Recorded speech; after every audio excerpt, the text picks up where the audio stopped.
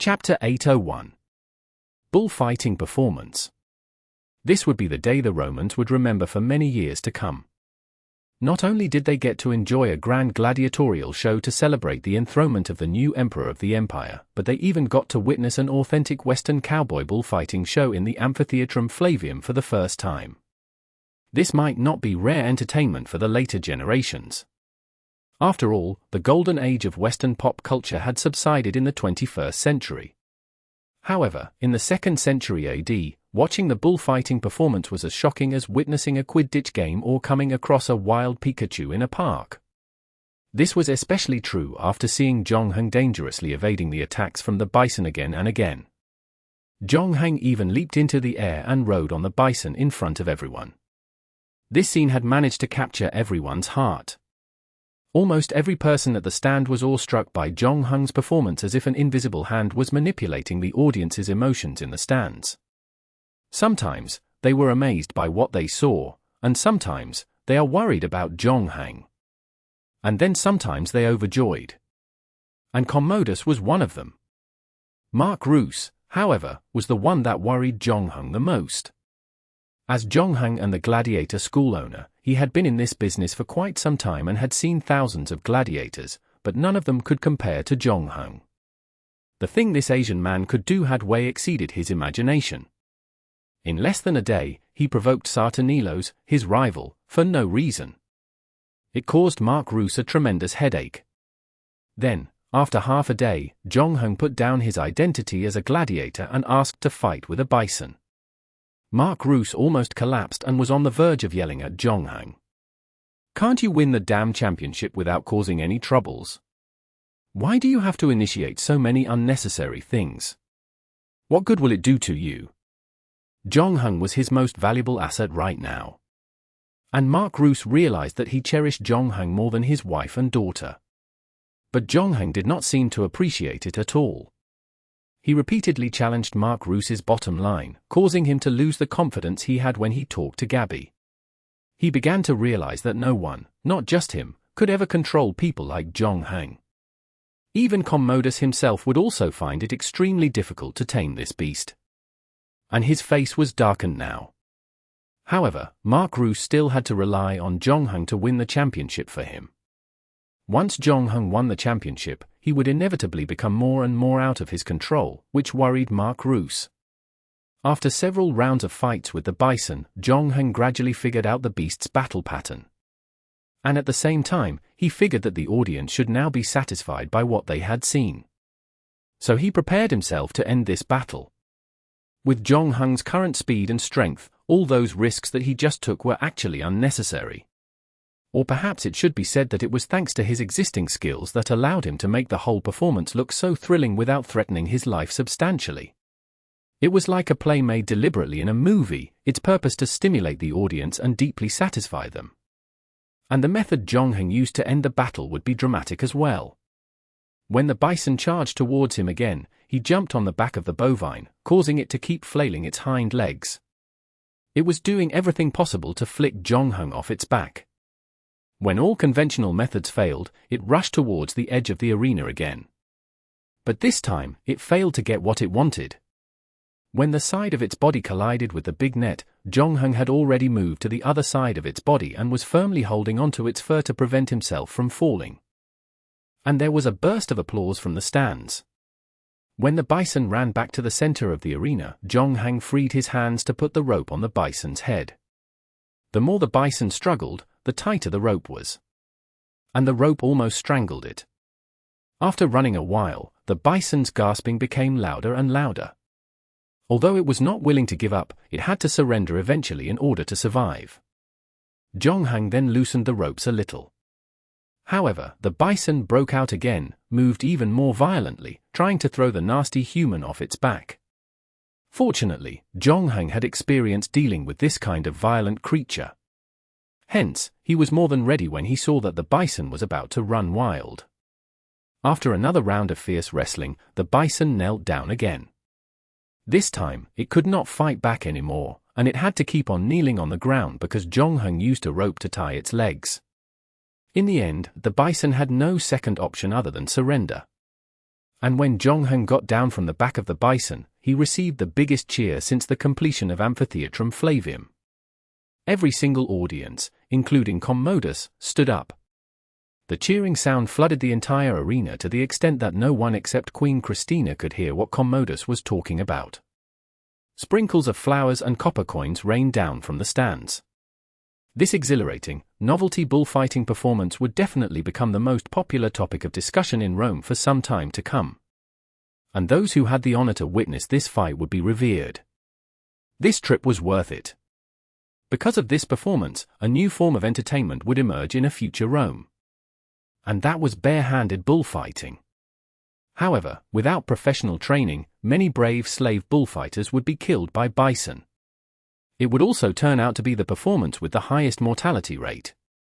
Zhongheng did the same thing after he defeated the bison. He did not stay in the arena for too long. After bowing at Commodus, he turned and walked toward the lounge. Until now, Zhongheng's goal had been overfulfilled. After these few battles, Commodus's interest in him had also risen to its apex. When the performance was over, Commodus would definitely contact him. After that, he would need to figure out how to ask the whereabouts of Ultras. Unlike what happened outside, there was a deathly silence in the lounge at this moment. Inside, the gladiators had different expressions. Habitus and Sartanilos were no fools. Although they had not seen the bullfighting performance, they knew from the outrageous cheers that Zhongheng had completely conquered the arena. And now, the gladiatorial performance had not even ended yet. They had no idea how Zhongheng did it. The people who would fight on the stage after Zhongheng had it the worst. Zhongheng had completely snatched their limelight. Now, they did not know what they should do to capture the spectators' hearts, and this greatly frustrated them. Chapter 802. Only somewhat alike. The gladiatorial performance on the first day, in all fairness, was a rather remarkable spectacle. The participant gladiators were rather formidable fighters, and they were also quite famous in their respective schools or the places they had come from. During their fight, they would not hesitate to use their signature skills to deal with their opponents. All in all, the spectators were pleased by what they saw. Those battles had all happened before Zhongheng stepped into the arena. Both of Zhongheng's performances managed to elevate the spectators' experience to another level. Hence, the gladiators who fought after him were unlucky. No matter how hard they fought or how much blood they spilled, they still could not get the audience to cheer for them. That was because most were still indulging in the previous bullfighting performance. When they turned their attention back to the gladiatorial performance, they found that those battles were not as exciting as before. Since they had made Zhongheng return to the arena for the second time, it would not be nice to ask him to return for the third. After the performance ended, Rome's people started inquiring more into things related to this mysterious Eastern gladiator. So on this day, only one name echoed in the streets and alleys of Rome. The audience had completely ignored all the other gladiators who fought on that day. Unfortunately, the internet did not exist in this era, or Zhongheng would have become famous throughout the Roman Empire with only 2 fights. Zhongheng even welcomed an unexpected guest after the performance on the first day ended. The unexpected guest was Commodus. According to Zhongheng's original plan, he expected Commodus to visit him 2 days after the performance. He did not expect that after watching the bloody bullfighting performance, Commodus was unable to calm down for a long time. On that night, he traveled to where Mark Roos's gladiator school was located. Since this was a private visit, Commodus had put on ordinary clothing and brought only 4 guards. When he showed up, he almost scared Mark Roos to death. The gladiator school owner then hurriedly asked someone to prepare refreshments, only to be refused by Commodus.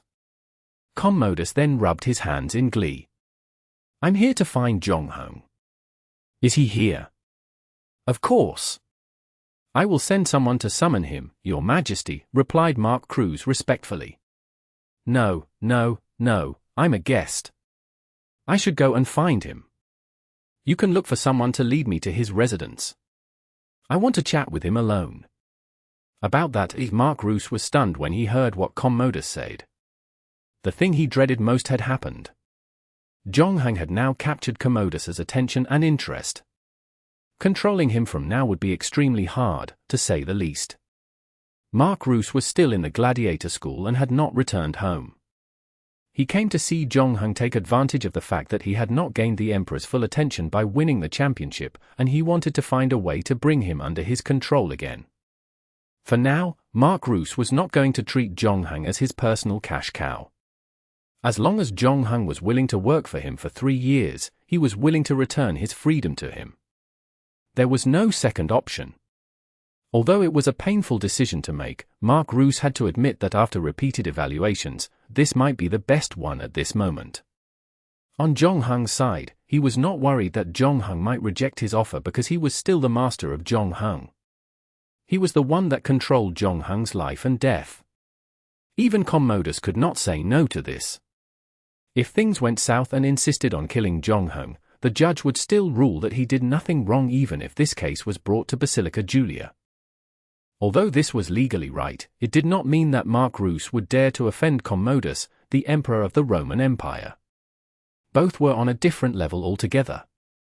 In the gladiator school, Mark Roos was like a king. However, when he stood in front of the royalty, everything that he said carried no weight. If Commodus did come tonight, Mark Roos could still pretend that he knew nothing about it. Since Commodus was nowhere in sight, Mark Roos's plan could take a different turn now. In other words, Mark Roos had now lost his last chance to threaten Zhongheng. These were the thoughts that flashed through his head. Mark Roos would never dare to refuse Commodus's request, so he quickly found someone to lead Commodus to see Zhongheng. When Commodus stood outside Zhongheng's house, Zhongheng's slave girl happened to come out to collect clothes. Since the Emperor and his guards wore nothing that revealed their identity, the slave girl thought that they must be Zhongheng's avid fans, and they must be trying to sneak in to see their favorite gladiator. These things had happened before. As the hottest idol of this era, gladiators would inevitably encounter all manner of harassment. The slave girl was unqualified to watch today's gladiatorial performance, but she heard that Zhongheng had done amazingly well.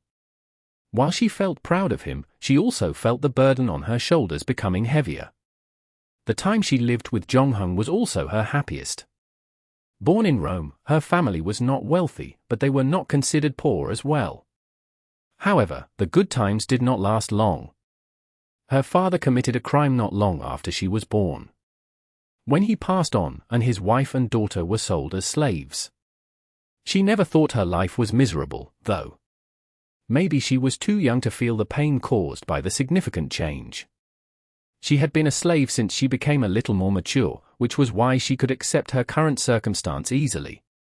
At one point, she could even foresee her own fate. So when she was assigned to serve Zhongheng, much mental preparation had already been made. However, she did not expect her new owner to be someone this special. Zhongheng might look cold from the outside, and he said little when he came home. Recently, he had asked her if she felt cold when she slept on the floor. After that, Zhongheng took out the time to build a small bed for her. And she was flattered. Since then, she had been smiling for several days. She decided that she would take even better care of Zhongheng. So she stood very firm in front of Commodus and others, and she said fiercely, "Stop, stop, who are you, and where are you from? Do you know that outsiders are now allowed to come here? Who are we?" Commodus raised his eyebrows, and she amused him. He then took out a sestertius from his pocket and threw it to the slave girl. "You can't bribe me." The slave girl saw the coin, and she was unmoved by it. "It's not a bribe. Look at that coin. This is a sample coin. If everything goes well, all the new coins will be minted according to this sample coin." "Who?" The slave girl looked down at the copper coin in her hand, wondering, now why does this person on the coin look like you, somewhat? Just somewhat. Commodus frowned. "It looks like I have to make a few more versions to compare." Chapter 803. Attack me. Zhongheng heard the quarrel outside, and he immediately recognized Commodus's voice. So he walked out of the house. "Your Majesty! Your Majesty!" The slave girl was taken aback. "Wait. Are you really?" No one in Rome dared to pretend to be the emperor. Commodus waved his hand for his guards beside him to step aside. And Zhongheng also asked the slave girl to go back to the house first. "Your Majesty, why did you come to visit me at such a late hour?" This was a good question. Not even Commodus knew why he wanted to see Zhongheng so much. After watching the bullfighting show in the afternoon, he was unable to calm himself for a very long time. Zhongheng's heroic figure, standing behind the bison, kept cropping up in his mind. Other than that, he had just received bad news. It seemed some from the Senate weren't very happy with him. Some greeted him with a smile when they saw him, but were in fact colluding against him in private, scheming something malicious. Feeling a little irritated, Commodus left the palace and walked here. Of course, he would not tell these things to an outsider. Commodus was about to congratulate Zhongheng for his great achievements in the previous gladiatorial performances. But before he could speak, Zhongheng continued, "Your Majesty seems to be having some trouble." "How did you know? Do you know how to read minds?" Commodus asked in surprise. Zhongheng did not answer the question. Instead, he turned around and walked back to his house. After a while, he took out 2 training swords, throwing one to Commodus. "Who?" Commodus grabbed the wooden sword, somewhat surprised. "Attack me," said Zhongheng, the other wooden sword in his hand. "I don't know how to fight." Commodus was anxious, and he immediately wanted to return the wooden sword to Zhongheng as if he had picked up hot iron. "You are the one who led the army. You should have practiced how to fight." "Of course." Commodus seemed quite proud of it. A qualified emperor needs to learn how to lead his soldiers in battle. Although I don't need to go on the battlefield to fight most of the time, I'm confident enough to say that my combat skills are actually quite good. I can take down 2 ordinary soldiers alone. Although my father complimented me about it, I am still nowhere as good as you. "That's fine." Zhongheng then put on a defensive posture. "I don't know what troubles you, but I think I can help you forget your troubles temporarily." No, Commodus waved his hand. "I can't, I'm the emperor. I shouldn't do this kind of thing. If someone else sees it..." "There is no one else here. As long as I don't tell others, no one will know. Come on, a fight with me shouldn't be harder than going to Dior's house for dinner, right?" Commodus laughed. "Ha ha. Senator Dior is the most powerful person in the Senate. If I want my reign to be stable, I will need his support. However, I don't like him at all. This old fox wants to take more power from me. But this is how politics works, doesn't it? What's the matter? Did I not put on a good show that night? How did you see through my acting? By the way, I remember that rumors were swirling around that you were a prince or general of the Han Empire. Is this true? Those sorts of things are not important anymore. Now, I am only a slave in the city of Rome," Zhongheng said. "Okay." Commodus finally made up his mind. He held the wooden sword in his hand. "Then, let's fight for a while. Let me first tell you something. I still have a lot of things to do, and I can't stay here for too long." Commodus did not expect that he would spar with Zhongheng for an hour. It was a fact that he could not beat Zhongheng. This fight could not be considered a gladiatorial battle. Instead, it was like a gladiatorial lesson. Commodus never thought it was as dull as the sword training he had gone through before. On the contrary, he felt a force pushing him, motivating him to learn more from Zhongheng, and it made him forget the passage of time. During the fight, Zhongheng deliberately controlled his strength, using only a little more than Commodus. Since Commodus felt that he was close to claiming the victory, he kept trying to figure a way to beat Zhongheng. He would constantly reflect on his wrong moves and how he could make further improvements. When he finally figured out his mistake and reaped the satisfaction, there would be a new challenge waiting for him. It was a pity that Commodus would never get to play Sekiro died twice. Otherwise, he would find out that the difficulty of the challenge he was encountering highly coincided with its difficulty curve. Not only that, Zhongheng, a person who understood history quite well, knew that Commodus liked to fight. One of the main reasons why Commodus gave up on himself and decided to go all out to become a gladiator was because of Lucilla's betrayal. Still, his love for gladiators had been in him since he was a child. It was hard trying to hide something like this. Even Dior could see it last night, let alone Zhongheng. When Commodus dropped the wooden sword in his hand and collapsed on the ground due to exhaustion, he realized that the time had flown by. And as Zhongheng said before, most of his worries had indeed disappeared, replaced by a sense of satisfaction after he discovered his improvements. This is my first time finding out how interesting it is to be in competition, Commodus gasped. Commodus, however, did not know about the grueling process a slave had to go through before he became a real gladiator. Most gladiators in the schools were slaves, and they had to risk their lives when they performed a fight. Then, they would be eliminated if they did not perform well during the training. The unfortunate ones would be sent to mines. All of them had to try really hard to survive, so no one could genuinely enjoy gladiatorial teaching like Commodus would. Zhongheng did not say a single thing. He could see that Commodus was in the mood and wanted to utter nothing that would ruin the atmosphere. At the same time, Zhongheng gradually figured out Commodus's temperament during the time that he spent with him. History might have remembered him as a tyrant, but Zhongheng noticed that the 20-year-old Commodus displayed no traits of harming the country and the people. On the contrary, the current Commodus was working hard to become a good emperor. Having a father that excelled in ruling the empire, he had been living all this while under his old man's shadow. No matter what happened, the first thing that would cross his mind was what his father would have done. In an attempt to keep the vow he made when his father died, his goal was to become a qualified leader and continue the glory of Rome. However, he did not know how to do it. Aurelius did train him well, but at that time, he was still under his father's wing. Hence, everything had gone by smoothly. However, once Aurelius died, Commodus realized that the political situation there was far more complicated than he thought upon his return to Rome from the front lines. He needed to deal with pressure and probing from all the parties alone, and the worst part was that his sister was now his only family left in this world. The latter, unfortunately, seemed to have no interest in helping him. His mother was gone before his father died. In other words, there was no one to advise him on how he should deal with the political situation here. It was the reason why Commodus always hesitated when he made a decision. Sometimes, he would even doubt himself. Zhongheng now understood why the balance blade had to kill Altris.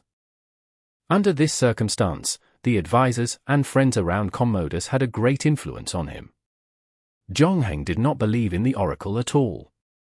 Obviously, some people thought that Altris' influence on Commodus was too significant. That was why they wanted to hire Balance Blade to get rid of him. Chapter 804. Conspiration. After the battle, Commodus felt more relaxed physically and mentally. After he changed into a new set of clothes, the emperor hurriedly left the gladiator school in the dark. After Zhongheng watched his back disappear, he turned around and walked back to his house. He then saw his slave girl peeking at them through the door's crack. Since the slave girl had gotten used to Zhongheng's company, she was now more relaxed around him, no longer reserved like when she met him for the first time. When she realized that Zhongheng had caught her, she did not blush. Instead, she asked curiously, "Wow! Is that man really the Roman emperor? Don't you have the copper coins he gave you?" Zhongheng asked. I looked at it again, and the person in the coin looks very similar to him." The slave girl nodded. "I can't believe it. Even the emperor has come to see you. How famous are you now?" Have you caught up with Sethnetz?" "Not yet," Zhongheng said. "Sethnetz's reputation is one accumulated over the years." The slave girl heaved a sigh of relief. She knew that Mark Roos valued his trump card very much. If Zhongheng became even more famous, Mark Roos might send him more female slaves. By that time, she might have been already sent off to serve other gladiators. Before she got to enjoy the happiness, Zhongheng added, "I should be able to surpass Sethnetz's popularity by winning the championship of this gladiatorial show." "Who?" The little slave girl almost jumped up, so fast. Well, it's the grand gladiatorial show held at the Amphitheatrum Flavium after all. Many spectators will attend it, and they will help spread around news about my victories, Zhong Heng said. What's the matter? What are you thinking about? Nothing. Nothing, the girl slave shook her head quickly and denied. She did not dare to speak out her thoughts. And after that, Zhong Heng did not ask her any more questions. He then reminded her, I'm fine that you are now more relaxed around me, but the next time someone visits me, you shouldn't peek at us again. Some people's identities are very sensitive, especially the powerful ones. They might kill you even if you only hear a few words from them. Is it really that bad? The slave girl didn't know why, and she felt a little frustrated in her heart. Clearly, she did not want Zhong Heng to know what she was thinking, but was very disappointed when she saw that Zhong Heng did not care much about her. Perhaps she was no different from the other slave girls. Even if she were to be replaced one day, Zhong Heng might not even notice it. As she dwelled deep in her thoughts, Zhong Heng had already gone to fetch water by himself. He took a quick cold shower to wash off all the sweat and went to bed early in anticipation of the gladiatorial show the next day. Compared with the first day, the atmosphere of the arena on the second day was obviously different. Even Sartanilos, the giant Teruelos, and the Thracian Danaos, who were in the limelight on the first day, could feel that the audience's enthusiasm for them had reduced by a lot. After last night, they knew what Zhong Heng had done to his opponents in both of his earth-shattering battles. They all knew that they would not be able to do what Zhong Heng did yesterday. Other than the speedy victory hour achieved in the first round, he also defeated a bison with his bare hands. In the spectators' opinion, those were some incredible feats. As a matter of fact, even the most arrogant Sartanilos could feel a strong sense of crisis. Zhong Heng had now become their biggest obstacle to winning the championship. Judging from the fact that he had topped the leaderboard and his odds for betting had changed, it was enough to prove that he was everyone's biggest threat now. He used his strength to siphon all the attention that other famous gladiators should receive onto himself. And he turned it into his one-man show. That was why it was hard for all the other gladiators to like him. Bark was probably the only exception, since he was the first gladiator that witnessed Zhong Heng's true strength. Maybe it was because he had accepted the fact that he was never going to be strong enough to defeat Zhong Heng. He did not feel upset that he was never going to win the championship. He came out of the training room and yelled at Zhong Heng, I heard that some guys want to join forces to deal with you. You'd better be careful. Really? Zhong Heng raised his eyebrows and glanced at Habitus and others on the other side. If something terrible would happen to Zhong Heng, the gladiators from the Victor Arena should have sided with him. However, that did not seem to be the case. Zhong Heng had seen Habitus being summoned by another gladiator. And he returned to his seat after that. Habitus obviously knew that other gladiators were conspiring against him.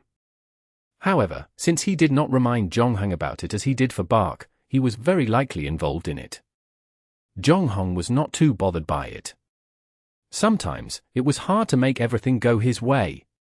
Since he wanted to capture Commodus's attention with his strength, he would naturally become other gladiators' threat. Fortunately, Zhong Heng was confident enough that he could beat all the other gladiators with his strength. As compared to when he first entered this dungeon, he was now a completely different person. At that time, he might have to consider the measures he should take to reduce other gladiators' hostility towards him. But now, even if Zhong Heng knew that Sartanilos and others wanted to join forces to go against him, he was not going to do anything about it for now. The reason was straightforward. He was strong enough now. Due to the extra 24 hours that he had, Zhong Heng's growth rate had already surpassed the dungeon's difficulty level, thanks to the time flow rate's amplification. In fact, the ordinary dungeon after the whistleblower's dungeon was no longer dangerous to Zhong Heng. In this dungeon, he could focus on learning new skills. That was why he chose to join the Balance Blade.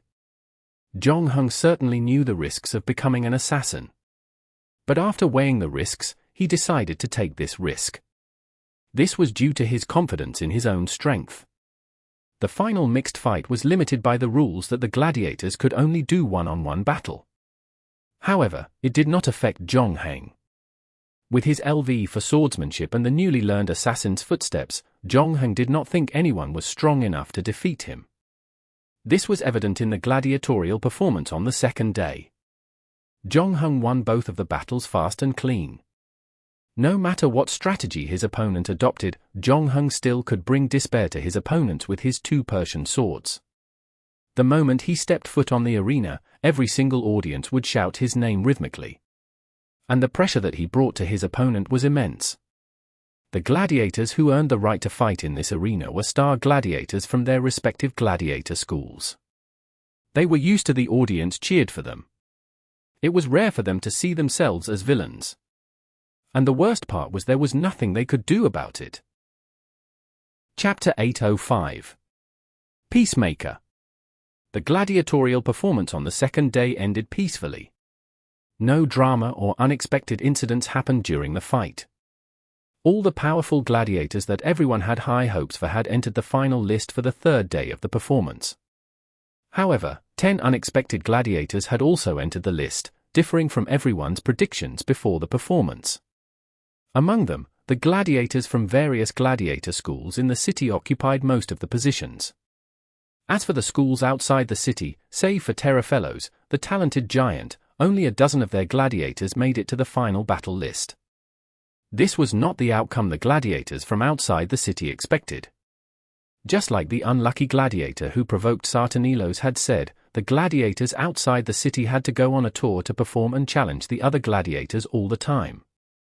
Technically speaking, their combat experience should be more affluent than those pampered gladiators in the city. And since their living environment was challenging, they should be tougher than the gladiators from inside the city. However, the reality was often ruthless. The gladiators who had the highest win rate were gladiators called ladies' toys and lived in Rome's city. This is actually quite normal. The living conditions of these gladiators in the city were much better than those outside. Naturally, they had more time for training instead of wasting their time and energy, traveling back and forth to perform. This made them better and stronger. Besides, they had specialized doctors to deal with their injuries and illnesses. The most crucial point was that gladiators' value in the city was generally higher than those outside the city. In terms of average price, their price had doubled against them. Therefore, slave traders were naturally willing to sell better and stronger gladiators to the gladiator schools in the city.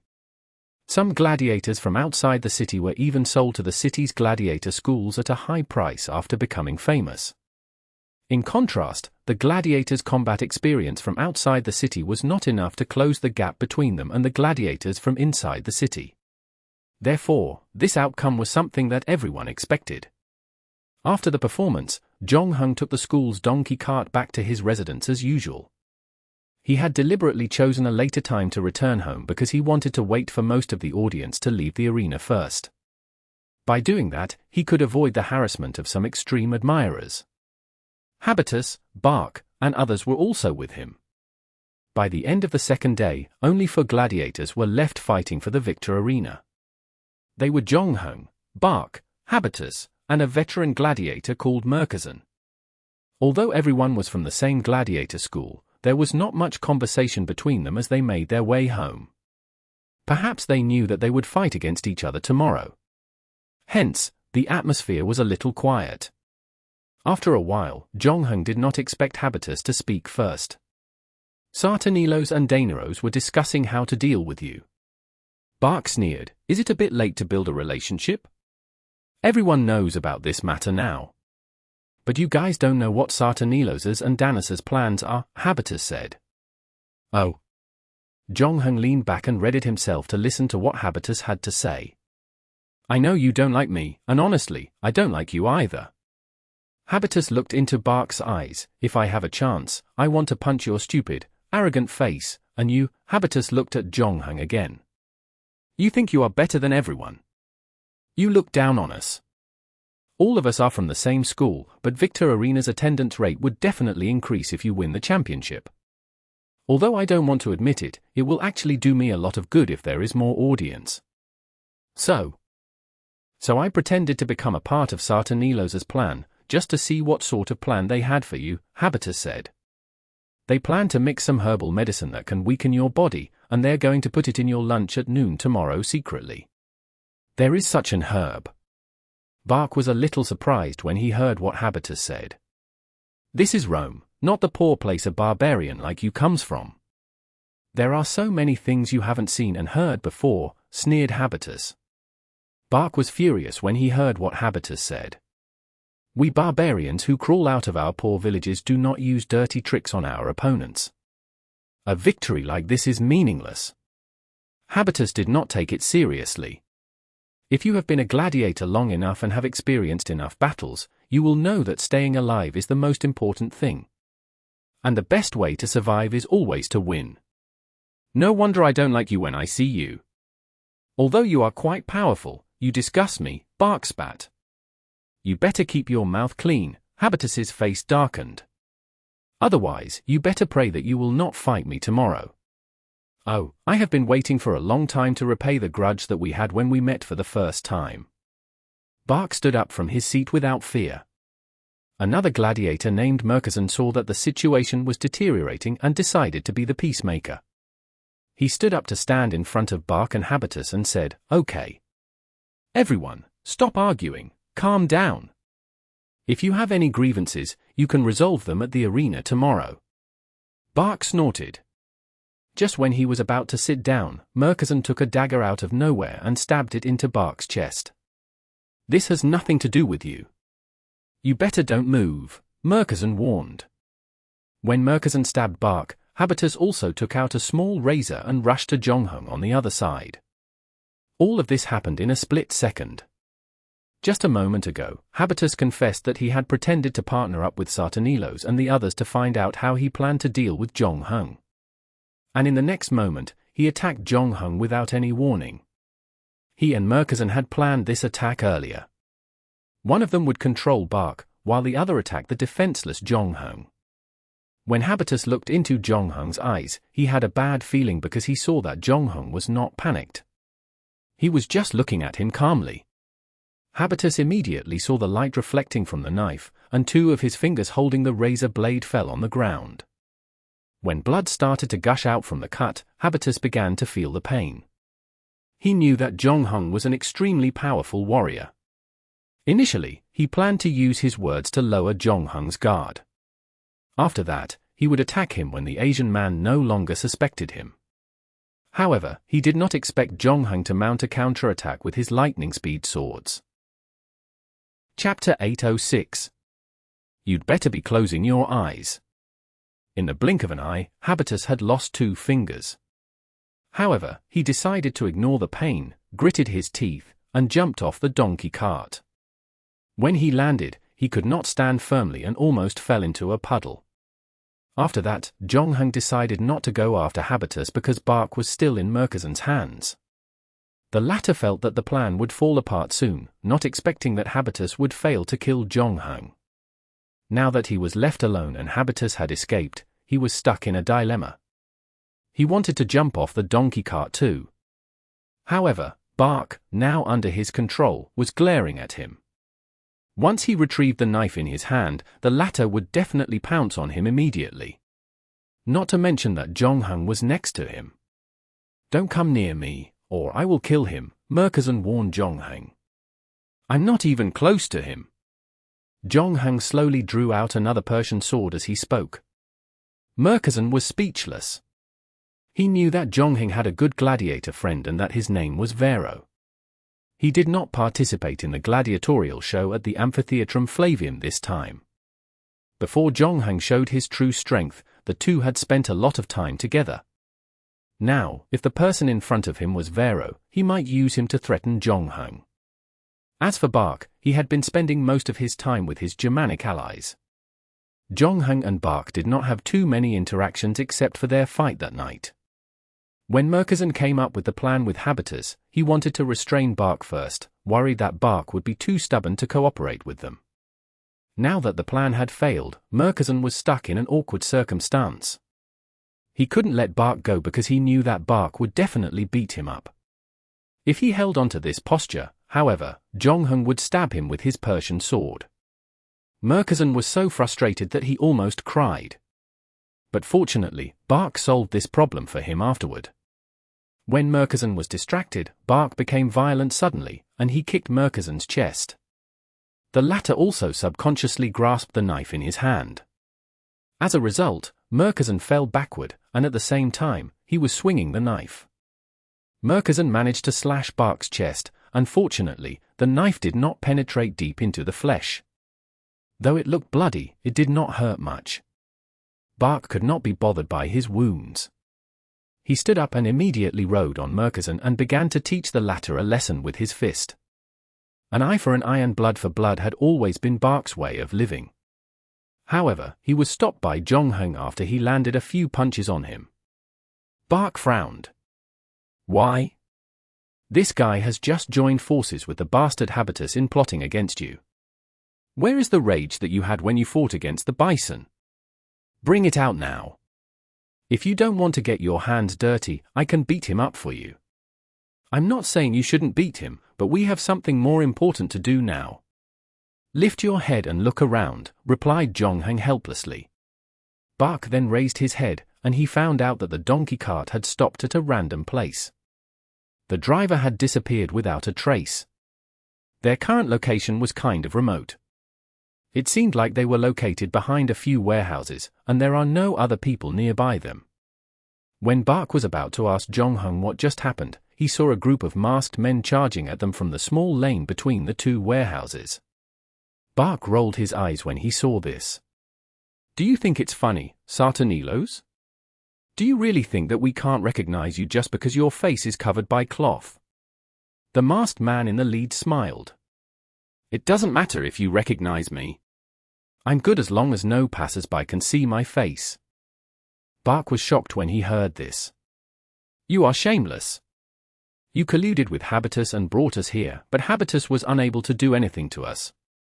So, you brought a group of people to deal with us instead. Are you planning to work together to beat us up? Aren't you ashamed of yourself?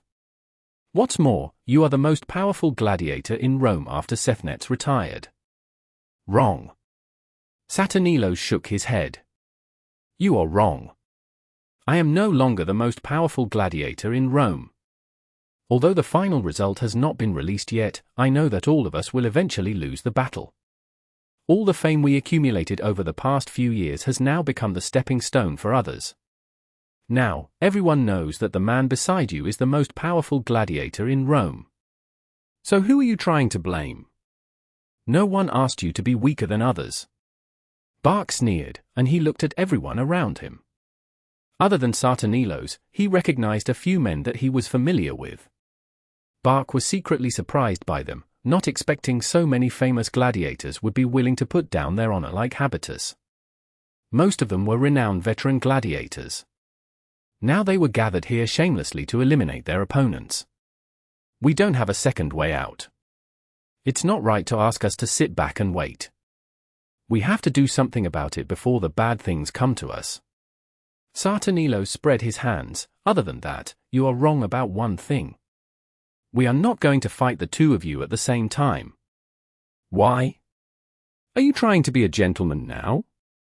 Taking turns to fight with us is just as shameless, Bark snorted. No, no, no. We only want to fight him. As for you, you can stand aside and watch us. No. Don't let him go. He knocked out my teeth. Murchison, who was under Bark, suddenly screamed.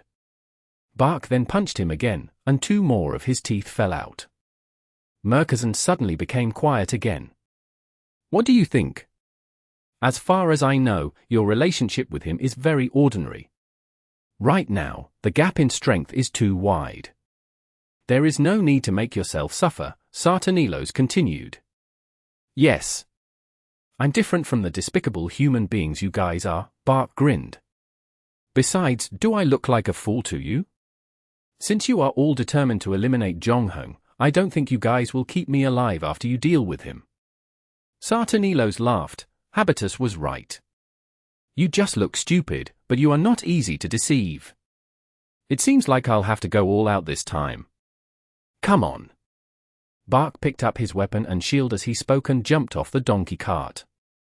When he looked back, he saw Jongheng putting away the Persian sword. "Oh? Didn't you see their determination? Even if you surrender now, they won't let you go," Bark reminded.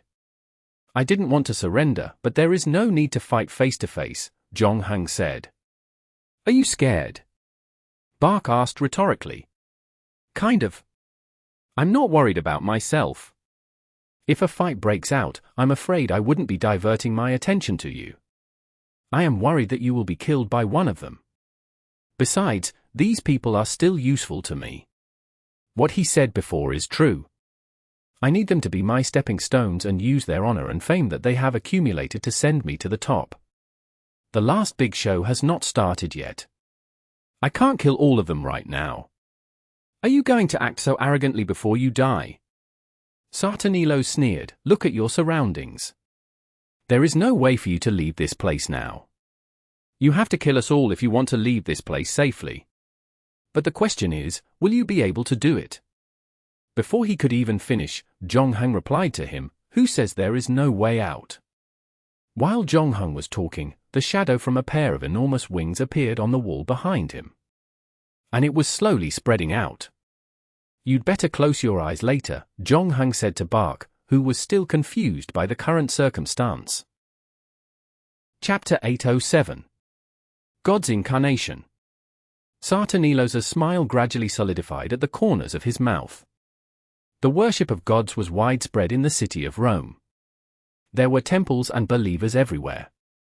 Everyone had a god that they believed in. Now, the scene before them had gone entirely beyond everyone's imagination. That pair of wings made of shadows was like a nightmare invading the real world. All the gladiators, including Sartanilo's, suspected that they were dreaming at this moment.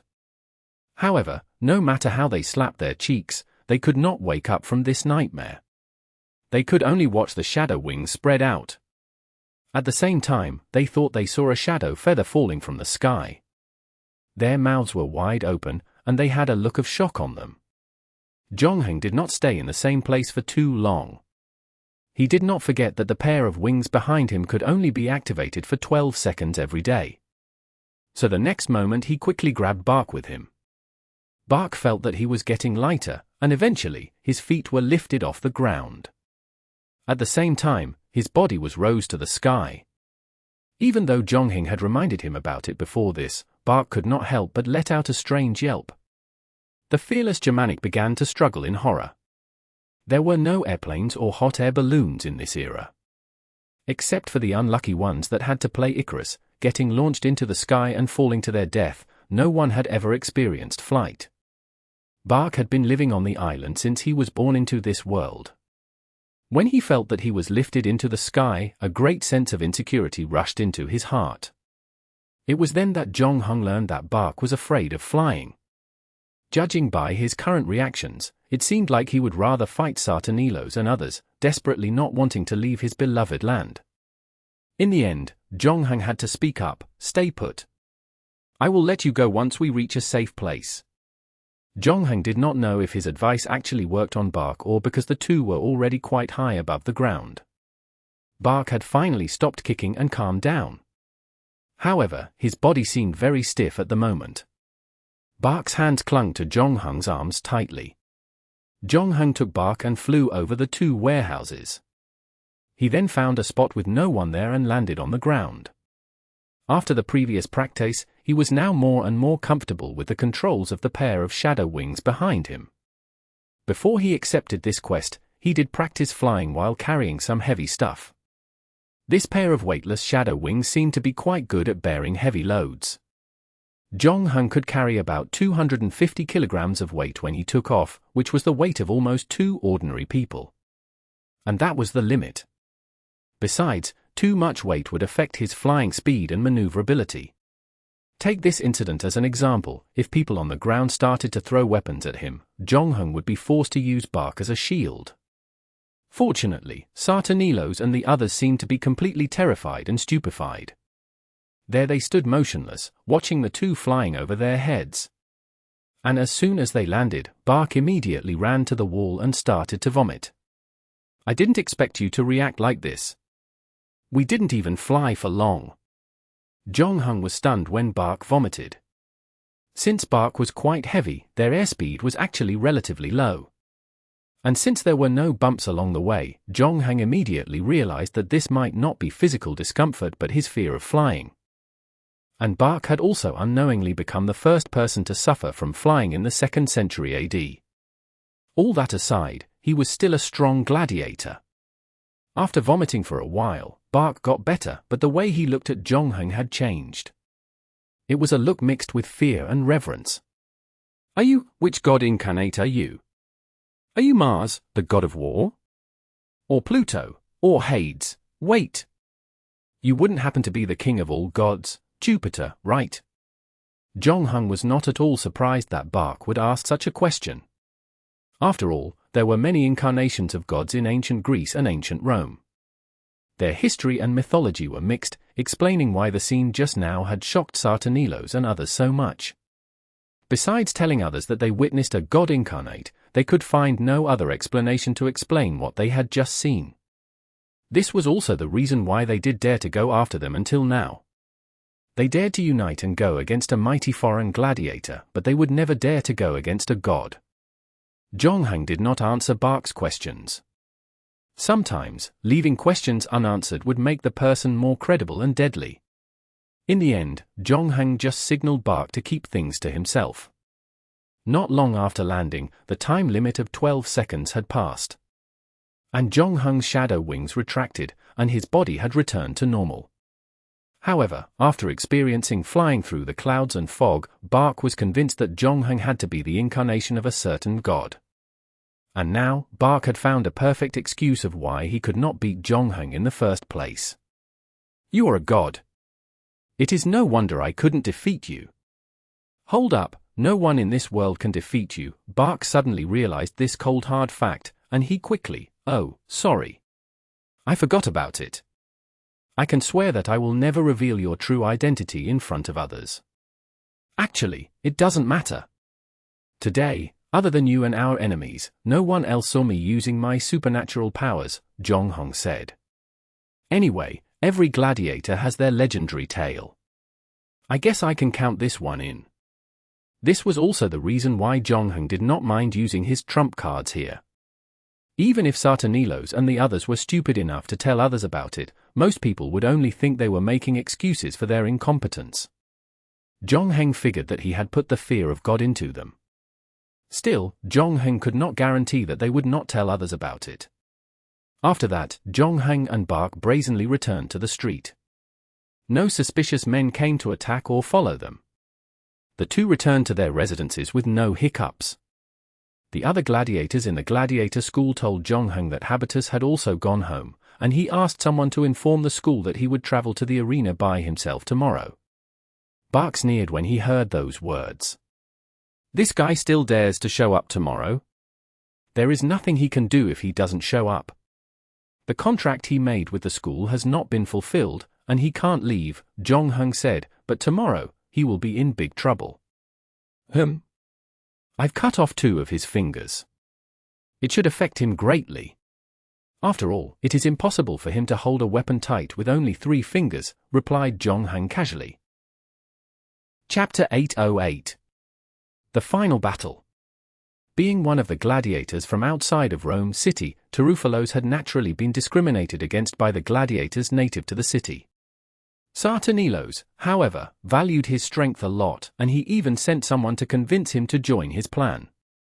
After a while, Sartanilos had to give up on him because he received no response.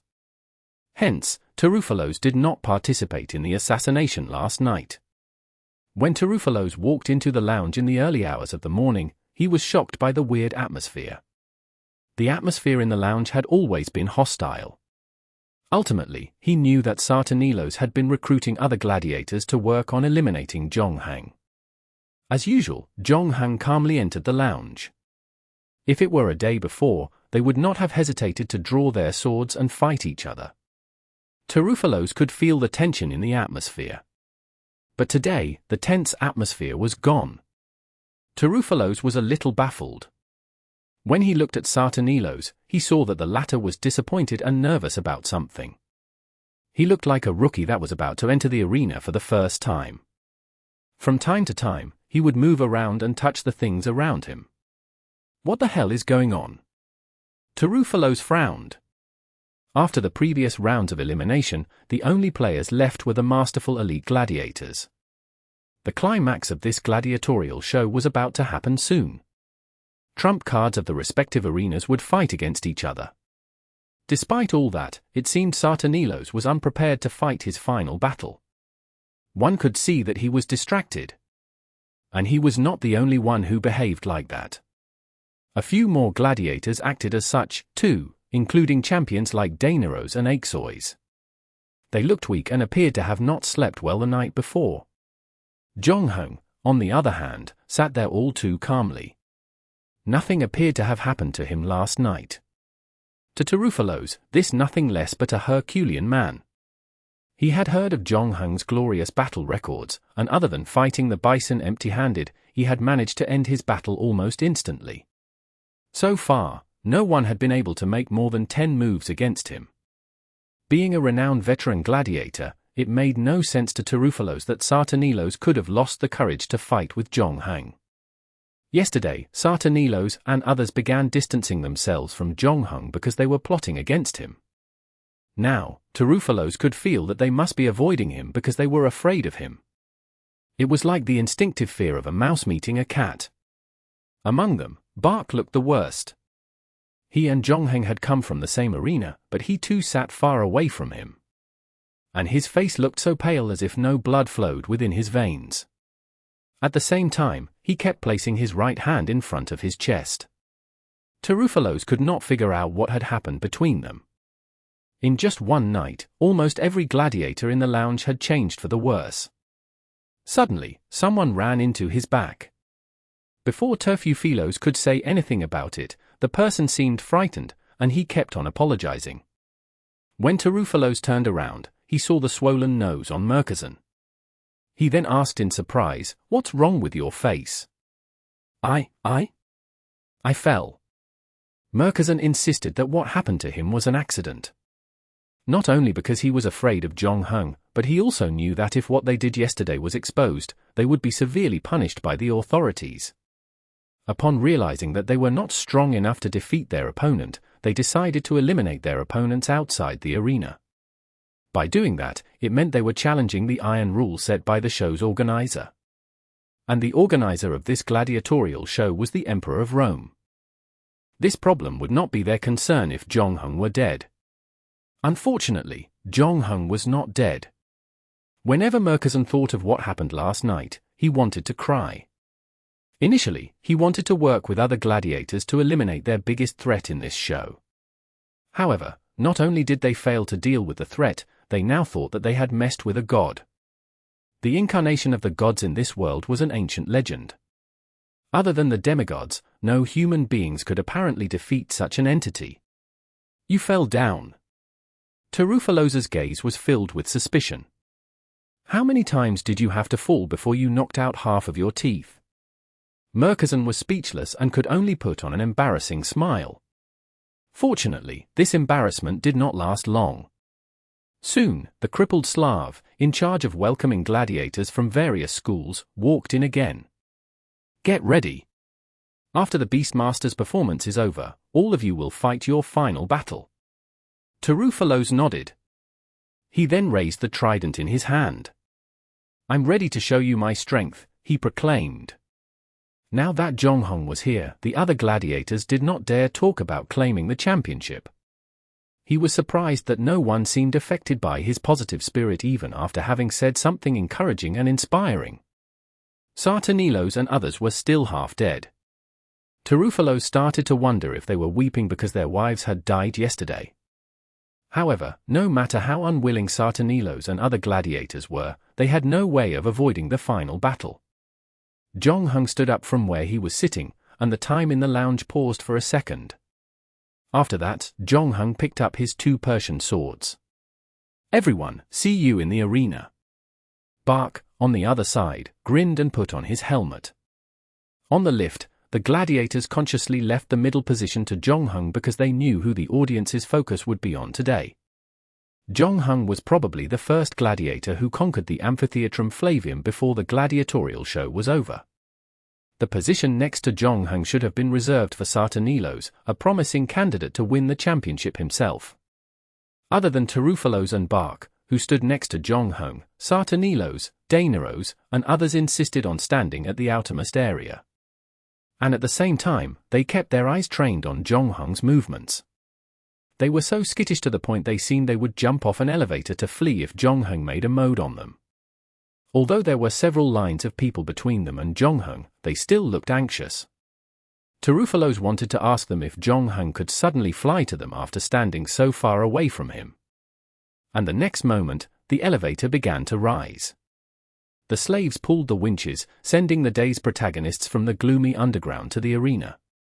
The 90,000 seats in the Amphitheatrum Flavium were fully occupied, and the colorful satin on the poles fluttered in the wind, producing a pleasant sound.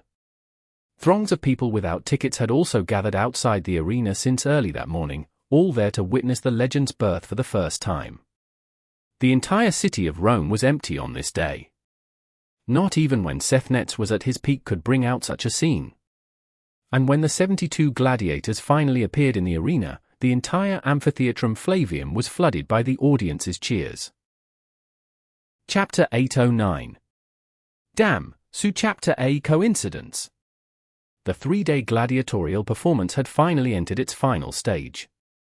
This would also be the climax of the entire gladiatorial performance. 72 gladiators from different gladiator schools with different skill sets were gathered in the arena today.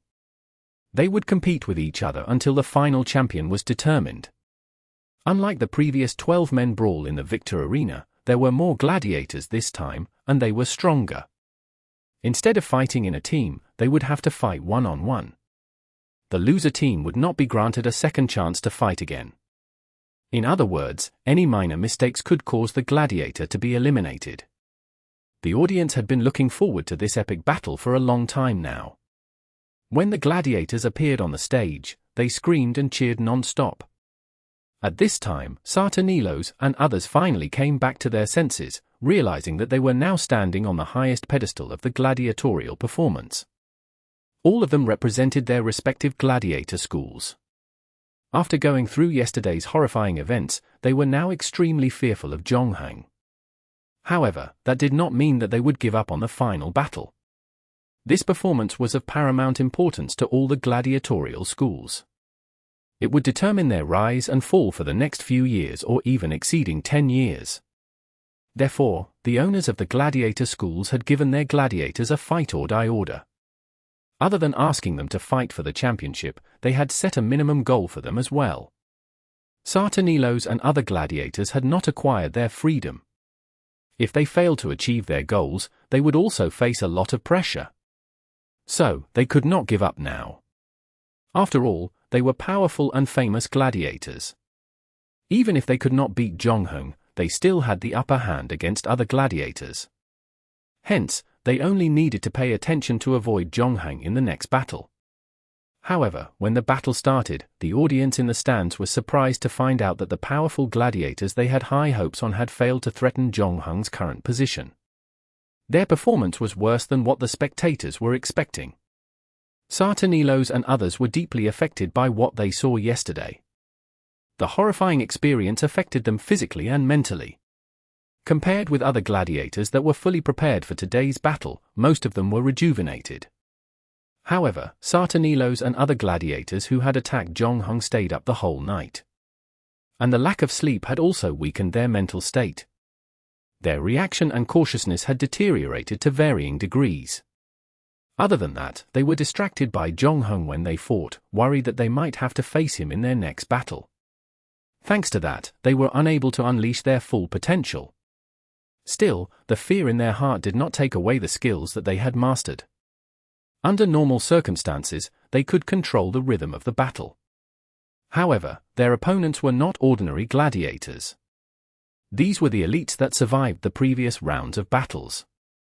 Even if there was a large gap of strength between them, the difference was not that significant. As a result, the audience in the stands was shocked by what they saw. The gladiators who were well known in Rome could no longer fight like they used to. Some spectators familiar with Sartanilos and Daneros could not help but wonder if they had decided to lose on purpose during the battle's early phase. Otherwise, no one could explain their unbearable performance. On the other hand, among the group that attacked Zhonghang yesterday, Habitus performed the best. He lost 2 fingers and ran away alone after he realized his sneak attack had failed. As a result, he missed the scene where Zhonghang ascended to the sky. That was why his mental condition was fairly stable. He did not perform as well as he used to because his physical strength had deteriorated. As Zhonghang said earlier, the loss of 2 fingers greatly impacted how he handled his weapon.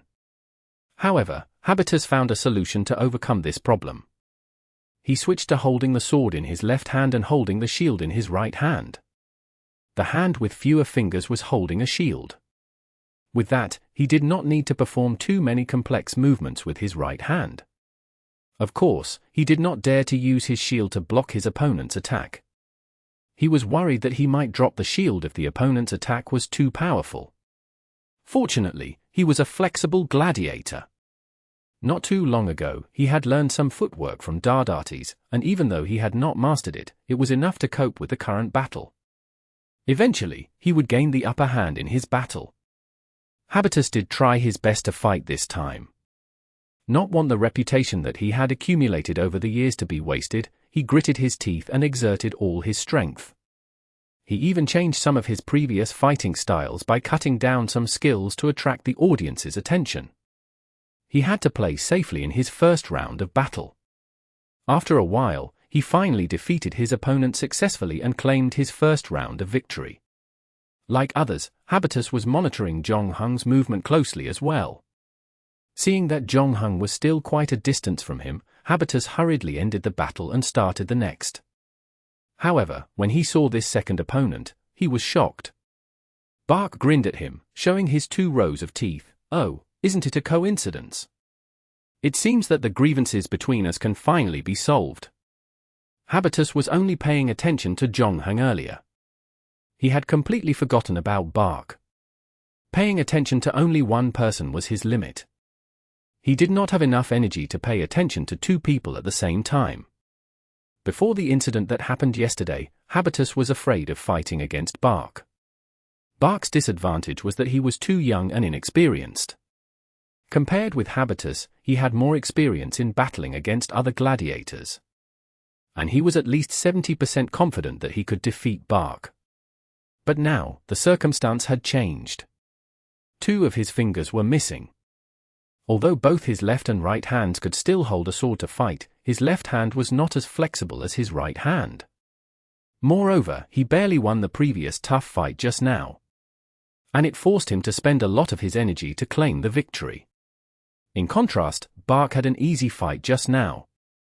Bark was determined to fight against Habitus in the final battle. Earlier, he could have claimed the victory, but he deliberately delayed it until Habitus finished his fight. He wanted his revenge. Habitus then looked at the judge on the side. "We are from the same gladiator school. It doesn't make sense for me to run into him so early." However, the judge ignored him and signaled them to start the fight. Immediately, Bark charged at him with a grin. Although the 2 did not like each other, Habitus still thought that Bark was almost as powerful as him. When the 2 met for the first time, he won the fight against Bark easily. However, there were many factors that contributed to his victory. First, Bark was tired and hungry. At the same time, he did not know much about him. And he underestimated his enemy as well. That was why he lost in that battle. But this time, Bark came prepared. As soon as the battle started, Bark did not hesitate to deliver a heavy blow to Habitus. Instead of targeting Habitus's weakness, he intended to make sure that Habitus couldn't jump to dodge his attack. Hence, he would have to block his attack head-on. Habitus was unlucky. Only after blocking 2 attacks, he felt that he was about to drop his shield. And this time, he did not have a solution to overcome this problem.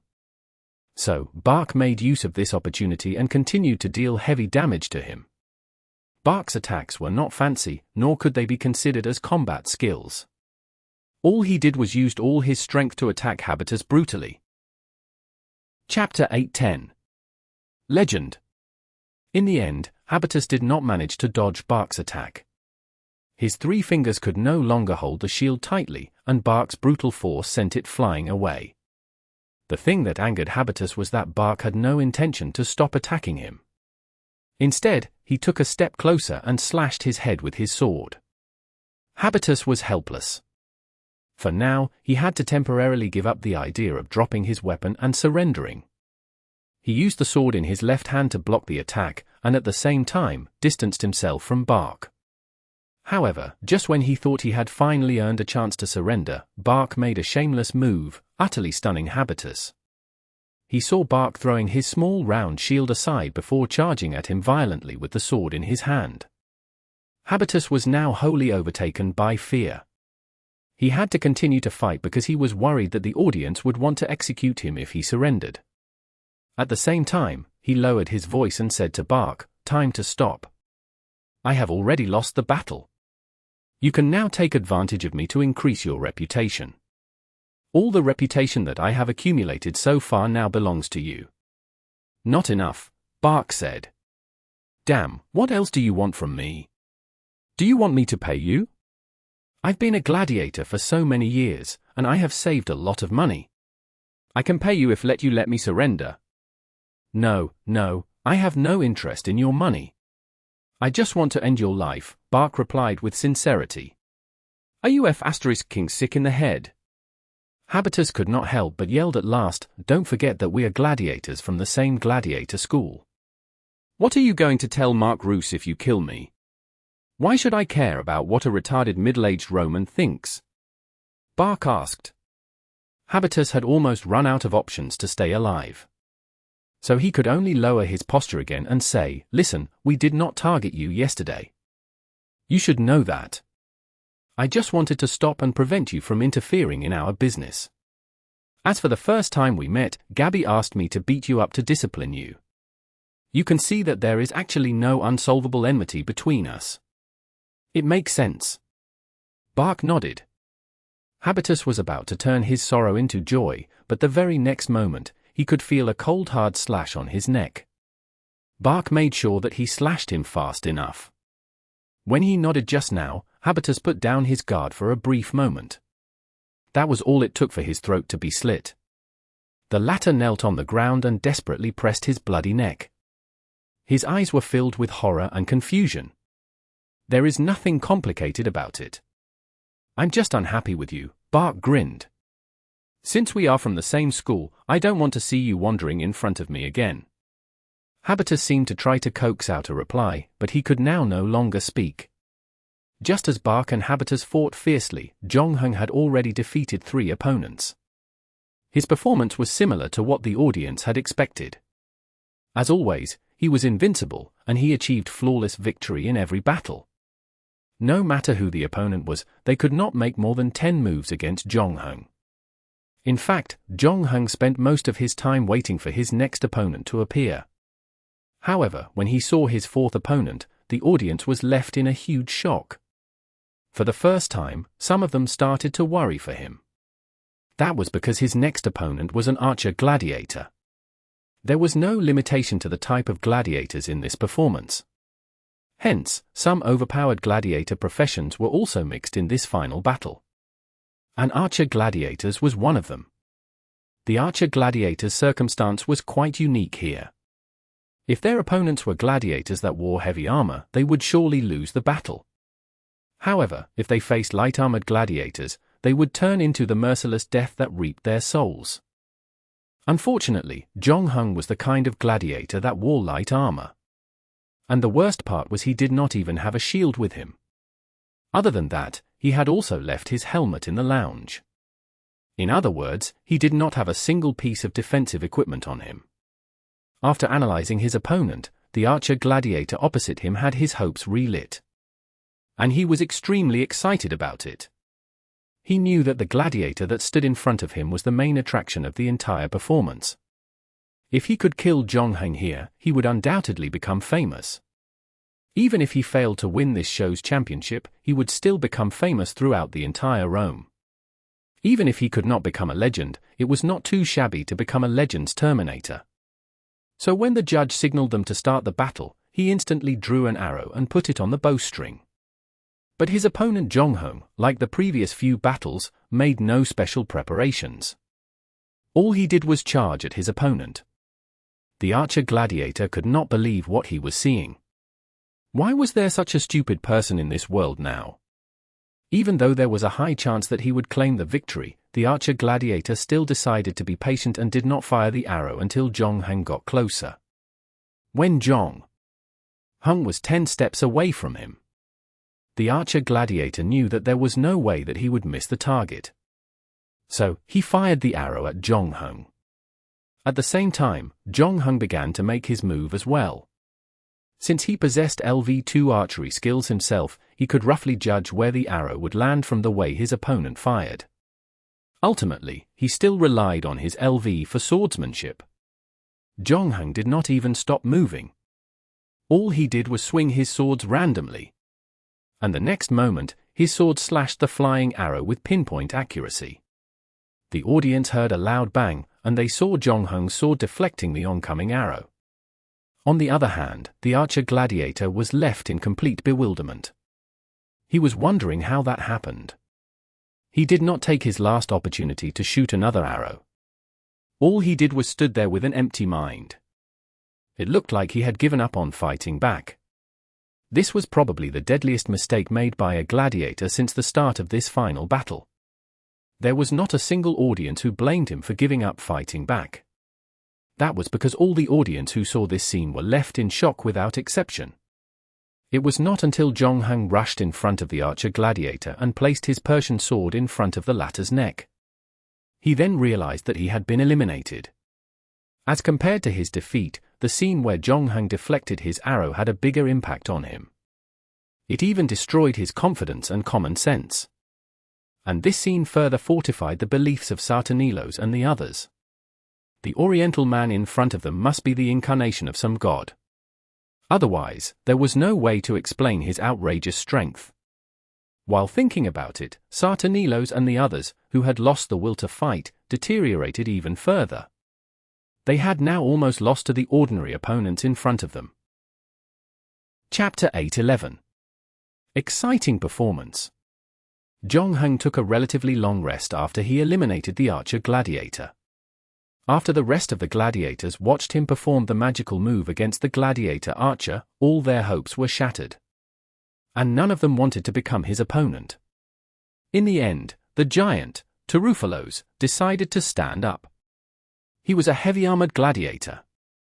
Unlike the ordinary heavy-armored gladiator, his immense strength allowed him to move freely even though he carried a ton of extra weight on his body. His entire body was almost entirely covered in heavy armor.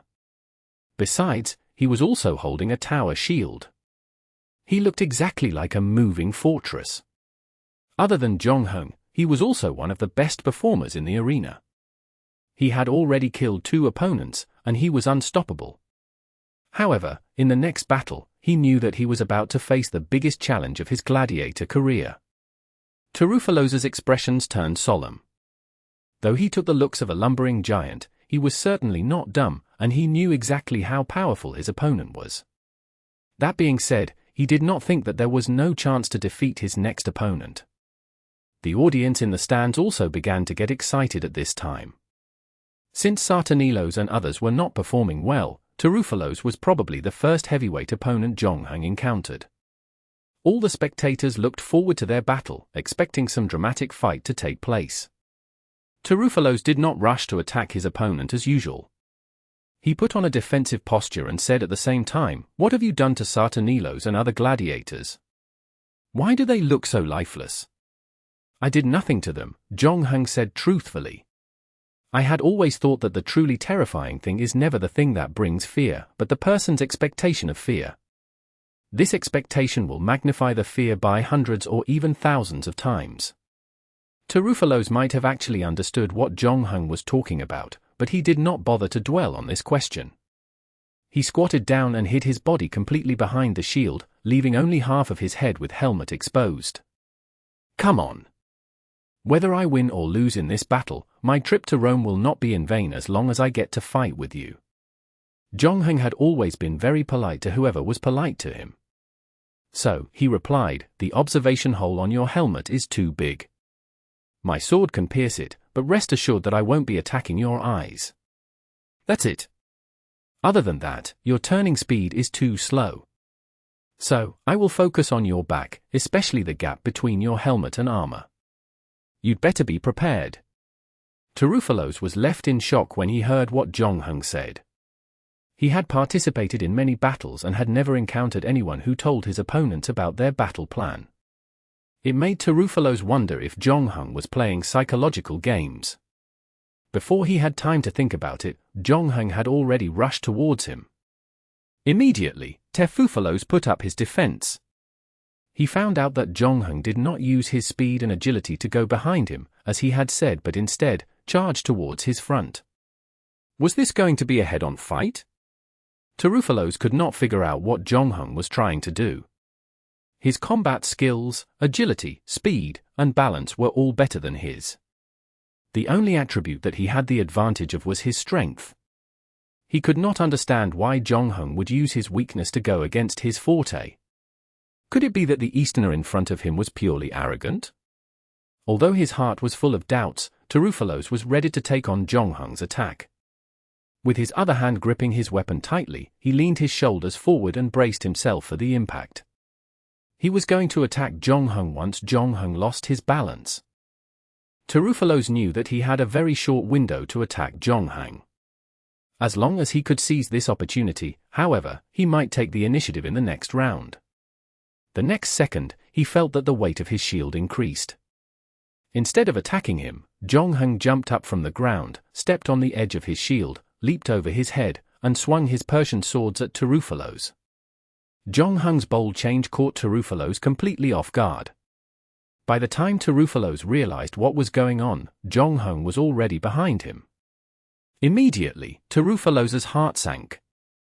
But at this critical moment, he remembered what Zhongheng had told him. At such a critical juncture, he wasn't bothered to figure out whether or not Zhongheng was telling him the truth. Without any hesitation, he used his short sword to protect his neck. After that, the spectators witnessed something that ultimately left them stunned. They saw Zhongheng jump over the squatting Terufalos, and before they could cheer at the outrageous move, Terufalos blocked Zhongheng's attack with his sword as if a pair of eyes grew behind his back. The first round of the match between the two was a very delicate affair. When Zhongheng realized that he had missed the hit, he took the initiative to step away from Terufalos. After that, the giant, now drenched in cold sweat, quickly turned his body with his large shield. And now, both sides had entered the standoff stage. Although it was only a brief moment, the audience in the stands applauded for this epic scene.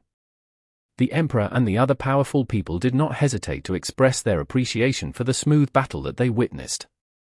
This appreciation was not only meant for Zhongheng, but it was also dedicated to his opponent, Terufalos. The applauding turned Terufalos's face red like a little girl getting complimented. On the other hand, Terufalos knew very well the move that he just performed was not something he thought of. Without Zhongheng's reminder, he would have never kept up with his movements. In other words, he would have lost the battle just now if he failed to block the attack. At this moment, Terufalos finally understood why Sartanilos and others were so afraid of Zhongheng. Earlier, it was already very stressful for him to watch Zhongheng fought from a distance. When Terufalos fought him personally, he knew how powerful Zhongheng was. Both of them were on a completely different level. He felt ridiculous for thinking that he could defeat Zhongheng. He felt that as long as he went all out and with a little luck, there was still a chance for him to win. However, the cruel reality told him that this was just his dream. Terufalos no longer wanted to fight Zhongheng anymore. All he wanted to do was toss his weapon aside and surrender. However, Zhongheng suddenly said, "You want to surrender? You wouldn't be so weak, right?" "Of course not," Terufalos replied angrily, "but it doesn't make sense for the fight to continue. I admit that I can't beat you, but I don't need your mercy to make my defeat look good. Do you think I gave you the advice to make your defeat look good?"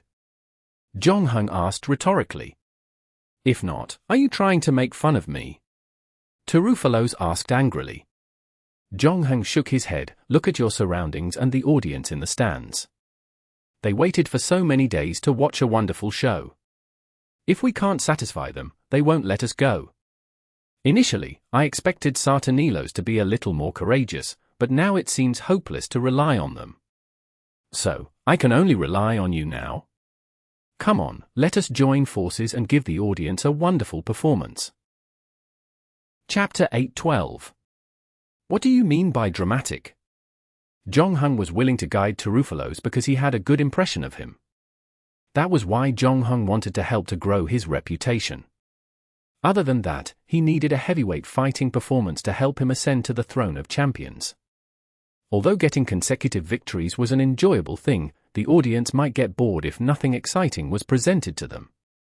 When that time came, the audience would wish for a challenger powerful enough to pose a threat to Zhongheng. And now Terufalos was playing this role. And more importantly, Terufalos found that he could not say no to Zhongheng's plan. It was not because he could not let go of his fame. Still, Zhongheng also told him frankly that if he chose to concede when they were evenly matched, the audience would be disappointed by him. There was a high chance that they would be asking the organizer to execute Terufalos. Therefore, Terufalos was now left with no other option. He could only continue to cooperate with Zhongheng to complete this epic battle. The audience in the stands finally got to feast their eyes and appreciate the duel between these two outstanding gladiators.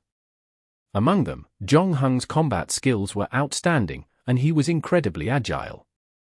On the other hand, his opponent, Terufalos the Giant, could not keep up with Zhongheng's rhythm, but his battle instinct was extraordinary. No matter how Zhongheng changed his footwork, the large man could always complete the defense set up before Zhongheng could land his sword on him. Sometimes he did not even need to look back, and he could somehow block the attack with his shield. And the audience was bewildered by what they saw. Some even felt that there was something wrong with this battle. The owner of Terufalos' school, for instance, had heaps of unanswered questions about this battle in his mind. He knew Terufalos' strength better than anyone else. Seeing that he took the initiative to pick Zhongheng as his opponent, his master was furious. Ever since Zhongheng showed his true strength in front of everyone, he had given up on claiming the championship. He just wanted Terufalos to take advantage of this final battle to accumulate his game and reputation. If his popularity rose, he would be able to sell more tickets in the future. It seemed like the goddess of fate had started to favor him. On the other hand, Sartanilos and the other gladiators were saddened by what they saw. During this crucial final battle, their performance had deteriorated severely. Some of them were still stuck in their first battle. Therefore, Terufalos' owner wished that he would not meet Zhongheng as his opponent so early. It would have been perfect if he could defeat a few more opponents and show off his strength. By doing that, his reputation would bump up in Rome. However, he did not expect that Terufalos would be insane enough to challenge Zhongheng voluntarily. He did not avoid Zhongheng like everyone else. This posed a huge problem to Terufalos' owner. He was worried that Zhongheng would defeat Terufalos within a few moves. All the fame and reputation that he accumulated for such a long time would be in vain if that happened. It was a shame that this matter had to turn out this way. The owner had no other choice but to pray that Terufalos would not be defeated so quickly. In the end, Terufalos gave him a pleasant surprise. Up until now, Terufalos was the only gladiator who got to do a real fight with Zhongheng. Here came the question, was this Terufalos still the same Terufalos he knew? He knew his ace gladiator, Terufalos, all too well. From the moment he bought him, then found him a teacher and helped him discover his potential and talent, it took him a lot of effort and time. In other words, he was the only person that watched Terufalos grew to become such a powerful gladiator. His skills and strength were always better than him. For the first time, the Terufalos in front of him looked like a stranger. Whenever he thought that Zhongheng would defeat Terufalos, the giant somehow managed to crush his pessimistic prediction with his outstanding performance. Did that mean that the giant in front of him had suddenly awakened, or he had been hiding his true strength all this time? Maybe he was always stronger than he appeared to be. The question was, why did he hide his true strength? Could he have been planning to escape from the gladiator school? Was he going to kill his master? The more he thought about all these questions, the more terrifying it became for him. While Tarufalo's owner was dwelling in all those questions, the battle between Zhongheng and Tarufalos became fiercer. When Tarufalos took on Zhongheng's attack with a flashy move again, he finally could not help but ask, Are we good now? We have been fighting for a long time. I think the audience should also be satisfied by our performance. And the next moment, he finally heard the reply that he had been waiting for a long time. Zhongheng nodded and said, Well, it's almost time to stop. Tarufalos felt a sense of relief when he heard the words.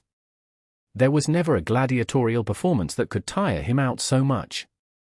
Though it looked like he was as powerful as Zhongheng, he no longer felt that he was a gladiator, but a troupe actor, holding the script in his hand and performed. It was hard for him to get through the whole thing. After the performance was over, he could think about where he wanted to reward himself. When the battle had almost come to an end, he realized that his nightmare was not over yet. He heard Zhongheng saying, We need to make the ending more dramatic to impress the audience. WH. What do you mean by dramatic? Tarufalos had now wholly transformed into Zhongheng's obedient student. He just wanted to end this honorless battle as soon as possible. I will attack you later. I was hoping you could use your shield to block my attack. An accident will happen at around the 11th strike. My sword will stick to the inside of your shield. At that time, it will be your chance to fight back. What? I still have a chance to fight back. Tarufalos almost cried when he heard that. Yes, please control the battle first. How should I fight back? Tarufalos asked humbly for advice. Just follow your usual fighting style. Tarufalos wanted to say that Zhongheng had guided him during the entire battle, and he almost forgot his usual fighting styles.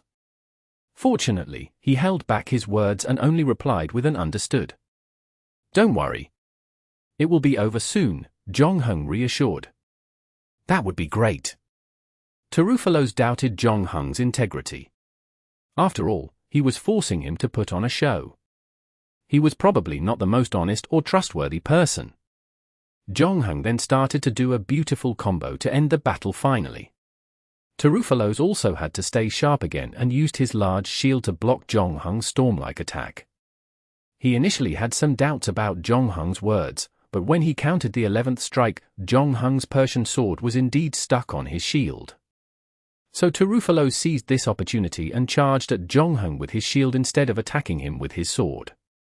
This was the kind of decision that a top-tier gladiator would make during an intense fight like this. It was because it would take him longer to swing the sword. And his shield was closer to Zhongheng. So, he planned to knock Zhongheng out of balance first. After that, his sword attack would be more effective. Everything that he expected happened right before his eyes.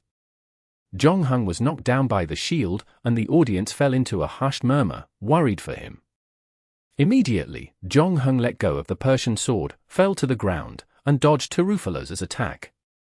Tarufalos reacted quickly and immediately smashed Zhongheng with his shield on the ground.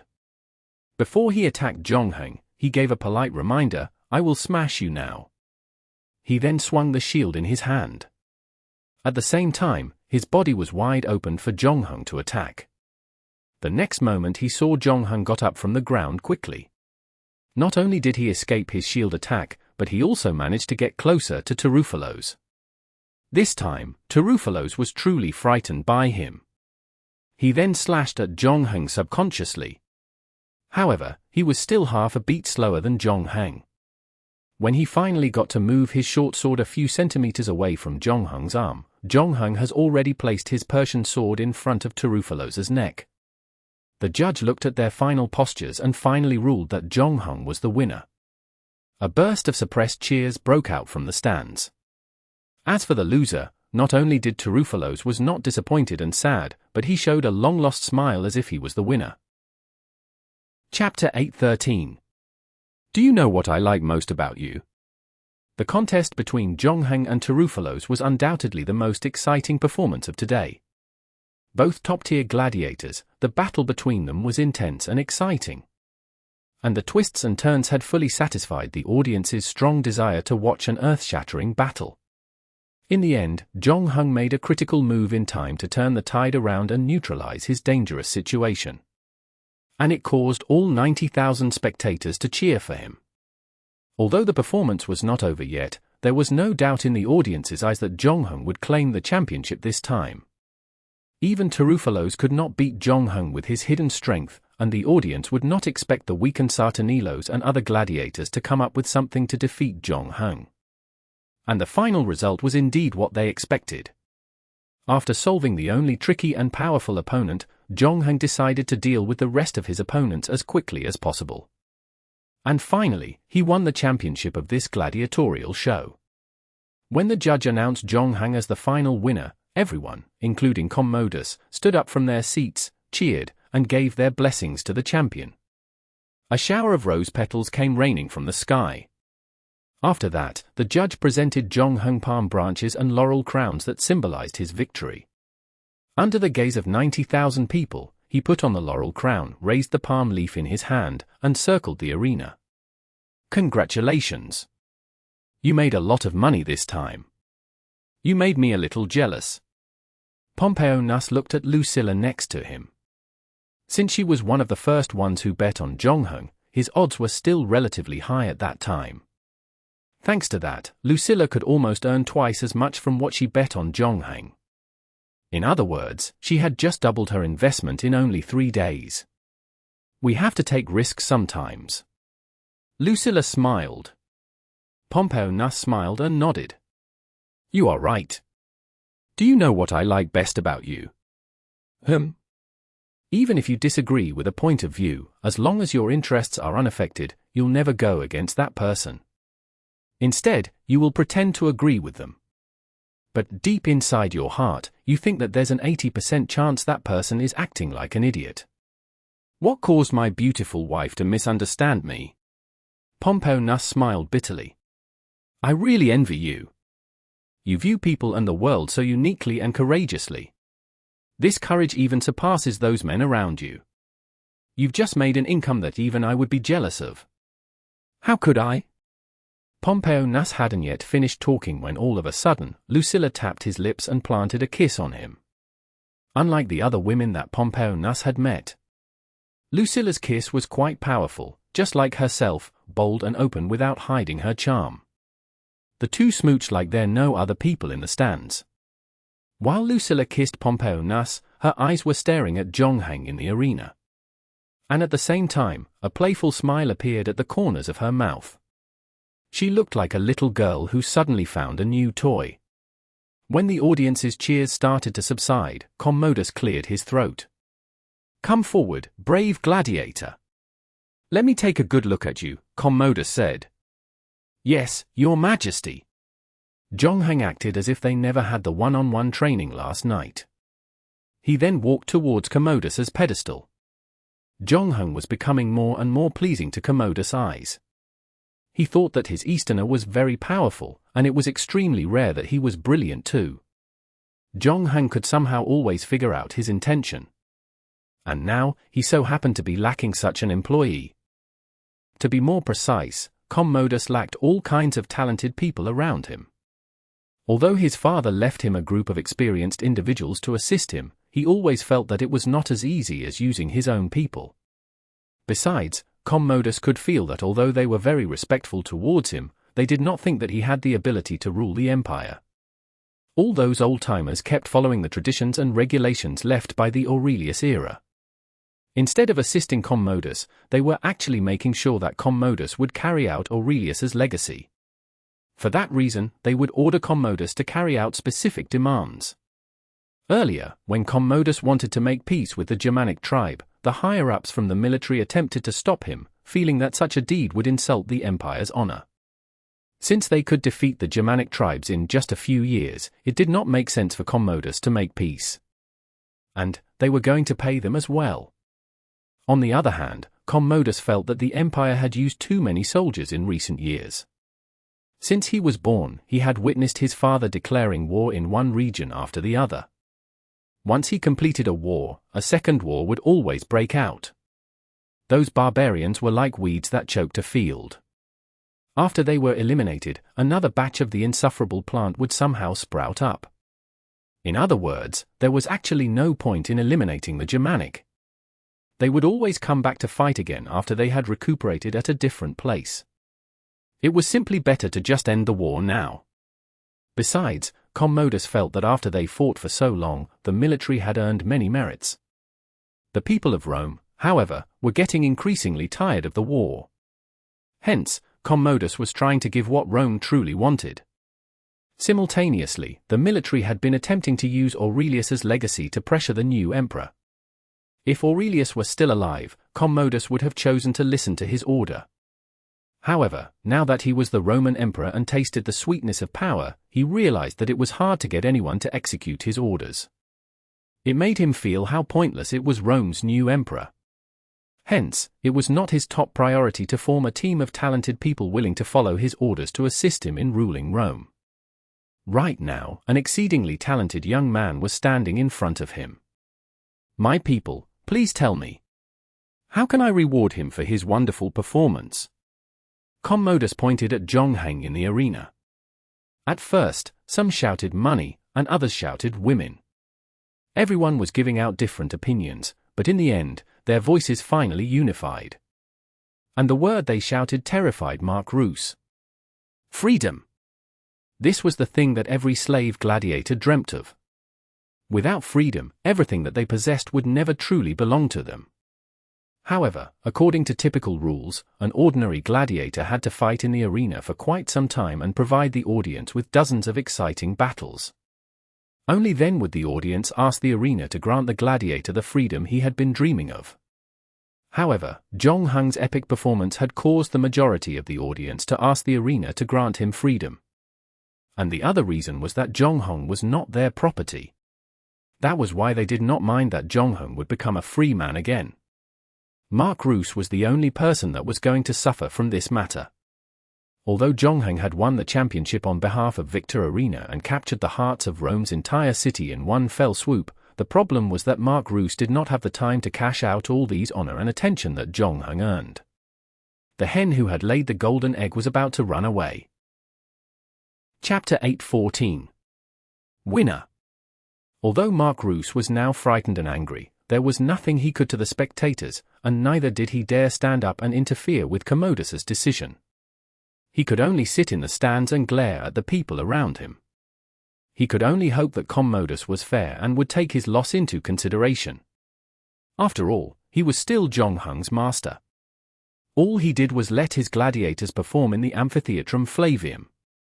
Although the organizer had the right to decide if the gladiator lived or died or if they should grant them their freedom, they had to compensate the school that owned the gladiator after doing so. The question was, how much should Zhongheng cost? To Mark Roos, Zhongheng was priceless. After Sethnetz, he was the strongest gladiator in the entire history of Rome. No one could put a price on him. However, that was just his opinion. Generally, this kind of compensation was determined based on the gladiator's first price tag and with reference to how long the gladiator had been performing. However, it appeared that Zhongheng had been bought for a low price and hadn't performed much in the arena either. According to Gabi, the money he spent purchasing Zhongheng was what an ordinary gladiator would cost. One of his selling points was his unique race. As for the number of times that he performed, Mark Roos would suffer the most here. Zhongheng grew at such an alarming rate, transforming from the unnamed gladiator to one that everyone knew overnight. According to all these factors, even if Commodus was generous, he would only need to pay him a few thousand sestertius. This time, Mark Roos had suffered from a significant loss. It was estimated that Zhongheng could bring more than 30,000 gold coins to the arena in a year. Even if he only worked for 3 years, he would bring 90,000 gold coins to Mark Roos. Comparing such a large sum of money to only a few thousand copper coins, Mark Roos felt that he had lost a massive part of himself. Hence, Mark Roos was now the most nervous person in the entire arena. The only hope that he had in his heart was shattered when he saw what Commodus did next. He had only organized this gladiatorial performance to win the hearts of the Roman people, so wouldn't it make no sense if he went against the people's will? Moreover, Commodus was actually trying to figure out a way to take Zhong Heng away from Mark Roos. It was rare to come across such a good opportunity.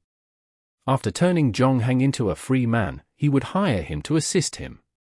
Of course, letting a gladiator become his confidant would definitely spark massive protests among the senior senators. However, this was not the first time he had done such an absurd thing. The two consultants that he had now weren't from prestigious families. His aggressive recruitment of new people had proven that he wanted to fight against those senior senators. The empire was like an old man entering his twilight years, and it needed some fresh blood to rejuvenate it. Commodus had always believed that it was for the greater good. Hence, he could not be bothered by the feelings of the poor owners of the gladiator schools. After that, Commodus took the training sword symbolizing freedom from his entourage and threw it in front of Zhong Heng. At the same time, he announced loudly, "This is what you won for yourself." His moves had also triggered a new round of cheers. The people seemed to be happy that their voice was taken seriously. The empire now had a good emperor who loved his people like they were his children. Mark Roos was so angry that he fainted after he heard what Commodus said to Zhong Heng. When he opened his eyes again, Zhong Heng had already picked up the wooden sword. This also meant that the latter had regained his freedom, and he had nothing to do with Victor Arena from now on. Mark Roos, who had just opened his eyes, fainted again. A second ago, he was the biggest winner of this gladiatorial show, and he was looking forward to the new future of Victor Arena. And now, he had become its biggest loser. Although Sartanilos and others did not perform well in this performance, most of them survived. After this whole thing ended, their reputation would be severely damaged. However, they could still find a way to repair it. Besides, the giant obstacles that stopped them from climbing to the top were now gone. In other words, they would have a chance to get to the throne again in the future. On the other hand, Mark Roos was in great despair. Although his gladiator school claimed the championship, he had now lost Zhong Heng permanently. Life was riddled with ups and downs, and this was a prime example. Perhaps the only comfort Mark Roos had was that Bark performed exceptionally well in this gladiatorial performance. He barely made any mistakes, placing him second only to Zhong Heng and to Rufalos. However, Bark could never compare with Zhong Heng in terms of popularity. Zhong Heng was also a little surprised when he picked up the wooden sword because he knew the arena's rules. There were hardly any gladiators like him who were granted freedom after only a few battles. That was because the people of Rome would like to watch more of his performances. It seemed the time and place where he acquired his freedom was unique. Just as everyone discussed what to reward him, the value of those rewards continued to increase as the crowd descended into a frenzy. It was then that freedom, the most valuable prize, was suggested by them. The crowd subconsciously followed along and shouted together. In other words, this was premeditated coercion and the use of public opinion. The question was, who was behind this plan? Zhong Heng then looked at Commodus. He knew that Commodus wanted to recruit him into his team. All this while, Zhong Heng has been deliberately guiding Commodus to act according to his will. He was undoubtedly a beneficiary of this incident. However, based on Zhong Heng's understanding of Commodus, he knew that Commodus should not be able to pull such a highly devised plan. The plan turned out to be flawless. Whoever had planned and carried it out must have possessed a superb political skill set. They were good at manipulating their strengths and knew how to fully utilize them. Clearly, a new ruler like Commodus could never come up with such a delicate plan. Zhong Heng thought about it, and the only organization that was politically powerful enough to do something like was the Balance Blade. According to the agreement between the two parties, Zhong Heng was required to help Balance Blade complete specific tasks, and Balance Blade had to make sure that Zhong Heng could regain his freedom. Although Zhong Heng was supposed to get his freedom after he helped them complete the task given to him, he could not rule out that the Balance Blade saw a good opportunity to help him regain his freedom. So, they decided to pay a part of the reward in advance. At the same time, it would also allow him to get closer to Commodus. If this was the case, Zhong Heng had just managed to prove some of his previous conjectures. The Balance Blade was not as pure as it claimed. Maintaining the balance of the world was not its only mission. It was also a tool in the hands of a certain political force. The members within the organization might not know about it. Or maybe only members like Dadatis did not realize such a hidden agenda. They thought that the political force was to their advantage, but they did not realize that the relationship between the two parties was actually reversed. Other than that, Zhongheng also received 2 system prompts. One of them was the 100 game points reward for winning the gladiatorial performance, and another notification was about the 50 game points reward for restoring the status of a freeman. Chapter 8:15. Not that bad. Although Zhongheng had won the gladiatorial performance, he had more things to do next. Earlier, Commodus awarded him a training sword symbolizing freedom under the eyes of more than 90,000 people. After that, he would need to go to the Freedom House on Trajan Square with Mark Roos. There, Roos was supposed to help Zhongheng change his status from a slave to a Roman citizen. After doing that, he would be considered a citizen of Rome. He had to go back to the place where he lived before to pack his things, bid farewell to a few acquaintances, and move out of the gladiator school. And in the meantime, he had to negotiate with Mark Roos. Before Commodus left the arena, he signaled Zhongheng with his eyes. Since he wanted Zhongheng to meet him right after he settled down, it was undeniable that he tried to recruit Zhongheng to be part of his team. Other than that, Zhongheng also wanted to meet up with Dadatis to determine if Balance Blade had planned the whole thing. If they had nothing to do with it, it could mean that other forces were targeting him. In other words, he would have more problems to deal with. Fortunately, all those things could be solved one by one. After the performance, Zhongheng first returned to the lounge, where the other gladiators were gone except for Bark and Terufalos. It seemed the show that Zhongheng forced Terufalos to put on had caused him a nervous breakdown. Terufalos was a little afraid to see Zhongheng. After a short moment of hesitation, he decided to stay to express his gratitude. He was no fool, knowing how much he had gained this time. With his previous wonderful performances, he had also left a deep impression on the audience's hearts. Now, his status was second only to Zhongheng.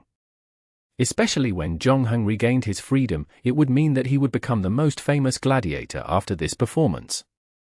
Until now, Terufalos still felt that he did not earn his rank fair and square. And Zhongheng seemed to know what he was thinking. He then said, "What's wrong with you? You are now the second best gladiator after me."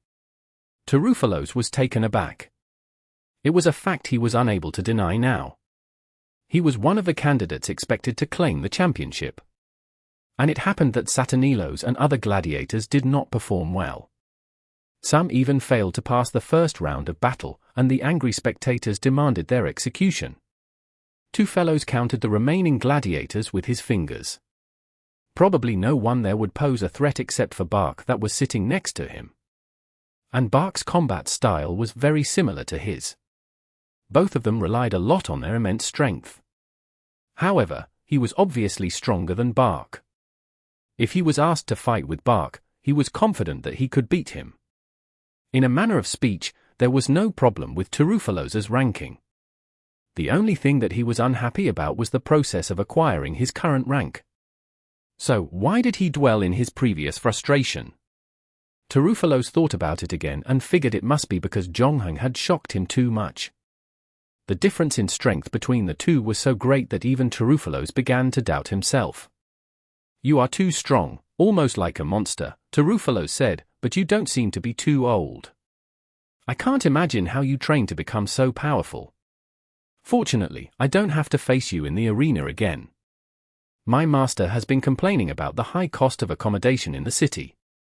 I guess we will leave Rome tonight." Terufalos stretched out 2 thick arms and hugged Zhongheng. That might not be the case. Who? If your master is smart enough, he should consider selling you after this performance. When Terufalos heard what Zhongheng said, his eyes widened, and he seemed a little surprised. No. We are very close. And we are not like the ordinary master and slave, more like old friends. We have relied on each other and performed at all kinds of places, not to mention that I performed well this time. He has no reason to sell me. Zhong Heng was non-committal about the relationship between the two. He then continued to say, no matter how close the two of you are, selling you would be the best decision for him, and it would benefit you as well. After this performance, you will become very famous in the city of Rome. That means you will get many spectators that like you. You can maximize your value and make the most money by staying here, but your master probably doesn't have the financial resources to move his school here. And the schools here in this city fiercely compete with each other. He can't possibly keep the school running by just relying on you. Hence, selling you is his only choice.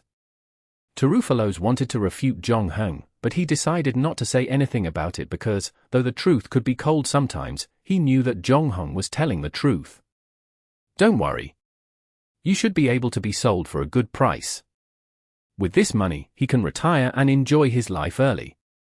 And if you stay in Rome, you can get more of what you want rather than wandering around outside, Zhong Heng said. Although he had accepted what was about to happen to him, Perilous still wanted to talk to his master about it first. So he hurriedly left without saying anything. After that, only Zhong Heng and Bark remained in the lounge. The two were also the only two gladiators from Victor Arena that survived the gladiator show. Apart from gladiators who were eliminated during the early game, Habitus was killed by Bark. The other gladiator named Murchison was asked to be executed by the audience because of his poor performance. Before Bark could say anything, he heard footsteps coming from outside the door. The visitor seemed very nervous and anxious.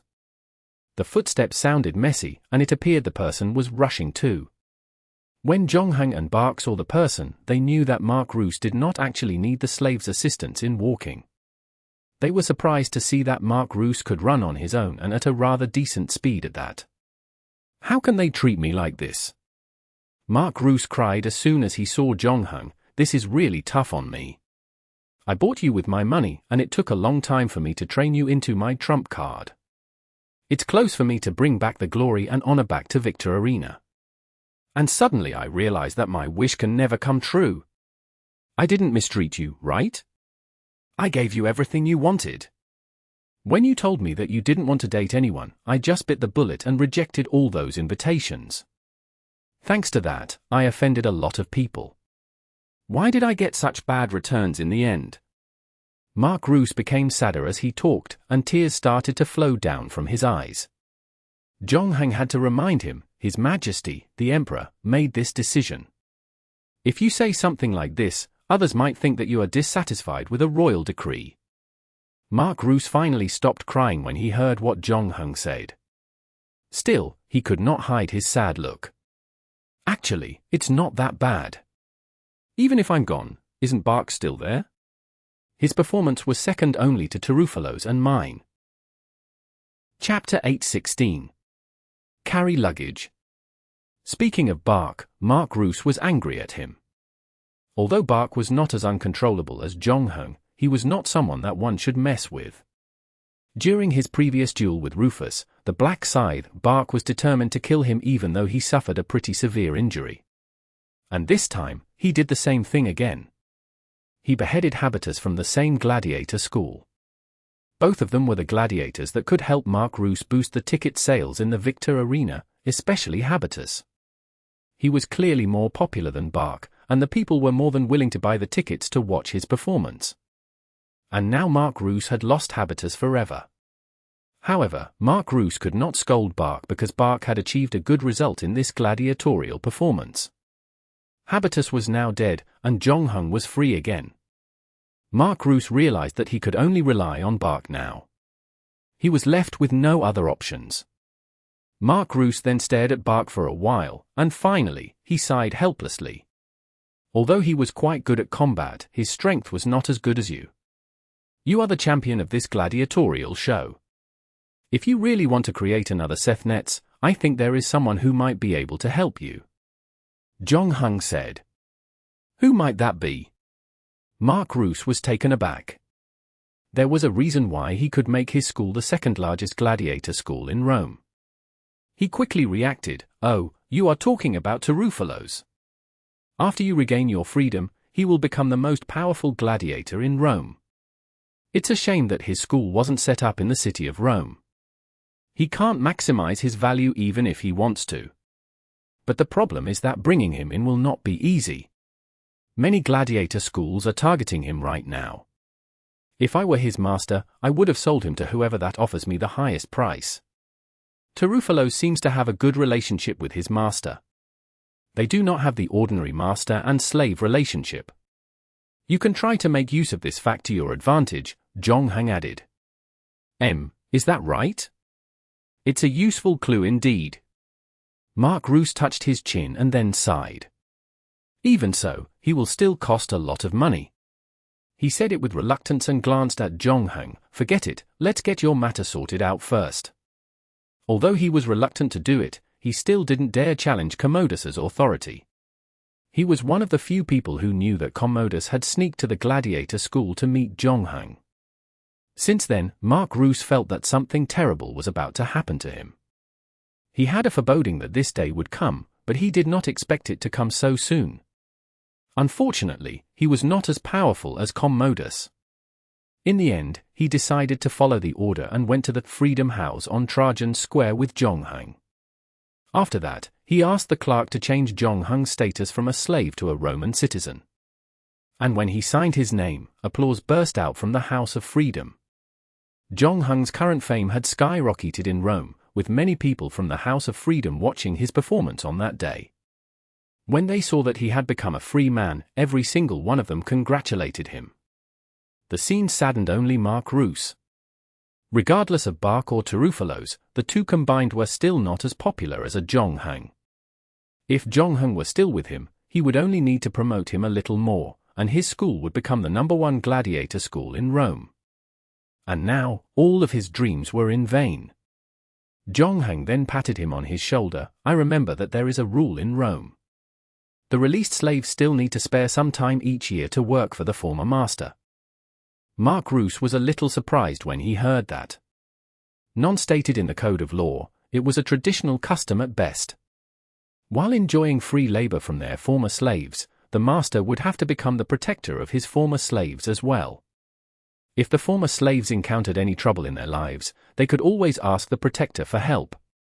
If Commodus were not involved in this matter, Zhonghang would not mind asking Mark Roos to become his protector after regaining his freedom. However, he was about to work for Commodus. In other words, the Roman Empire would be his protector. Zhonghang then continued to say, I don't need you to become my protector. Oh, don't get me wrong, I just don't want to get you into trouble. Mark Roos was speechless. He then glared at Zhong, thinking that Zhonghang must be trying to make a fool of him. After that, he heard Zhonghang continue, I can spare some time every month to fight in one of your gladiatorial performances. However, it would be best if you told me, my opponent, in advance. And you need to get my consent. What? Mark Roos thought that he must have misheard Zhonghang. So Zhonghang had to repeat his previous sentence. Mark Roos was suddenly overjoyed. He never dreamt that Zhonghang would be willing to perform in the Victor Arena after regaining his freedom, expecting that he would work wholly for Commodus after he left the gladiator school. Even if he wanted to earn more money, there was no reason for him to perform in the Victor Arena. When Mark Roos heard the good news, he asked, Why? Why are you willing to come back? The next second, he regretted asking the question. Fortunately, Zhonghang had no intention to go back on his words. He just smiled and said, Of course, there are conditions if you want me to fight in your arena. Zhonghang won the championship at the Amphitheatrum Flavium. It did not take long for the news to spread throughout the city. And naturally, Zhonghang's slave girl knew about it.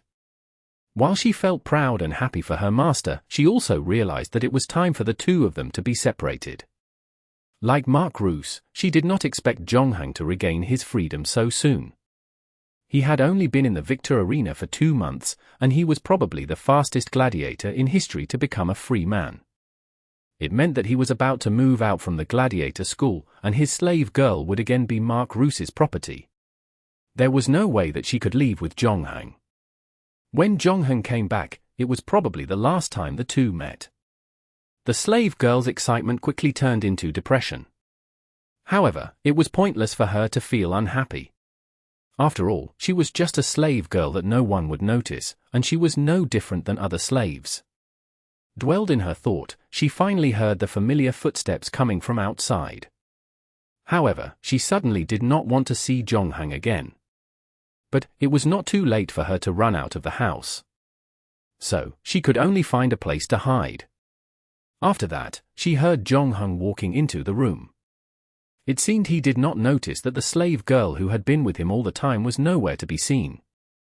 He simply walked around, picking up his belongings. The slave girl sighed in her heart. It seemed like she was right about it. However, she started to feel regret for the decisions that she had just made. It was pointless getting angry. And it was very likely that this was going to be the last time the two met. She might miss her chance of saying goodbye if she did not come out from her hiding now. But the next moment, she heard the footsteps stop outside the cabinet where she was hiding. Afterward, Jonghang knocked on the cabinet door and said, "Hey, we're leaving soon. Aren't you going to come out to help me carry my luggage?" After a while, the cabinet door opened halfway, and the slave girl poked her head out. Her eyes were still red. She then sniffed and asked, "What luggage? What do you mean? You should have received the news earlier. We are going to move." "We? But I am no longer your slave," the slave girl replied innocently. "Well, congratulations, you are free now. Mark Roos decided to give you back your freedom because of the hard work that you have done for so many years. But I remember you said that your parents are no longer in this world and have nowhere to go. If so, you should move out and live with me first. You can wait until you find a job and move out. But before that, you have to do the housework in lieu of rent," Jonghang said casually. Chapter 8:17. Farewell. After Jonghang packed his things, he brought the slave girl to Vero's residence. In the negotiation between him and Mark Roos, in addition to a fifth of the profit of each performance, the freedom of the slave girl and Vero would be added in too. Now that he had solved the slave girl's problem, only Vero's problem remained. Presently, Vero was not at home. Jonghang heard his roommate saying that he was at the training ground, so he grabbed the slave girl who was standing behind him and said to her, "I have something to talk with Vero. Can you please leave us and wait at the door?" "Okay," the slave girl nodded her head obediently. She knew that Jonghang did not want her to listen to his conversation with Vero, and this time, she would not complain about it anymore. That was because she remembered what Jonghang had said to her. Sometimes, there were certain things that her master did not want her to eavesdrop on, be it was because he was concerned about her safety. With that knowledge in mind, she walked away happily. After she was gone, Jonghang went to the training ground alone. Unlike the slave girl, Mark Roos seemed hesitant when Jonghang asked him to grant Vero his freedom. However, after considering the amount of money Jonghang could bring him from the monthly performance, Mark Roos gritted his teeth and agreed to let Vero become free again. This was also something that Jonghang expected. With the help of street thugs, Jonghang managed to track down the person that turned Vero from an antique dealer to a slave. The person had probably thought that Vero could no longer walk out of the gladiator school alive and wasn't bothered to cover his tracks. An investigation with a bit of effort would suffice in bringing out the whole truth. However, after learning the truth, Jonghang was a little surprised. Vero was training hard on the training ground. He did not even know that Jonghang had won the championship. Right now, he had only one goal in his mind, and that was to train, train, and train. Vero knew that his talent was below average among all the other gladiators. There was nothing special about him. A couple of times, he had to rely on Jonghang's help to overcome his threats. At the same time, he realized that he could not rely on Jonghang forever. Besides, the two were separated now. If he wanted to leave this place and get his revenge, he had to work harder than any other gladiator in this school. Jonghang did not wish to disturb Vero when he saw that he was training hard. So he stood at the side and silently watched Vero carry on with his training. It was not until a quarter of an hour later that Vero's practice came to an end. He then saw Jonghang standing at the side of the training ground. And he put away the wooden sword and walked over to him. "The performance is over. Zhongheng nodded. Who won the final championship? That person is standing in front of you now. I knew it. Vero felt happy for Zhongheng from the bottom of his heart. No one can beat you, my friend from the East. Now, Mark Roos has to think of what kind of reward he should give you. You brought Victor Arena fame and glory. Actually, Mark Roos and I are no longer master and slave. What do you mean? Vero was startled when he heard what Zhongheng said. Did he sell you to another school? I don't think he will do such a thing. He's always been thinking about looking for Sethnetz's successor. No, I am free now. After the performance, the Emperor gave me the training sword. Are you serious? Vero's face was full of surprise, but you have only completed a few performances. Was there ever a newcomer who gained his freedom as fast as you did? Who knows, but I guess everything has its firsts. For now, Zhongheng would not tell Vero his previous conjectures. He said to him, after I regain my freedom, Mark Roos and I came up with a new agreement. I will come back here every month to perform in a gladiatorial performance once. In exchange, he agrees to let you be free. You remembered me. Vero blushed when he heard that Zhongheng fought for his freedom. He remembered that when the two had just met, he euphemistically told Zhongheng that he could not bring him together to conduct his business. However, Zhongheng seemed unbothered. You don't have to think about what you said to me before. We were not close at that time. Hence, I can understand why you would say something like that. I want to remind you that another person is responsible for putting you here other than your wife and good friend. Do you know this person named Pellegrino? Vero frowned. This name sounds familiar. Oh, I remember now. He is one of the senators in the Senate. His servant once came to me with 2 expensive antique vases and said Pellegrino wanted to sell them off for money. What happened after that? Then I did a thorough inspection on the vases and told the servant that someone might have deceived his master because the 2 vases were not antiques. However, the servant accused me of lying, and he framed me for replacing the vases with fakes when I was appraising them. But he was by my side all the time when I inspected them, Vero said. Later, a few old customers came forward to prove my credibility. After this problem was solved, I didn't take it too seriously anymore. Why did you mention Pellegrino? Wait, do you mean that he is involved in framing me? To be more precise, he is the mastermind behind this whole thing. As for your best friend and your wife, the relationship between them has lasted for quite some time. They were worried that you would catch them red-handed. With their capabilities, though, they couldn't come with such a well-devised plan. This is something I don't understand too, Vero smiled bitterly. I mentioned before that I never thought that my best friend would lie to me. With the friendship between us, I know that he is not capable of doing something like this. So, you are saying that Pellegrino wanted me gone, and he bribed my best friend and wife. But why? Why did Pellegrino want me gone? I'm just an ordinary antique dealer. Was it because I refused to buy his fake vases? It's probably because the property your family has accumulated made him jealous. Who? I had someone investigate Pellegrino for me. Turns out this isn't the first time that old bastard has done something like this. Many people have been targeted by him before. Some chose to pay him, while some would end up like you because they disobeyed him, Zhongheng said. So I was targeted by a senator? After Vero knew the truth, a look of fear flashed in his eyes.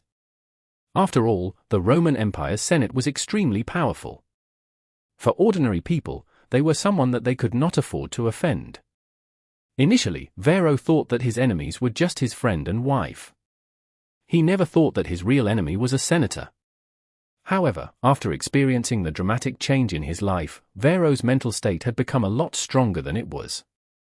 His expression quickly returned to normal, and he said to Zhongheng, I have a favor to ask. I don't want to regain my freedom. Oh, why?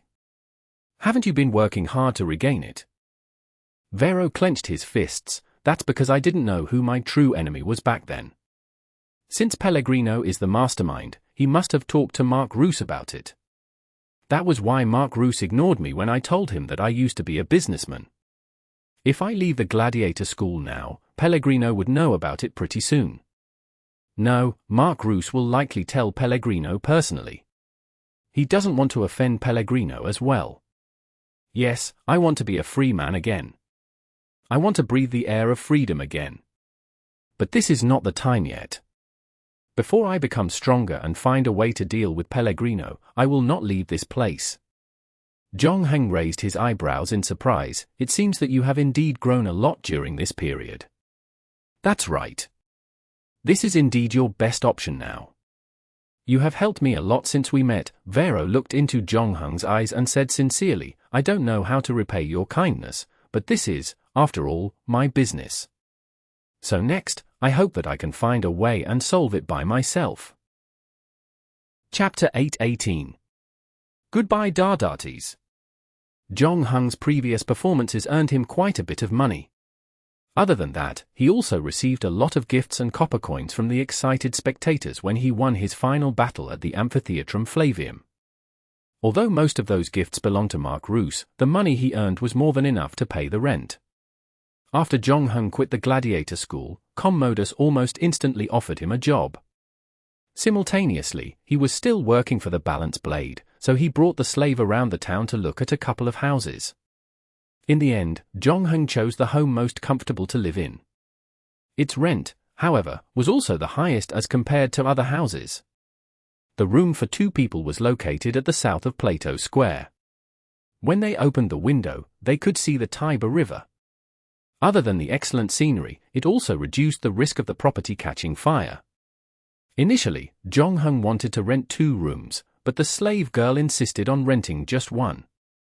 She mentioned that it was unnecessary to waste so much money on her, and she did not mind sleeping on the floor. Before Zhong Heng could even put together a bed, she had already slept on the floor. That was where and how most slaves slept at night. But you are no longer a slave now, Zhong Heng said. Don't you want me to take care of your daily life? How am I supposed to take care of you if I don't stay in the room with you?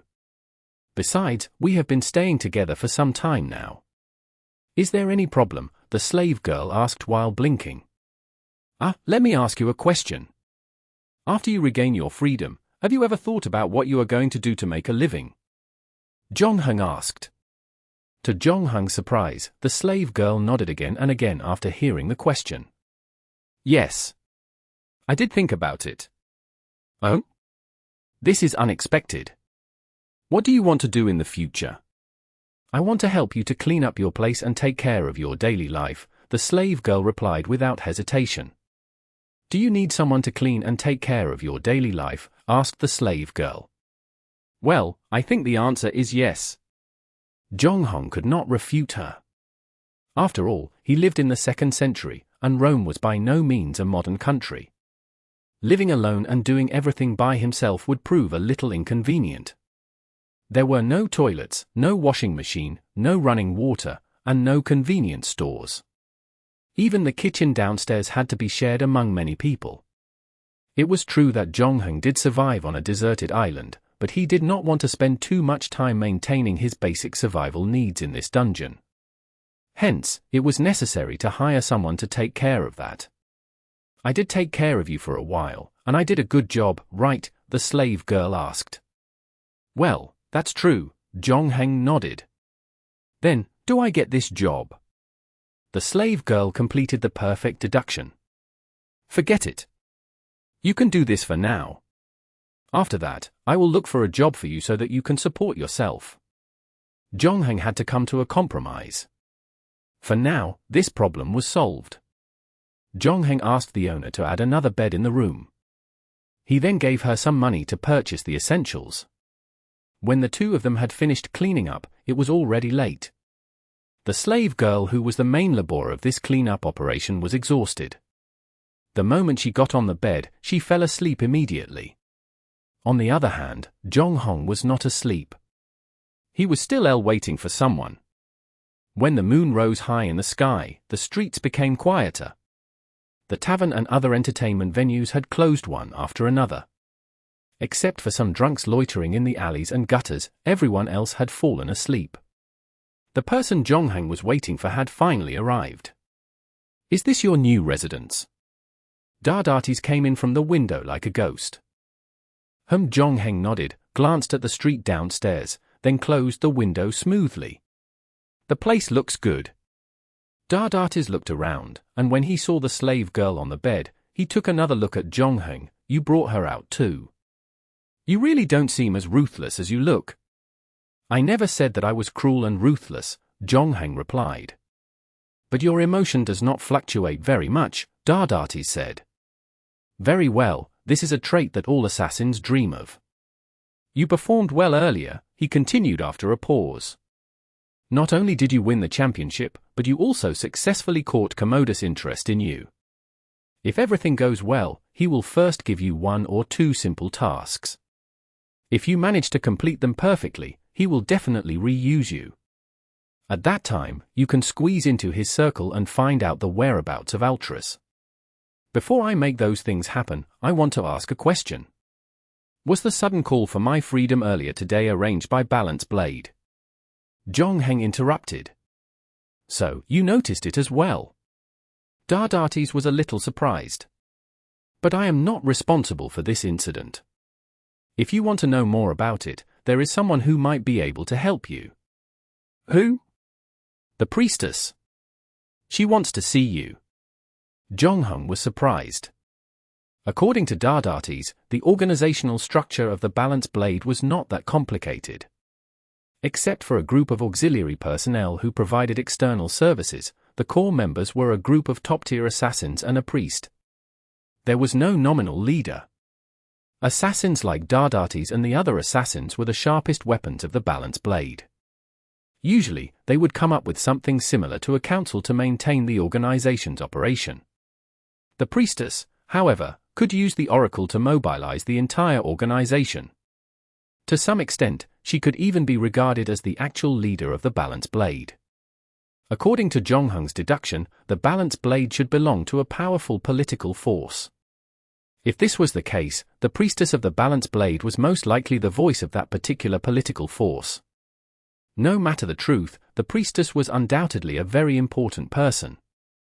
Zhongheng did not expect that the other party would summon him before proving his loyalty by passing Balance Blade's test. Was it because the relationship between him and Komodos progressed faster beyond expectations? Zhongheng could not figure out the Priestess's intention for the time being. And he also did not know whether the meeting was a blessing or a curse. So he did not immediately agree to it. Instead, he asked, "Do the other core members of the organization know about this meeting?" "I don't think so," Dadatis shook his head. "I was also told suddenly that the Priestess wants to see you. Under normal circumstances, even the core members of the organization would hardly see the Priestess. When there is no Oracle, she usually won't show up. So, if she shows up now, does it mean that a new Oracle has appeared?" Zhongheng frowned. "No, you don't need to be so nervous. It's different this time. She wants to see you." Dadatis said, "Also, don't you want to enter the secret library in the base? Normally, this requires the consent of more than 2/3 of the assassins, but if the Priestess is willing to help you, she can take you directly into the library." Chapter 819. Priestess. To avoid getting caught by the manager of the Insuli, Zhongheng and Dadatis left through the window they came in. Dadatis had prepared a small boat on the Tiber River downstairs. As Zhongheng climbed into the boat, he noticed no oars on board, so he asked the old Persian, "How are we supposed to get out of here?" "Relax, we just have to go down the river," replied the old trainer as he undid the moorings. The boat then began to drift downstream under the influence of the current. Zhongheng and Dadatis each occupied one end of the boat, one at the bow and the other at the stern. Even though the Tiber River was submerged in darkness, and the hustle and bustle during the day were absent, the scenery was no less remarkable. Reflections of the stars scattered across the galaxy twinkled in the water, like a transparent ribbon studded with agate, and the reflection of the moon trailed the boats, riding the ripples, fracturing one moment before becoming whole again the next. "You were right not to come during the day," Dadatis, who was at the stern, said suddenly. "It's not safe out here anymore, and it's better we do not meet unless absolutely necessary." And remember to pretend you don't know me in front of the others. Remember Balance Blade's enemy? Oh, you mean the traitor who allied himself with Octavian 200 years ago? I remember you said that he formed an organization of assassins similar to the Balance Blade, specifically to deal with the Balance Blade. Yes, they call themselves the Hounds, said Dadatis.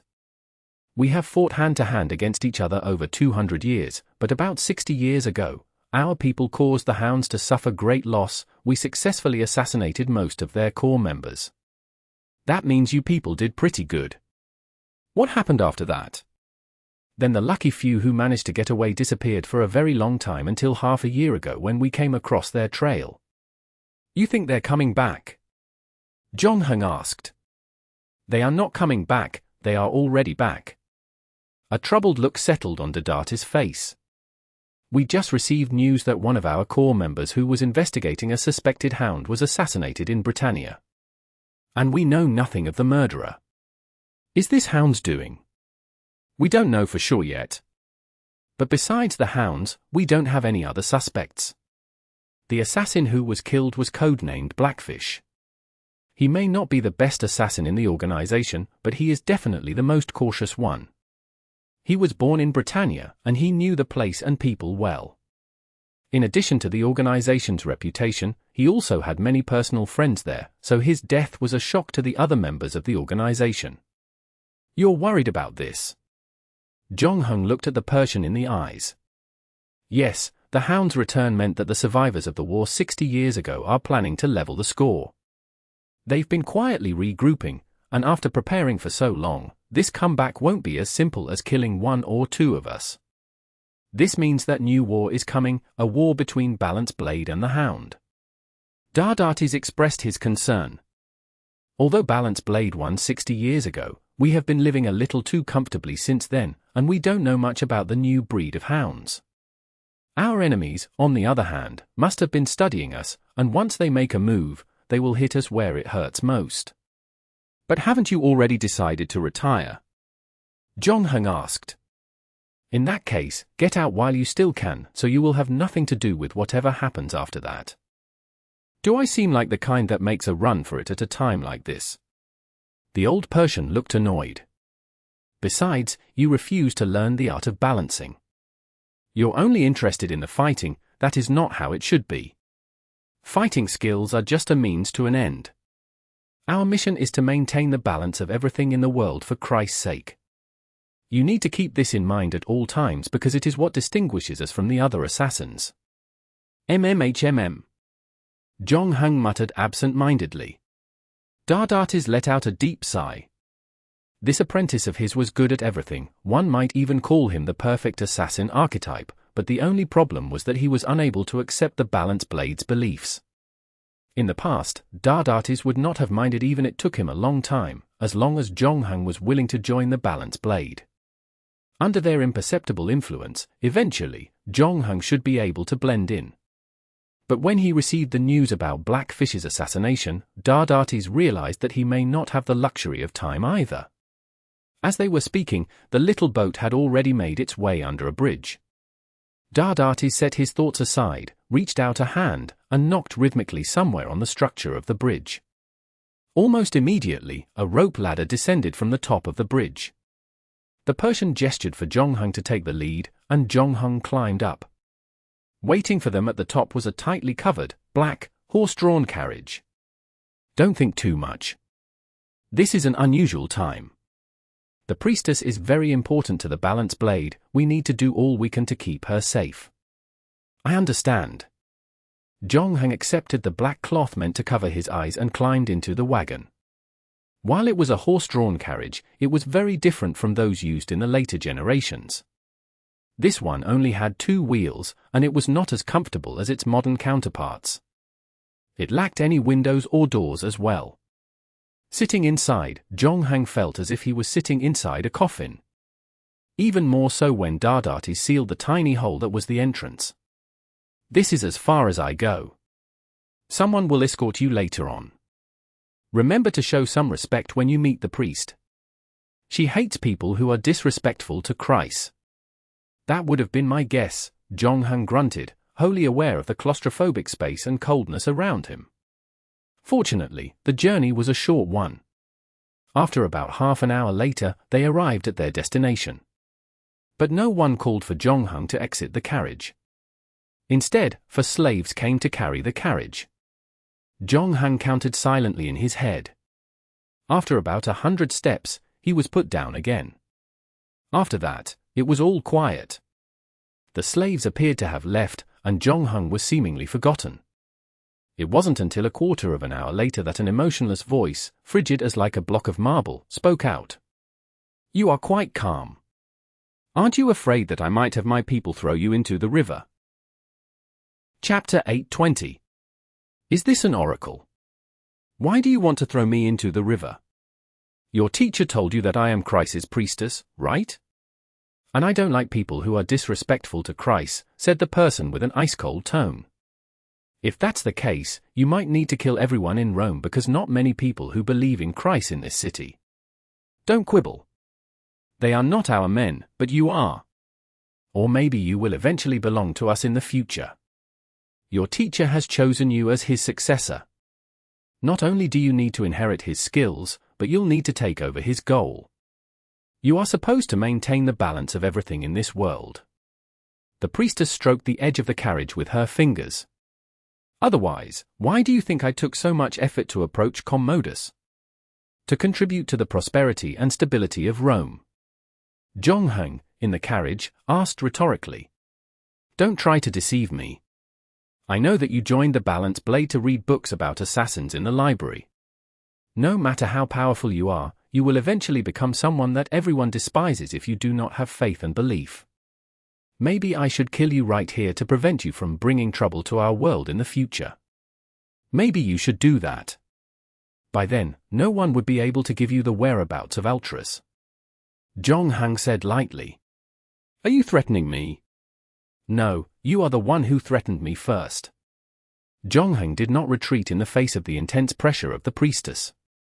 Instead, he went against her courageously, and he had no intention to give in.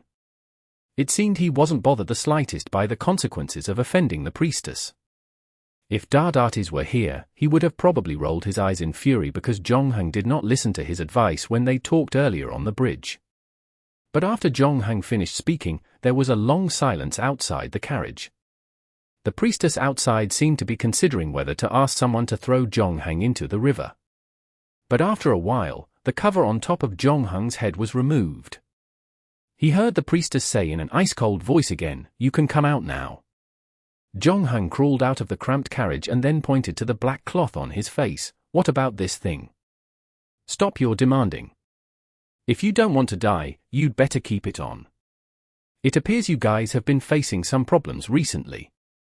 Otherwise, it would be pointless to live if you have to live so carefully all the time." The black cloth did not completely block off Zhongheng's vision. The light from outside could penetrate it, and Zhongheng could also see a vague silhouette of the person that stood in front of him. It looked like the person was the priestess. However, the priestess was wearing a mask as well.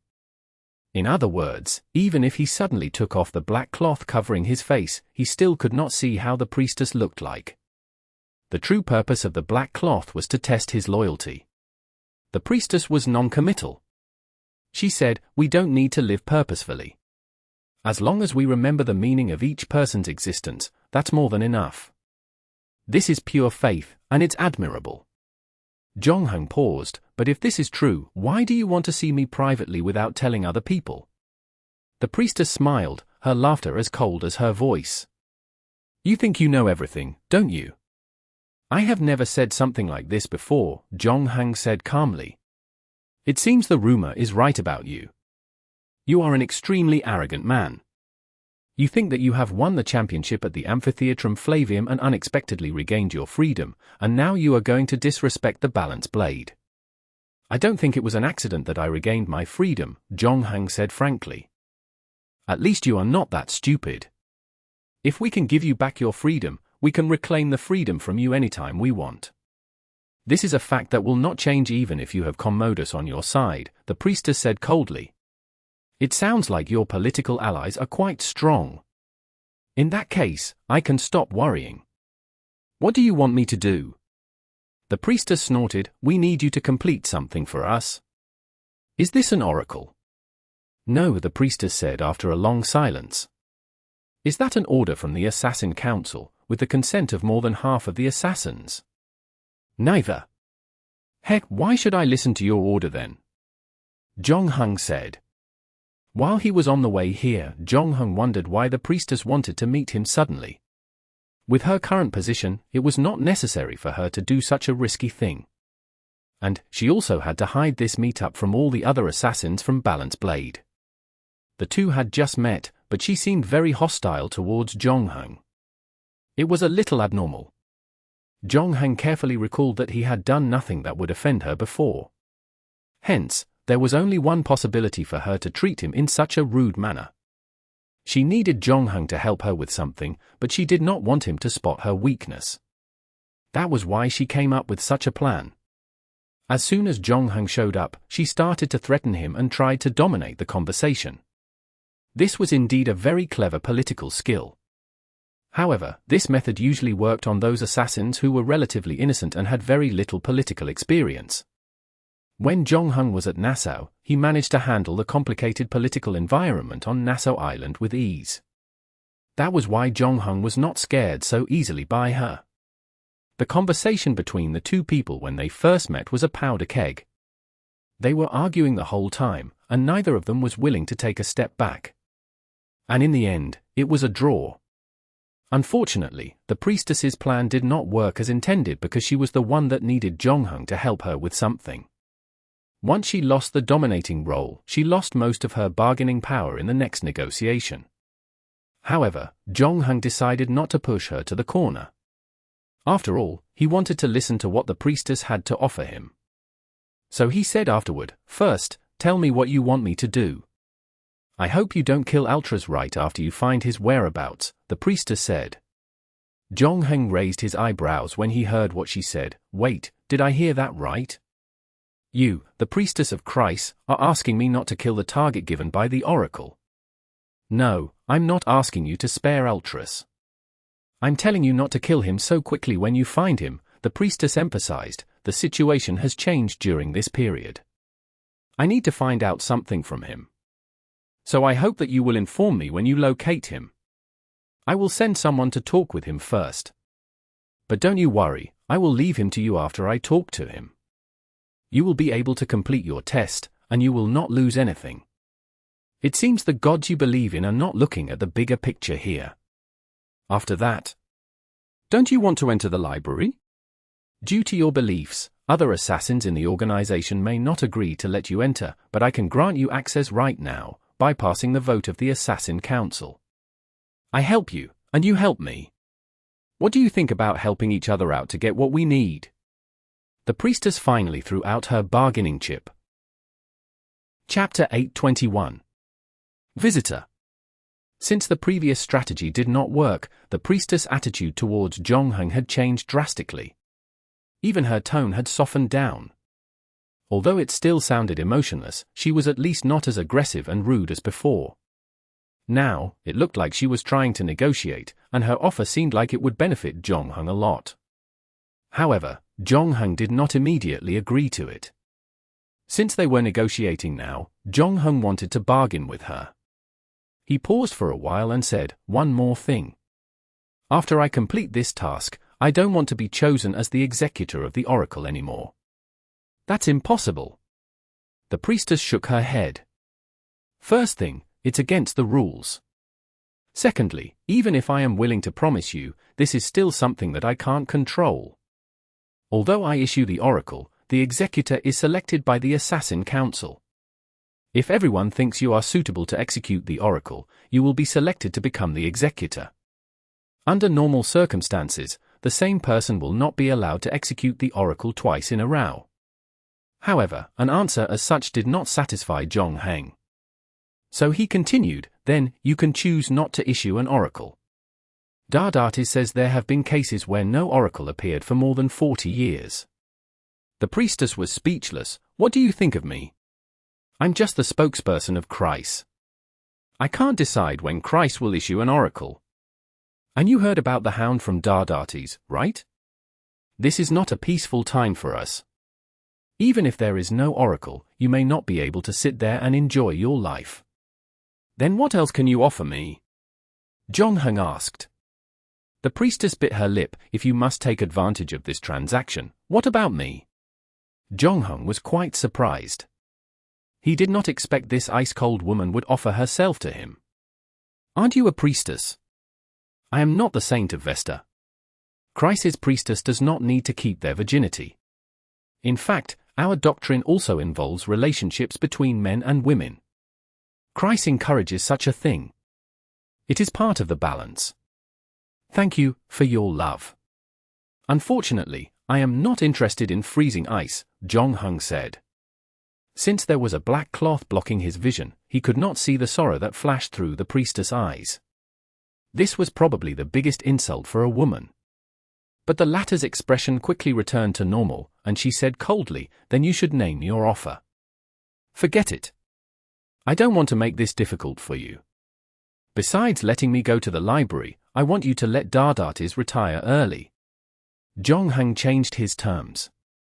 Who? This time it was the priestess' turn to be surprised by Zhongheng. She did not expect his second condition to be actually related to Dadatis. That man is old. Even though he refuses to admit it, his skills and movement speed are slow as a frozen earthworm. He can only rely on his wittiness to survive. In other words, he is no longer useful to the balance blade. Besides, now that you have me, you can let that man go on his retirement, Zhongheng said. You are worried that our war with the hounds will affect him, aren't you? The priestess suddenly chipped in. I didn't expect him to mean so much to you. Unless he asks to retire and pass his position to you, no one can force him to leave the balance blade. I think I have an idea. My relationship with him is quite good. I can find an excuse to deceive him into traveling somewhere remote for a trip. It will be at least a year before he comes back here. By that time, you should have taken his place.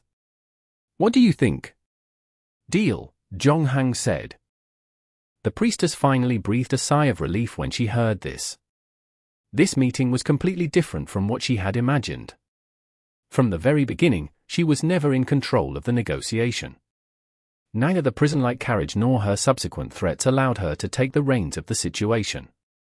In the end, she had to pay a higher price to convince Zhongheng to work for her. How can I inform you when I find Altras? Zhongheng asked afterward. Go to the perfume shop street, find a perfume shop with iris flowers outside, and tell the owner that you want to buy a bottle of unscented perfume. After that, pay 1 sestertius to the person who welcomes you, and he will take you to my people. After they came to an agreement, the priestess's attitude towards Zhongheng became ice-cold again, as if she had completely lost interest in him. So Zhongheng was smart enough not to stay here any longer. He laid down in the carriage. The priestess then lowered the cover, summoned the slaves from outside to come in, and sent Zhongheng back to the small bridge from which he came. When he arrived there, Dadatis and his boat were gone. The priestess was very cautious. She did not disclose any location-related information to him. Through the black cloth, Zhongheng figured out that he was in a small room. Most of the time, he spent his time in that small and damp carriage. However, if the other party thought they could hide the information from him, they had clearly underestimated him. Zhongheng then looked at the watch in his hand. This watch had gone through several quests with him, and the most magical part was no matter what era it was or how cautious the people were, they tended to ignore the existence of this watch. It is as if the watch was the blind spot of the world. Although the watch displayed the time in the real world, as long as Zhongheng multiplied it by the time flow rate of the copy, he would get the exact time of the dungeon. When Zhongheng entered the carriage, he placed the watch beside his ear. He divided the route into equal parts from the tick interval of the second hand. He also memorized the time whenever the driver steered the carriage. Through the degree of the bumpiness that he experienced on the road earlier, he remembered the path that he had gone through. Considering that the priestess might hide somewhere to observe him after sending him to the bridge, Zhongheng did not immediately turn around to look for the room where he'd been to just now. For now, he returned to his residence first. Zhongheng went to bed and slept until the following afternoon. On the other hand, the slave girl got up early and prepared a meal for Zhongheng. Her master, however, had no intention to wake up. So she could only put the breakfast on the table and wait for Zhongheng to wake up. At the same time, she put her chin on her palm and stared into blank space. In the end, the breakfast on the table became Zhongheng's lunch. Zhongheng got up from the bed and yawned. The slave girl expressed concern about his current situation. Although we still have half of the money we used to have, I don't think we can last another 2 months if we don't work. How about I go to the laundry house to take up a job? Now you remember that there are other jobs available. Don't worry. Money is not a problem. Someone will send us money soon, Zhongheng said as he picked up a piece of bread. Speak of the devil. They heard a knock on the door almost instantly. Chapter 822. New job. The slave girl went and opened the door. Instead of seeing the person who would send them money, she saw heavily armed guards, making her a little nervous. You? Who are you looking for? Oh, does the champion of Amphitheatrum Flavium live here? A young man who did not look much older than Zhongheng squeezed himself through the 4 guards and came to the front. Yes, that's right. Zhongheng's voice came from behind the slave girl. He then walked toward the young man. The slave girl did not want to cause any trouble, so she quickly walked away from the entrance and retreated to a corner. Zhongheng then shook hands with the young man before allowing him to enter the house. There was a smile on the young man's face. Hello. I also watched your gladiatorial performance at Amphitheatrum Flavium. It was indeed exhilarating, especially the battle between you and the giant. Words can no longer describe how epic the battle was. That was definitely the greatest battle I have ever watched. Maybe I can tell my grandson about it in 30 years. Oh, I haven't introduced myself to you yet. I'm Clint, the Emperor's advisor. Zhongheng's eyes moved slightly when he heard who the young man was. He knew about Clint. According to the information given by Dadatis, Clint and his target, Altras, were the most trusted advisors of Commodus. Known as the Commodus's right-hand men, one of them worked behind the curtain, and the other one worked in the light. Both of them helped Commodus to govern the country and respond to threats from all sides. Earlier, Zhongheng had figured that Commodus could not wait to recruit him. However, he did not expect him to send Clint. With Clint's current position, there had to be many things that he had to attend to daily. He could have sent his foot soldiers to come and look for Zhongheng. However, he insisted on meeting Zhongheng personally. This was obviously a sign of goodwill. Once he entered the house, Zhongheng asked Clint politely to sit by the table. That was the only spot in the house where Zhongheng could talk to his guests. After that, Zhongheng asked the slave girl to pour 2 glasses of water for them. Presumably, you already know what I'm here for. Yes, our emperor admires you very much, and he hopes you can consider working for us. Clint wasted no time talking nonsense. Once he sat down, he started to explain his intentions. However, Zhongheng did not immediately agree to it. Instead, he said, "Of course, I also hope that I can help lighten the emperor's burden. But as you can see, I am just a gladiator who has just regained his freedom. I come from a distant, foreign land, and I don't know much about the political situation. I am worried. I can understand your worries. Don't you worry, my friend. The place that you will work in will be different from the Senate, surrounded by a corrupted atmosphere. There, you find greedy old men everywhere. I am only a commoner, and I used to wander in the streets as well. However, I was lucky enough to be recruited by an open-minded and unorthodox emperor. He is willing to make use of people like you and me and give us the opportunities to grow further." Clint patted Zhongheng's shoulder. "There's nothing you need to worry about. So there's nothing for you to worry about. As long as you are capable, there will always be a position here for you to fill in." "Then where should I start?" Zhongheng asked. "Very well, it seems like you are ready for the new job. Next, let me tell you what we need you to do." Clint was still polite and enthusiastic, and it took him a pretty long time to explain in detail his given tasks. He was very patient. Considering that this was Zhongheng's first task, his job was not that complicated. And it had something to do with his previous job as a gladiator.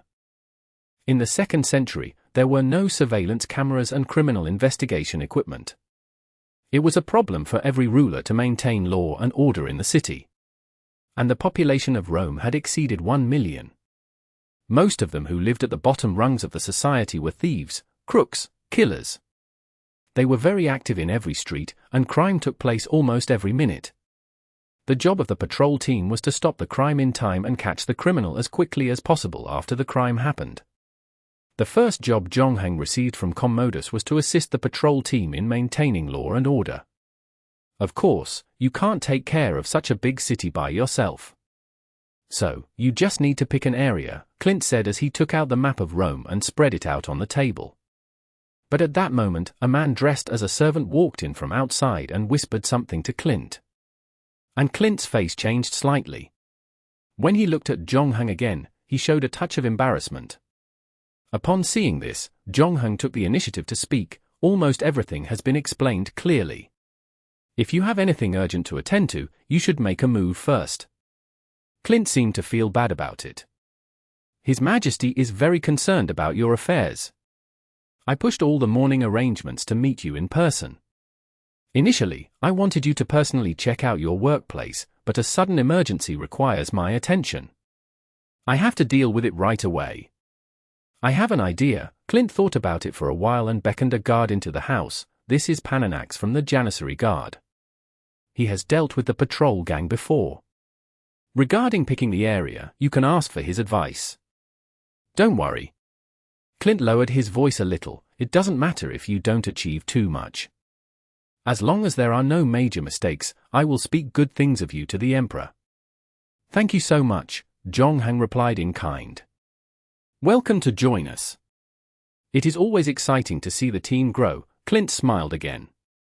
This sunny and cheerful young man seemed to like to smile a lot. Let's join hands to take on senators that look down on people with an ordinary background.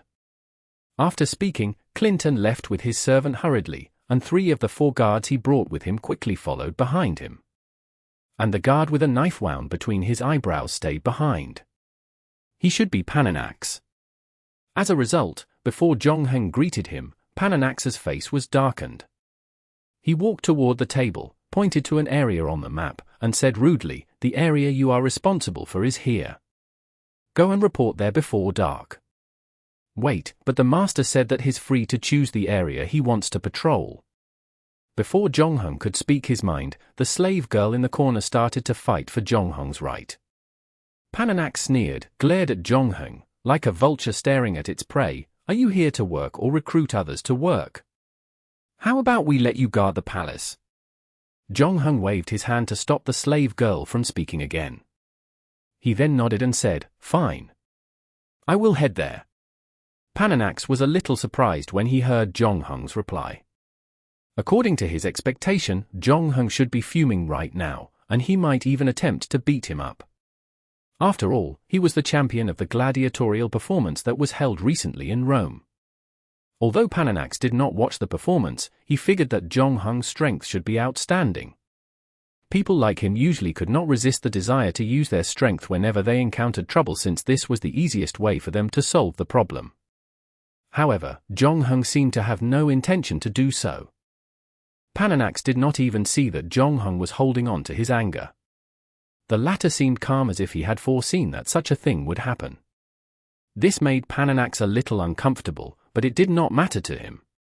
He had set more than one trap for Zhongheng to step on. He assumed that there was no way Zhongheng could avoid the next trap. Chapter 823. Working for the Emperor is perilous. The slave girl was still irritated after Pananax left. What kind of person is that? We didn't owe him any money. Why would he put on such a stinking look when he talked to us? Look at Clint. He could be so polite. Clint told you that you could choose the area you liked. Why did Pananax arrange it for you then? Okay. I think he has bad intentions. He didn't find a good place for you, and he doesn't look like a good guy. Don't let him plot against me. Yes, I'm pretty sure that he is plotting against you. I heard that the people in the palace are not that simple. They cook up plans to eliminate the people they don't like.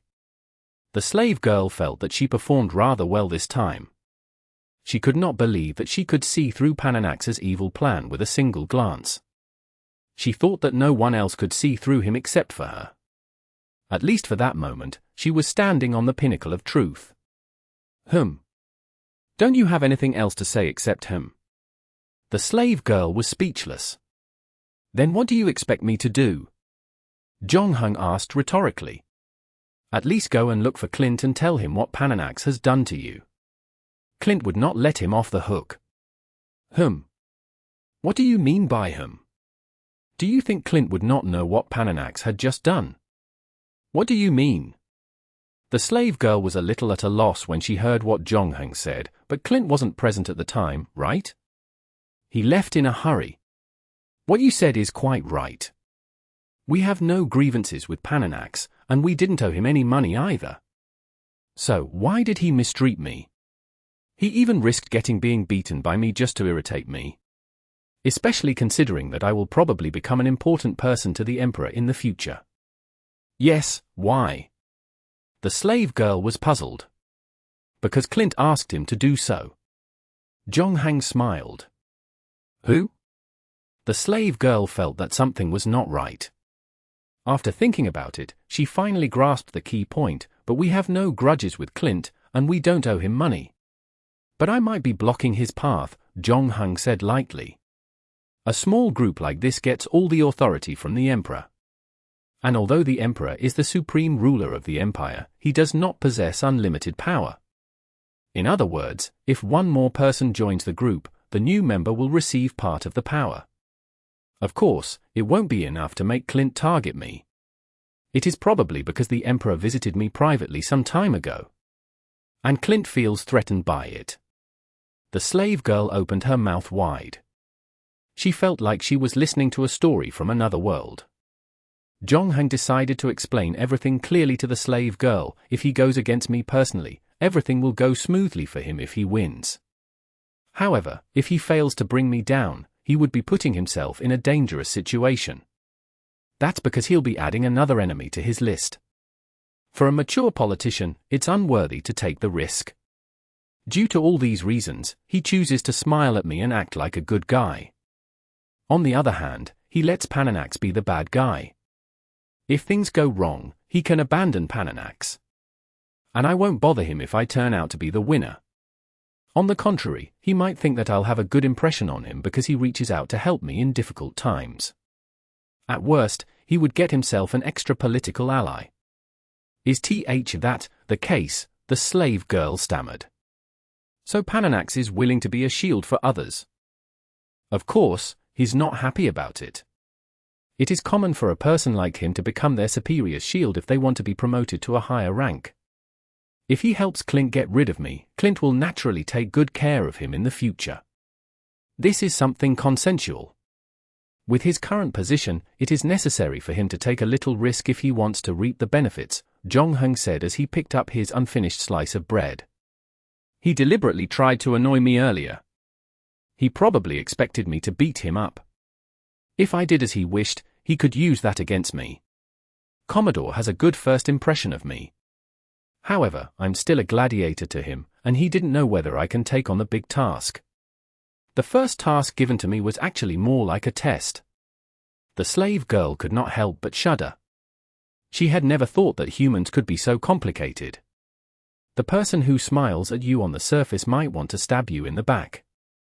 What surprised the slave girl more was that Jonghung was still in the mood to finish his breakfast. Working for the Emperor turns out to be very dangerous. Better don't take the job. At most, I can go and work at the laundry house. We can make some money easily if we want, the slave girl blurted anxiously, or we can leave Rome and settle down in Syria. I met a friend when I was in the gladiator school. She comes from the Syrian province. She told me about the scenery there. If I wanted to make money, I can earn a lot from performing in the Victor Arena. Zhongheng finished eating bread and peeled a figure. Ah, this is just a small matter. I can handle it. We will stay in Rome. But, according to what you said, the man named Clint has already started to plot against you. Even if he fails this time, he will not stop until he succeeds in eliminating you. Of course, the area that he asked Pananax to choose for me is definitely a high-risk zone. What should I do then? The slave girl looked sad. Let's check it out first. Zhongheng finally finished his breakfast and wiped his mouth. He did not wait until dark to report to the patrol team. It was mainly because of Zhongheng's unfamiliarity with the city of Rome. Hence, he needed to do some preparations in advance. It could prevent the patrol team from giving him the wrong information. Besides, he did not know if the patrol team was controlled by Clint. However, Zhongheng was a little worried this time. That was because the patrol team in charge of this area was desperate to make it a better place. But the problem was that they lacked the ability to do so. The area that Zhongheng assigned to was the most chaotic place in the whole of Rome, with most living in the area being Jews. Other than that, many other ethnic minorities called the place home as well. They looked different in appearance, but they shared a common characteristic, and that was poverty. Due to poverty, this area was infested with criminal activities. Almost more than one homicide took place every night. The crisscrossed alleys were extremely dark at night. They were the perfect places to kill someone. After the murder, the murderer could look for a nook to hide, and the authorities would never locate them. With the patrol team's manpower, it was impossible to figure out this place altogether. In fact, once darkness befell, the patrol team members would not dare to go out alone. Chapter 824. Let Skinny Monkey go. After the slave girl checked out the place with Zhongheng, she finally experienced how chaotic it was. While walking on the street, someone snatched the bag of money that she held tightly and ran away. Immediately, the thief ran into the crowd. When the slave girl shouted at him, no onlooker responded to her cries for help. It was as if they were deliberately ignoring the crime that happened right before their very eyes. Everyone's face seemed plastered by layers of numbness and indifference. In the end, the slave girl had to stop shouting and could only stand furiously by the roadside. She then asked Zhongheng, who witnessed the crime happening right beside her. Why didn't you stop him? There's not much money in the bag, is there? Zhongheng asked in reply. There was a division of labor between the two when they went out. Zhongheng was the one who carried all the valuable items and gold coins. On the other hand, the slave girl only had some change inside her purse, which amounted to about 30 sestertius. But that's our money too, protested the slave girl sullenly. Apart from losing money, she was also worried about Zhongheng's new job. If the security here was so bad during broad daylight, she could not imagine what would happen here when night came. After that, she heard Zhongheng leisurely say, "We can get our money back if you want. He is gone now. How are we supposed to catch him?" The slave girl opened her eyes wide. Although the person who stole your money ran away, his accomplices are still there, Zhongheng said. Generally, those who steal money would work in a group or pair. They are given different roles after they select their targets. One would be responsible for stealing the money, and the others would pretend to be passers-by on the side. Through that, they can easily support their partner in crime in case of an emergency. While talking, Zhongheng pointed at one of the youths in the crowd. He was not that tall, and he looked to be about 11 or 12 years old. "Hey, you, don't run." The latter saw Zhongheng pointing at him, and he panicked. Especially when he heard the words "don't run." Without any hesitation, he turned around and ran away. However, he was still a step late. He did not know how Zhongheng could appear behind him in such a short time. He had just taken a half step with his right foot when he was lifted off the ground. However, he had no intention to give up on running away. He wanted to take off his clothes and run away topless. Zhongheng knew he was going to use this little trick to escape, though. Immediately, Zhongheng used the shirt that the kid just took off and tied it around his neck. If he tried to run again, the shirt would become tighter and tighter, and his breathing would become more and more difficult. Where are your accomplices? Take us to them, Zhonghang said lightly. But he soon discovered it was pointless asking the question. Perhaps his accomplices saw that Zhonghang had caught their companion, the person who robbed the slave girl's purse earlier. And he brought 2 more companions with him, standing not far away from them. The oldest among them was estimated to be around 16 years of age, while the youngest seemed to be only 10. They were carrying weapons in their hands, and it frightened the slave girl a little. "Let Skinny Monkey go," the boy who snatched the slave girl's purse shouted. He was also the oldest member of the group. "Sure. Return the money that you stole from us first," Zhonghang said calmly. "What the hell are you thinking? We are not negotiating with you. If you don't let him go, we will attack you." The boy raised the dagger in his hand and said viciously. The slave girl quickly hid behind Zhonghang and poked her head out after hearing the boy's threats. "How dare you rob us in the street during broad daylight? After being found out, you even started to threaten the victims. Aren't you afraid that we will tell the patrol about it? It's useless. They don't give a *T about this place," the boy sneered. "If you don't want to get hurt, you better hand him over to us. Otherwise, don't blame us for being rude." "Oh yeah, what are you going to do?" Zhonghang kicked the captured young man's calf and made him kneel on the ground. The leader considered it as a provocation, and he could not stand it anymore. So, he let out a loud roar and charged at Zhonghang with a dagger. It was a pity that their fighting skills were not as proficient as their thievery. Coupled with their young age, their combat effectiveness was minimal, and they picked the wrong opponent as well. Zhonghang put them all on the ground with almost no effort. During the fight, Zhonghang did not even need to use his weapon. After that, he squatted down and searched the boy who snatched the slave girl's purse. Once Zhonghang found the purse, he returned it to the owner. "Count it. Is all the money in there?"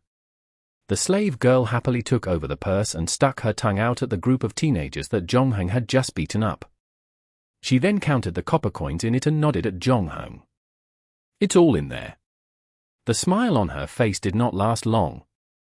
She froze when she saw another group of men appearing on the street next to them. Earlier, the passers-by ignored her cries for help, but now, they quickly moved to the side when they saw the group of men walking toward Zhonghang. Those who moved slightly slower than others were pushed to the ground. However, they did not dare to complain. Immediately, they got up, lowered down their bodies, and moved to the side of the street. Zhonghang also noticed fear flashing through the teenager's eye when he saw the group of men approached him. "What's the matter? Someone here needs help," asked the tall but slightly feminine Jewish man that was leading, with a hint of frivolousness in his voice. "No, nothing happened," the teenager lowered his head and said. "We are just playing around. Having fun." The feminine-looking Jewish man smiled. "Why not do something productive? Better stop fooling around. Have you collected all the money that I wanted this week? Tonight is the deadline. We are still trying to figure a way to collect the money. Are you thinking of a way to collect money, or are you thinking of a way to lie and fool around?" asked the Jewish man. "I, Black Mamba, am going to remind you again. I heard that you robbed a couple of rich people recently. I hope the numbers that you come up with can satisfy the iron handcuffs. Otherwise, you know what will happen to you. As for you..." Black Mamba looked at Zhonghang and said with a smile, "You hurt my men. What do you plan to do about it?" They were different from the group of teenagers that they faced earlier. All the 7 people in front of them were adults. And the weapons in their hands looked destructive, including gloves full of iron nails and maces. Some of them even had some combat experience. They used to work as an underground gladiator or bodyguard. Upon seeing that, the slave girl could not help but say nervously, "What should we do? Did those people that ran away notify the patrol team about it?" "Impossible. Besides, I am a member of the patrol team. I haven't reported for duty yet, though. I don't think I have a problem if I start work a few hours earlier." Zhonghang looked like he was not in a rush. He then tapped the teenager's cheek and reminded him, "Stay put. I have some questions for you, but I have to deal with them first." Chapter 825. Villain. Zhongheng was about to face 7 enemies on his own. To Black Mamba, there was no doubt that Zhongheng was going to lose the fight. For the people that took advantage of the streets like them, bullying the weak and fearing those more powerful than them was a basic survival skill. When they had the advantage, they would magnify their victory as much as possible. And when the situation was unfavorable to them, they would run away. Only those who had fully adapted to the environment and acted according to the circumstance could survive this land of insurmountable chaos and evil. If the area from Trajan Square to the Royal Palace was a symbol of the light and prosperity of Rome, then this place represented its dark and dilapidated side. The poor people here were struggling to get enough food every day. Being merciless in this place was not something negative. Instead, it was an essential trait to stay alive. Therefore, the enemy with the mace who charged at Zhongheng had a clear goal in his mind. He wanted to cripple Zhongheng's arm first. As long as his hands were destroyed, he would no longer be able to fight back. After that, they could do whatever they want to him. The enemy with the mace thought he was merciful by avoiding the most vulnerable spots on Zhongheng's body. It was daytime, after all. Although this place lacked effective security forces, they could still get into a lot of trouble if they killed someone. The enemy saw Zhongheng charging towards him instead of retreating. In the end, the two collided. Although they weren't very different in terms of body size, Zhongheng still managed to send his opponent flying away. Ever since Zhongheng took part in this magical game, he had been actively working out. And he had double the time every day to train himself to become stronger. Now, his physical attributes were above average. Although he wasn't nearly as strong as Bark and Tarufalo's, his strength was still excellent compared to ordinary people. Those thugs on the street could never reach him. Besides, he had just completed Gabby's hellish training as well.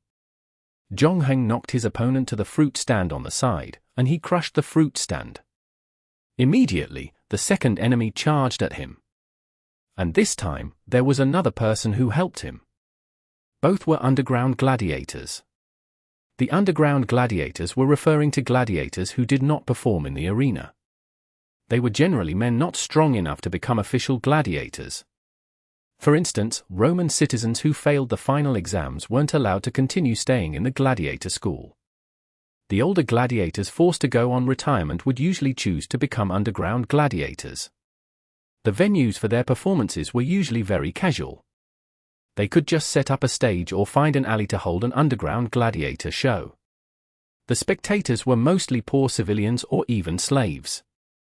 Like a formal gladiatorial show, the organizer would encourage the audience to bet on the gladiators and at the same time loosen some of the rules to make the fight more exciting. The unspoken set of rules that the professional gladiators followed did not apply to them. And they were also allowed to use all kinds of weapons. From time to time, they would hold a death battle for the gladiator, fighting until one of them was dead. Therefore, underground gladiators that managed to stay alive throughout their careers were generally very skillful. These two underground gladiators were Black Mamba's best fighters. They had won a lot of tough battles for Black Mamba before. That was why he had high hopes for them. However, what happened next made his jaw drop. The two underground gladiators accustomed to fighting 4 or even 5 enemies had failed to live up to their previous toughness. One of them got a dagger planted in his arm as soon as he charged at Zhongheng, and he could no longer hold on tight to the short sword in his hand. But suddenly, Zhongheng managed to catch the short sword that was about to fall to the ground, and he used it to block another person's attack. And finally, he kicked the person's chest, and it caused him to fall to the side. Black Mamba panicked when he saw what happened to his men. Immediately, he waved his hand to ask the rest of the people to charge at Zhongheng together. Zhongheng quickly used his unique footwork to isolate his enemies. And in the end, he defeated them one after another. Thus, the 7 enemies were like the Calabash brothers that attempted to save their grandfather. Not only did they fail to surround Zhongheng, but they were also defeated and suffered different degrees of injuries. Black Mamba knew that he faced a very powerful enemy this time. Usually, it was impossible for the 7 of them to fail in defeating a single enemy. Unfortunately, the enemy they faced this time was powerful enough to defeat all 7 in one fell swoop. None of them managed to land a single hit on Zhongheng. Even the 2 most powerful underground gladiators were defeated almost instantly. After the fight, Zhongheng did not suffer any injuries on him. "Who on earth are you?" Black Mamba looked at Zhongheng in surprise. Zhongheng. Zhongheng had no intention to conceal his identity. Black Mamba felt that the name sounded awfully familiar to him, as if he had heard it from somewhere. The 2 underground gladiators reacted faster than Black Mamba. They were left in fear when they heard his name. "You? Are you the Easterner who claimed the championship at the Amphitheatrum Flavium?" "That's right," Zhongheng nodded. "It's you." Black Mamba took a deep breath. Although these people were not slaves, most were unqualified to go to the Amphitheatrum Flavium to watch the gladiatorial performance. He had never watched the performance, but almost everyone in Rome had heard of Zhongheng's legendary tales in the Amphitheatrum Flavium after the final battle concluded. Whether it was defeating the famous gladiators within 10 moves or tame the bison empty-handed, all these glorious battles were unheard of, not to mention rumors about him being an incarnation of a god. Black Mamba now regretted that he did not recognize Zhongheng earlier. After all, Zhongheng's appearance was quite unique in Rome. However, the place they were at right now was inhabited by people of different races, and many foreigners stayed there. That was why Black Mamba did not think much about Zhongheng's appearance. Besides, he was extremely unlucky to cross paths with the champion of the Amphitheatrum Flavium. After knowing Zhongheng's identity, Black Mamba had given up the thoughts of fighting back. He realized that he could never defeat Zhongheng. Although they had an advantage in numbers, it was still impossible for them to defeat the man that had single-handedly defeated a bison. So it would be wiser for them to admit defeat. As expected, Zhongheng did not embarrass him further. After asking for his address, he let them leave the place. Black Mamba sighed in relief and quickly asked his men to help out those who had problems returning home. The slave girl felt a little dissatisfied after she watched Zhongheng beat them up. She then asked Zhongheng, "Why did you let those villains go?" "Villain?" According to the definition of villain, everyone that lives in this place is some sort of villain. If we arrest all of them, the imperial prisons will not fit all of them. After that, no one will be willing to do those high-risk, low-return jobs. Zhongheng shook his head. Although there are ways to determine whether a person is good or bad, we should also refer to the environment that they live in. The situation here is more complicated, and it is difficult for a good person to survive here. "But isn't it the patrol's job to eliminate crime?" the slave girl asked in confusion. Zhongheng laughed. "It is not the patrol's job to eliminate crime. We are supposed to make criminal activities more controllable. Don't worry. I've done this once before. And now I'm just doing the same thing again. Not to mention this time I'm working with the authorities. Well, that's it for checking the place out. You should go home. First, I have something to ask him." Zhongheng pointed at the teenager who snatched the slave girl's purse. Chapter 826. Patrol Station. As Zhongheng wrapped up questioning the group of teenagers, the sky had begun to turn dark. Zhongheng did not rush to report to the patrol team for duty. Instead, he found a small restaurant and had dinner there since he still had some time left. He ordered pickled anchovy, grilled meat, and a small piece of goat cheese with a bowl of coarse oatmeal. In total, he spent less than 6 sestertii on his food. As he ate, he learned about how much someone would spend on average at a place like this. The price of the food here was half of the cost of the food in the city. The portions here were smaller, however, and they tasted terrible. Zhongheng felt that the grilled meat tasted weird, feeling neither like chicken nor rabbit. Considering most people living in this area suffered from poverty, food flavor was never a priority. The main reason that prevented people from dining in restaurants was safety, especially after dark. It was only a matter of them before someone got mugged. Some might even lose their lives. When Zhongheng was eating, he saw 2 diners fighting over a waitress. The winner went to the second floor with the beautiful woman, while the loser left the restaurant while clutching the back of his head. Things like this happened at all kinds of places. Zhongheng no longer had any interest in watching it. After dinner, he went to the patrol station. Instead of looking like a patrol station, it looked more like a building about to collapse. The previous owner was killed by a tenant on the top floor when he attempted to collect rent. His body was hidden under the bed, and it took half a month before someone eventually discovered it. The assailant was ultimately arrested, and he was sent to the arena to be fed to the lions. Later, the authorities would find a way to deal with this building. Since the dead landlord lived alone and had no wife or children, the building was eventually taken over by the patrol team and became its station. Not only did the members of the patrol team live here, but their families had also moved into this insulae without paying rent. When Zhongheng first arrived at the insulae, he thought he went to the wrong place because no signs indicated that this was the patrol team's station. And there were no facilities like the training grounds. The cramped area had turned into a place where the families dried laundry. And there were also 2 large jars of pickles and a half-repaired table. "Stand there, don't move. I'll shoot your eyes if you get closer." The person that threatened Zhongheng was a little boy. And Zhongheng based his judgment on his clothes. He had short hair and wore a shirt that was too big for him. There were also bruises on his face. He must have gotten it from a recent fight. He held a slingshot in hand, aiming at Zhongheng vigilantly, with an old dog behind him as well. Zhongheng raised his hand, indicating that he did not carry any weapons, and asked politely, "Is this the patrol station?" "Yes, what happened to you? Did someone beat you, or did someone rob your money? Or both? Did you come here to report the crime?" The little boy continued to ask, and he did not let down his guard. "You don't look like you belong here. Why are you here?"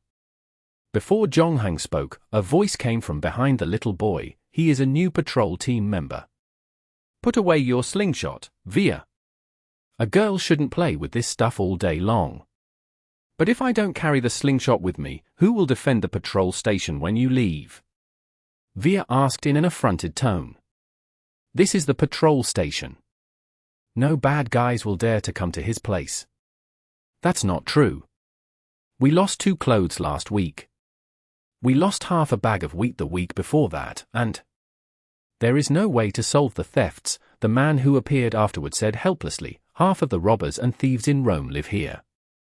Although Pananax did not tell Zhongheng about the situation here, he had almost learned everything that he needed to know about the patrol members in the afternoon.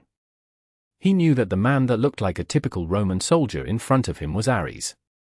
A man with a burly figure and bronzed skin, he once fought the Marcomanni with Aurelius and did his best to fight off the enemies. Unfortunately, not too long after the war started, he was shot in the calf. Although the injuries were not life-threatening, he could no longer stay in the army to accumulate military merit points. So he returned to Rome and joined the patrol team to maintain the city's security. It was said that he was good at fighting. However, due to his leg injury, he found it challenging to fight now. Zhongheng took the initiative and stretched out his hand. "Zhongheng." "Ares." Ares also shook hands with Zhongheng. This time it was Via's turn to interrupt. She exclaimed, "Zhongheng? Aren't you the Oriental man who won the championship at the arena? Wait, are you a new member of the patrol team?" She turned her head to look at Ares. "Dad, why didn't you tell me that the legendary gladiator in Rome will be joining us? Because this has nothing to do with children." "Do I need to report every official business of mine to you?" "Don't be like your mother, asking questions all the time," Ares snorted impatiently. "But this is big. Haven't you been complaining that nobody in the patrol team fights well? And it makes it difficult for you to enforce the law every time." Via was full of excitement. "Now you have a legendary gladiator of Rome. No one can defeat us anymore. It is not as simple as you think. One person cannot solve the problem here," Ares said. "Your mother is making dinner. Why don't you help her? Other than that, go and ask those going on patrol tonight to gather downstairs. We are about to set off." the excuses you make to drive me away sucks." Although she was complaining, she still took the old dog upstairs. She deliberately looked at Zhongheng twice before she left, like looking at a monkey in a zoo. "Sorry, my daughter is ill-mannered." "Well, I guess manners do not apply to this place," Ares said. "It's okay. Since I won the championship, I have become accustomed to such treatment," Zhongheng replied. "Fortunately, I won't lose a piece of flesh just because I get stared at." "That's good. To be honest, I didn't expect that a reputable man like you would be willing to join the patrol in this area. I'm just a gladiator who regained his freedom." "I'm not a reputable man." Zhongheng shook his head. "But I heard that the Emperor values you, right? I heard the people above say that you want to come here to accumulate some political capital. If that is true, I regret to tell you that you may have chosen the wrong place." "Why do you say that?" "You heard what I said to my daughter just now. Although this hellhole is in Rome, it is completely different from other places. This place is full of thieves, robbers, villains, and all kinds of criminals that you can imagine. This place can't be changed by one person, even if you are the champion of the Amphitheatrum Flavium." Chapter 827. Principle. Zhongheng smiled, and he did not dwell on this issue. 5 minutes later, those that were supposed to be on duty tonight had gathered downstairs. The entire patrol team had a total of 12 people. Usually, they were divided into 2 different teams, where one would be responsible for the day patrols and the other, the night. With such a clear division of labor, both teams should get enough rest every day. However, the 12-man patrol team was not enough to take care of such a large area, not to mention that they were divided into 2 teams. Even Black Mamba's gang had more people than them. Among the patrol team, some were young men, and some were older. Except for Ares, the captain who injured his leg and fought on the battlefield before, the other patrol members did not even have proper combat experience. In fact, most of those assigned to this area had either made a huge mistake or offended someone powerful. Zhongheng could also not rule out that some more unfortunate ones were sent here without knowing this place. Their roles were solely to fill up the shortage. And once they were stationed here, leaving this place would prove extremely difficult. Ares and others had attempted escape before, but their attempts were all but futile. After all, no one wanted to stay in a place infested with criminals and chaos. Even if their welfare wasn't a priority, they had to think about their family members. But for some well-known reasons, all of their efforts were in vain. Ares was considered to be one of the more responsible captains. When he first came here, he thought about bringing sweeping changes to the place. He had written countless letters to the top until now, telling them about the area's problems, hoping that they would send more people and allocate more funds. Unfortunately, no one responded to his letters. He even attempted to, within his power, try to influence the people around him a little by little, hoping to bring back the order to the chaotic streets. However, this whole place was like a vast quagmire. No matter who stood in it, moving forward would prove challenging. In the end, the person would only sink deeper and deeper until it engulfed them. Ares did not know how long he could hold on. To him, this was all but a hopeless place now. "Your circumstance is not looking good," Zhongheng said. He saw Ares taking out his armor and putting it on neatly before the patrol. This was the armor he wore when he last fought on the battlefield. After that, he brought it with him here, and it looked well maintained. However, his 5 subordinates were not so lucky. Some were wearing rusty armor, some had incomplete armor, and some wore no protective gear at all. Because every time we place last, we get very little funds. They are barely enough to make ends meet, so we have to get our own weapons and armor elsewhere, Ares said. "Do you have armor with you?" "I don't need that kind of thing," replied Zhongheng. "Trust me. If you have it, you'd better wear it because you are going to need it," Ares insisted. "I know you're a good fighter, and although I never witnessed your heroic achievement in the arena, I guess you must have beaten up your opponents pretty well.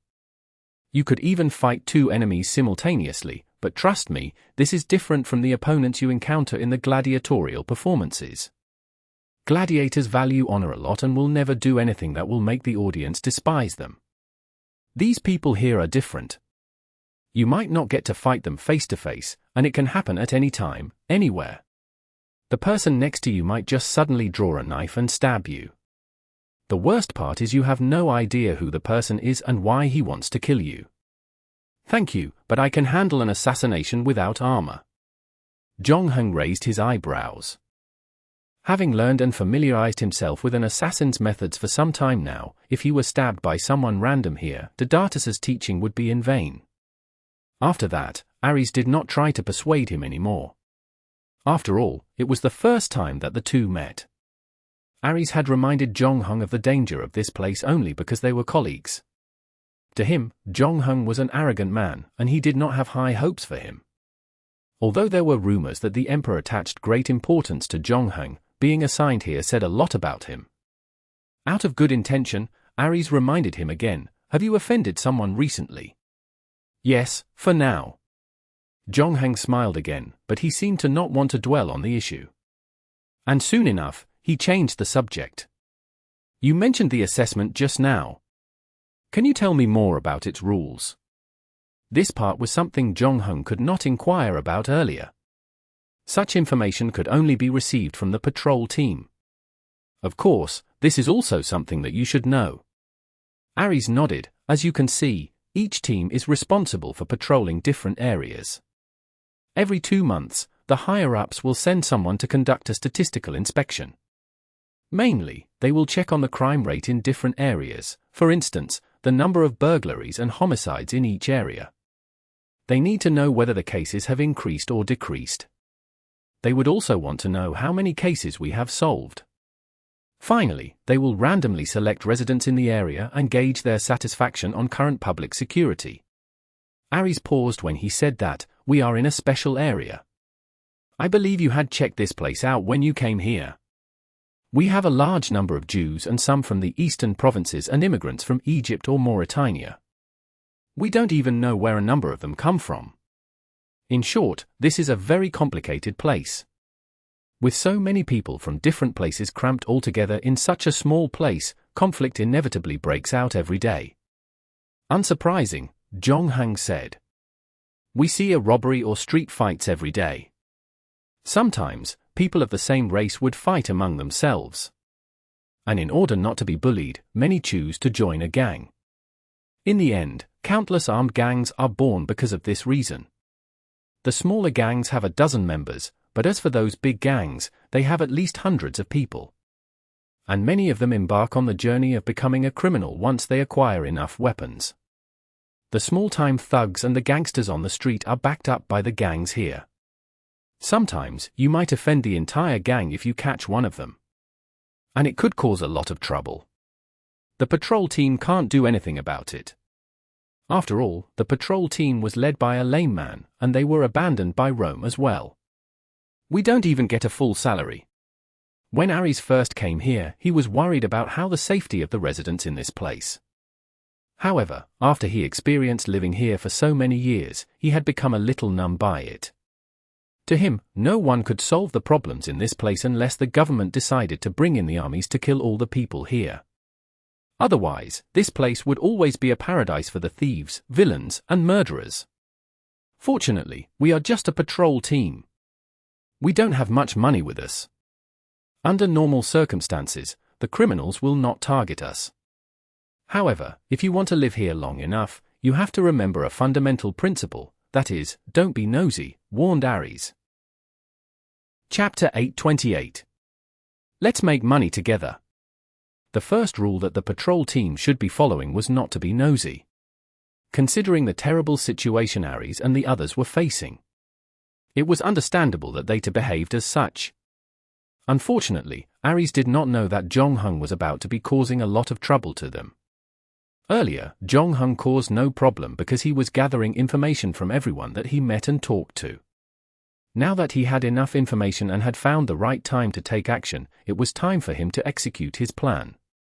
Ares had a headache on how to deal with Zhongheng, who had just joined the patrol. The higher-ups had told him that Zhongheng would assist him in maintaining law and order in this area, but they did not explain the man's identity and position to him in detail. It stood to reason that Ares could only treat Zhongheng like an ordinary new member in this situation. However, Zhongheng belonged to someone extremely powerful in the palace. It was rumored that Commodus valued him a lot. Although the two had only met for the first time and Zhongheng had behaved politely, Ares could see that Zhongheng was not the kind of person who fancied obeying orders. "I don't know why you want to join the patrol. Are you going to help us with the night patrol, or do you want to maintain law and order during the day with Deputy Captain Spirata?" Initially, Zhongheng avoided a question like this, but since Ares took the initiative to ask, Zhongheng replied, "Actually, I want to borrow your team." "Borrow my squad?" Ares was stunned when he heard the words. "Are you saying that you want to be the captain?" Zhongheng's request undoubtedly came off as very rude. Since Ares had just returned from the army a few years ago, he had immediately made it clear to Zhongheng that he was the patrol leader, and that was a fact that could not be changed. However, his temper had toned down a lot after staying in this place for a long time. To him, the position of patrol captain was not that important anymore. Anyone could sit in this position now. The replacement would need to carry a huge responsibility. Not only had the leader take care of the 12 patrol members, but he also needed to protect their families. That was why Ares was not going to hand over the position to someone that he barely knew. "No, you are still going to be the captain. You can do what you usually do. As long as you are willing to listen to my command during a critical time." Zhongheng said. "What do you mean by critical period?" Ares frowned. "For example, tonight, I need you to accompany me to a tavern." Zhongheng said. "Go to the tavern? What do you want to do there?" "I have some business to be done with a few men over there." "Didn't you say that the funds given by the higher-ups are not good enough because of the low evaluation score?" Zhongheng looked around and continued, "I noticed that many of your men don't own a set of good armor. According to what you told me just now, it is not going to be safe for them to patrol the street if they don't have decent protective gear.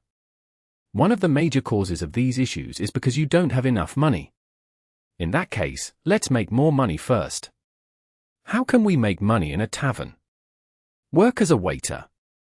Someone could not help but interject. "No, just be still," Zhongheng said, "I can handle the rest." "How can we make money by just standing still?" Another person expressed his doubts. In fact, this was the question that everyone wanted to ask. They had stayed here for almost half a year. They knew how difficult it was to make money in this place. Even if they washed dishes in a restaurant, the gang in charge of the area would tax their hard-earned salary. And it might happen more than once. When they heard that they could earn money by just standing still, all of them thought that Zhongheng must have lost his mind. "It doesn't make much sense for me to lie to you. My lie will be exposed once we get to the tavern. So, what do you think? Would you like to come with me tonight?" Zhongheng's eye swept across the crowd. When everyone heard the question, they all turned around and looked at Captain Ares. Clearly, they were more willing to trust their captain, Ares, rather than Zhongheng, an outsider. Ares knew this group of people too well. They had suffered from poverty for too long and had to tighten their belts every month. When they heard that there was a chance for them to make more money, they were almost instantly moved. Out of respect, however, they decided to let their captain determine for them. Even if he disagreed with it, it did make much sense for him to use his power to force them to say no to Zhongheng. If he said no this time, could he say no again for the second or third time? Zhongheng did not have to do anything about it. All he needed to do was to ask this question once every day. Sooner or later, someone would be unable to resist and say yes to Zhongheng. It was only a matter of time. After realizing it, it was not difficult to understand why Zhongheng looked so calm on the other side. It seemed like he was not worried that Ares would say no to him. So Ares decided not to stop him anymore. "Okay, then we will be under your command tonight. Ask the patrol team that is in charge of the daytime patrol to come together with us. They will have more time to rest later." Zhongheng said. Ares knew that it was important for everyone to use this golden opportunity to make more money. Since he did not stop the first team, he certainly would not stop the second team. he nodded. Spirata and the others should be back soon. When Ares was talking, the 5 people led by Spirata came back from their street patrol. One of them held some wood in his hand. It seemed like he was going to repair the half-repaired table. When they heard their colleagues telling them that they were about to head to the tavern to make money just by standing still, their reaction was similar to that of Ares and others when they first heard the proposal. They found it hard to believe as well. They had nothing to lose if Zhongheng cheated them. It was just an extra trip to the tavern, which was why everyone was willing to join in.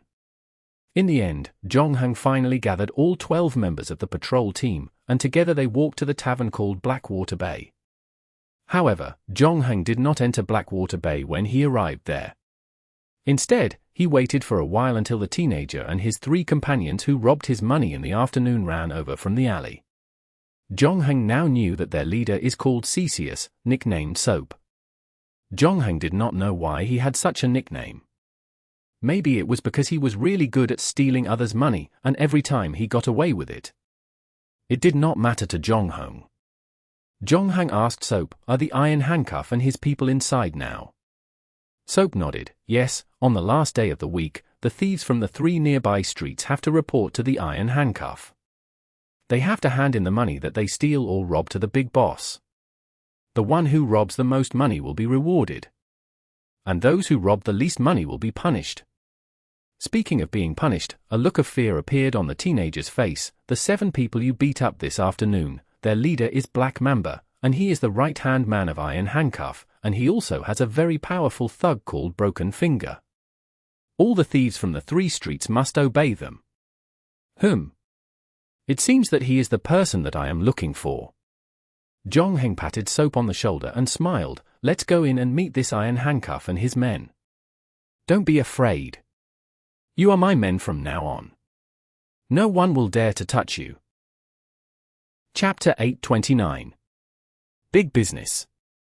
Soap trembled in fear right now because he hadn't brought a single copper coin to Iron Handcuff. Black Mamba was right. Soap and his companions had indeed earned a lot of money this week. However, Skinny Monkey had fallen sick, and they had to spend all the money they robbed to bring her to a doctor. The treatment fees depleted their funds, and that included the money they were supposed to give to Iron Handcuff this week. In the afternoon, they tried to rob the slave girl, but it was a failed attempt. Hence, they were forced to confront Iron Handcuff empty-handed. They could already foresee the tragic fate that awaited them. Just when they thought they were about to fall into great despair, Zhongheng expressed his willingness to save them. Soap did not know whether it was a blessing or a curse to follow Zhongheng, but they seemed to have no other choice. So they bit the bullet and walked into the tavern. Tonight, Iron Handcuff's men had almost entirely occupied Blackwater Bay. As for the rest of the people, they were burglars from the 3 nearby streets. Most of them were skinny teenagers like Soap and Skinny Monkey. They had come to report this week's work to Iron Handcuff, and would also need to hand over the money that they robbed to him. Although they had always complained in private about this injustice, no one dared to actually disobey him. That was because they knew the consequences of angering Iron Handcuff. All those unfortunate ones that disobeyed him were nowhere to be seen. Hence, even though the rest were unhappy, they had no choice but to pay Iron Handcuff every week. Fortunately, they had all grown up at this place and were accustomed to such things. After all, the strong preying on the weak was something that would never change in this world. Whoever had the power would get to rule the weak, and the weak could only learn how to obey orders. Before this, Soap and 4 of his companions belonged to the bottom rungs of society. Many thieves knew about Skinny Monkey's sister's illness. Initially, they sympathized with Soap and his companions, but it did not last long, and now, it had disappeared completely. After that, some thieves even laughed at them. After all, these thieves would usually hustle along these 3 streets. They would work with each other at times but were rivals at most. Besides, it was rare to see anyone loaded with money walking on these streets. Often, these burglars would go for the same target, making peaceful coexistence between them nearly impossible. Nonetheless, they were about to be having one less rival group after tonight. "Damn! You guys are finally here. I thought you and your friend were going to run from me." I was just about to settle my things here and pay a visit to your respective families. The person talking to them was a dwarf, and his role in the gang was to manage Iron Handcuff's money. When Soap and 4 of his friends entered the tavern, he was sitting on a waitress's lap. They were chatting, and the waitress was laughing at his jokes. At the same time, she allowed the dwarf to feast his eyes on her body. After that, he kissed the waitress on the cheek, jumped off her lap, walked to Soap, and stretched out one of his hands. "Excellent, since you are here, pay us the money." We have no money," Soap replied with a shudder, even hearing the sound of his own teeth chattering in his mouth. "No money?" The smile on the dwarf's face gradually disappeared. "That does not sound right to me. I heard you guys had a good yield this week." "Yes, but we used the money to take my sister to a doctor." Skinny Monkey did not want Soap to be burdened by the pressure alone. So, he gulped and blurted out the truth. The dwarf sighed. "You have not been in this business for long enough. You are, however, considered a veteran now, and you should have known everything about the rules. Of course, it is important to treat your sister's illness, but you can't use other people's money to pay for her treatment. No matter how we look at it, you are at fault. We will find a way to repay you as soon as possible," Skinny Monkey hurriedly said. "For the sake of the money that you've made for Iron Handcuff, please give us another chance to make up for it." "Okay," the dwarf nodded. "We are not unreasonable. Even if you deceive us first, our boss, Iron Handcuff, is willing to trust you again. After all, you are the best thief in these 3 streets." When Skinny Monkey and others heard this, they were overjoyed. They did not expect that Iron Handcuff, who had always been known for his cruelty and brutality, would show them mercy at a time like this. The thieves around them looked very surprised when they heard what he said. After that, they saw the dwarf drew his dagger and stuck it on the wooden table. "We have a small problem. Unfortunately, we are only allowed to forgive 3 people. It seems you guys will have to make a decision here." A vicious smile appeared on the dwarf's face. Soap and his friends were left in shock. The other thieves, on the other hand, were relieved when they saw what had happened. That was the Iron Handcuff that they were familiar with. They would need to pay the price when they made a mistake. Now, everyone in the tavern was looking at Soap and his friends. They wanted to know who they would choose in the end. After a while, Soap said, "Wait, we don't have any money, but we have to discuss with Iron Handcuff's boss about a business plan." He finally made up his mind. He knew that he was about to cut ties with Iron Handcuffs and the gang when he said that. Even though Soap greatly doubted that Jonghung could cut a deal with Iron Handcuff, he had no other options but to do what Jonghung asked him to do. "Business?" A playful look spawned across the dwarf's face. "What business plan can 4 thieves come up with? Or are you trying to buy yourselves some time?" The next moment, an unfamiliar voice came into his ears. "What he said is true. He wants to discuss a business plan with your boss." The dwarf was a little surprised. He did not know where Jonghung had come from. In fact, he could not even remember when the Asian man had entered the tavern. And he had never seen him before. Hence, he had no idea why a stranger wanted to stick his nose in his business. On the other side, Black Mamba and his men, drinking, had their expressions change drastically. They saw Jonghung. He then asked, "Why are you here again?" "Why? Do you know him?" The dwarf was taken aback when he heard Black Mamba shouting. The incident that had happened that afternoon was too embarrassing to be told by Black Mamba. 7 of his men were beaten up by a single person, and they were left with swollen noses and faces. Considering that Jonghung didn't belong here, and they had no way to defeat him, they decided not to look for revenge. It was rare that they would make peace with a stranger that had just beaten them up. None of them expected that Jonghung was still around and follow them to this tavern. Black Mamba suddenly felt aggrieved. He did not know why Jonghung had come to the tavern tonight. And he thought that he was here for him. After the fight, Black Mamba heard Jonghung say that he would let them go, and he thought the man was going to keep his promise. Jonghung's very presence made him believe that Jonghung broke the promise on purpose. A gladiatorial champion usually wouldn't be that perfidious. The ones he had beaten up did not seek him, but the ones who beat them up came knocking at their door. Chapter 8:30. It's not our business once we get off work. We had a good time earlier. I'm not here to meet you tonight, so take it easy, Jong-hung told Black Mamba, whose glare was on Jong-hung and was ready to fight him. After that, he looked around the tavern, and his attention eventually landed on a black man at the corner. The black man looked like a regular customer of this tavern. He was neither surrounded by subordinates like Black Mamba nor surrounded by beautiful women like the dwarf. And the food on his table looked quite pathetic as well. He was only eating half a piece of bread and drinking a bottle of wine. From the way he looked, he definitely did not look like a man of power. Jong-hung then asked, "You appear to be Iron Handcuff." "Why would you say that?" "I don't think we've met before," the black man asked rhetorically. "In this tavern, you are the only one that sits the farthest from anyone else. On the other hand, no one dares to approach you. Obviously, they are afraid of you." And the dwarf just subconsciously looks at where you are sitting. Of course, the main reason is that Soap has told me about your appearance and other relevant information. You were a slave before, and you ran away from your master several times. Every time, they managed to catch you and put on iron handcuffs. I also know that you have suffered from great torture. This is where your nickname comes from. One day, your former master was found dead in his own barn. A pitchfork had pierced his heart.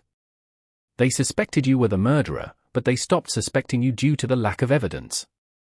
After that, your former master's son sold you to other families. 2 years later, your new master was also involved in an accident. However, he made a will before his death and decided to free 20 of his slaves. You are lucky to be one of them. After you regained your freedom, you moved here and worked as an apprentice in a blacksmith shop. With this job, it was difficult for you to make more money. So you worked with a group of people and controlled all the thieves that lived in the 3 streets nearby. At that time, you forced them to accept your protection and made them pay you on a regular basis. Am I right? Since you know who I am, why do you dare to stand up for them? Iron Handcuff glared at Soap and his friends. After living under his reign of terror for so many years, Soap and his friends suddenly felt it difficult to breathe. I'm not standing up for them. As he said earlier, we come to discuss a business plan with you. Jong-hung walked towards Iron Handcuff, pulled up a chair opposite him, and sat down. We? Iron Handcuff caught the point. Yes, my 12 brothers and I. As a sign of courtesy, I came in to greet you first. They are still standing outside and waiting. If you have no objection, I will let them in now. Jong-hung then found an empty glass, blew away the dust inside it before picking up the wine bottle and pouring himself a glass of wine. 12 people? I am afraid that's not going to be enough, Iron Handcuff snorted. No, it is. After all, we are only here to discuss business. Jong-hung smiled and said to Skinny Monkey, let them come in. Skinny Monkey then took a quick peek at Iron Handcuff. He seemed to be in a bad mood now, and it looked like he was about to kill someone. However, Skinny Monkey was left with no other option even though he knew what he was about to do would further anger Iron Handcuff. He then ran out and notified Ares. In fact, Ares felt very nervous now. Having been responsible for this area's security for some time now, of course, he knew all about the small and large forces here. When he saw Blackwater Bay Tavern, he knew that Iron Handcuff and his men were inside. Ares couldn't understand why Jong-hung would come here to make money. If there was money to be made, Iron Handcuff and his men would have had taken advantage of it a long time ago. Fortunately, no sounds of fighting came out from the tavern after Jong-hung talked to Iron Handcuff. When Skinny Monkey came out from the tavern, the other patrol members could not help but feel nervous. In the end, Ares made up his mind. Come on. Since we are here, we can't turn around and leave now. Anyway, we are the patrol team here, and we shouldn't be afraid of the gangs. Some of them could not help but complain. If fear was not an issue, why did Ares tell them to not be nosy at all costs? Although they complained about it in their heart, they still followed Ares to enter the tavern. When they appeared at the door, the atmosphere in the tavern was frozen. The patrol team's presence in this area had always been insignificant. Ares knew that they would never be powerful enough to solve the problems here. Hence, it was wise to keep a low profile. Still, they were the only armed force around the area responsible for enforcing law and order. Thus, everyone in the tavern had seen them before. Iron Handcuff was surprised. "Did you report a crime here?" "No, I am a patrol member," Zhongheng smiled. "You are from the patrol team? But I haven't seen you before. Are you a newcomer? What business plan do you want to discuss with me?" Iron Handcuff quickly calmed down after the initial shock. After all, this was still his turf. Although he was engaged in different kinds of crimes, he was not afraid of the patrol team. To them, the patrol team was no more than a mascot. Without the help of local forces, these patrol teams could not carry out the investigations even if they received a report. That was because no one would cooperate with them. For a very long time, they hadn't even caught a single thief. And the most embarrassing part was the thieves actually visited the patrol team's residence several times. "Big business," said Zhongheng as he finished drinking the wine and put down the glass. "A full 30% of your current income." He then looked at Soap. "You should tell him the details." Ever since Zhongheng sat opposite Iron Handcuff, Soap had been praying for the two to forget about him. But now, it seemed his prayers were not working. Seeing Iron Handcuff glaring at him again, Soap could only bite the bullet. "The business plan is very simple. The patrol team can help maintain the security of these 3 streets, and you, as local residents, only need to pay them 30% of your income." "Are you kidding me? You want to take 30% of my income?" Iron Handcuff was so furious that he laughed hysterically. Initially, he thought that Zhongheng had a big business plan to discuss with him. Technically speaking, Zhongheng wasn't lying. It was indeed a big business that involved 30% of their current income. However, the only thing was they would be the party that would be paying the patrol team. Open your eyes and take a good look. Do you think you must maintain the security of these 3 streets? Your manpower is less than half of mine, and look at you. You don't even have a set of decent armor. You like the beggars on the roadside. Thank you, but we shall reject the patrol team's kind offer. We can manage the turf by ourselves. You should carry on with patrolling the place." Iron Handcuff caused everyone in the tavern to burst out in laughter. The patrol team was a joke in this place. They were famous for being useless. In the past 2 months, they had not been able to solve a single case, forced to watch criminals walk free before their eyes since neither passers-by nor the victim was willing to testify against them. And the evidence was destroyed as well. The thing that Iron Handcuff said had deeply embarrassed all the patrol members. Although they had been living in vain here, they were still law enforcers. And they still had the dignity of law enforcers in them. They were furious when they heard Iron Handcuff insults, but they could not refute him.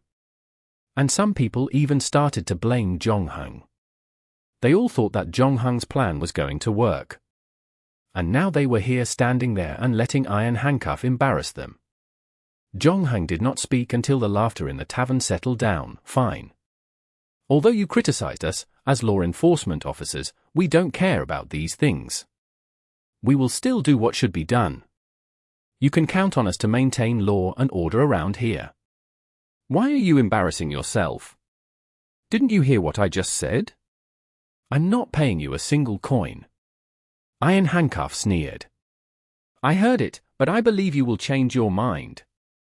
From tomorrow, we will only patrol the 3 streets nearby us." "You are right. This place is too big, and we have too few people.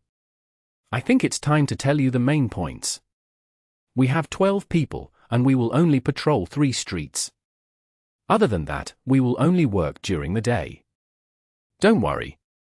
We will definitely be able to take care of the 3 streets this time. I can guarantee that all crimes on these 3 streets will be eliminated. Of course, once we are off work, anything that happens after that is not our business anymore."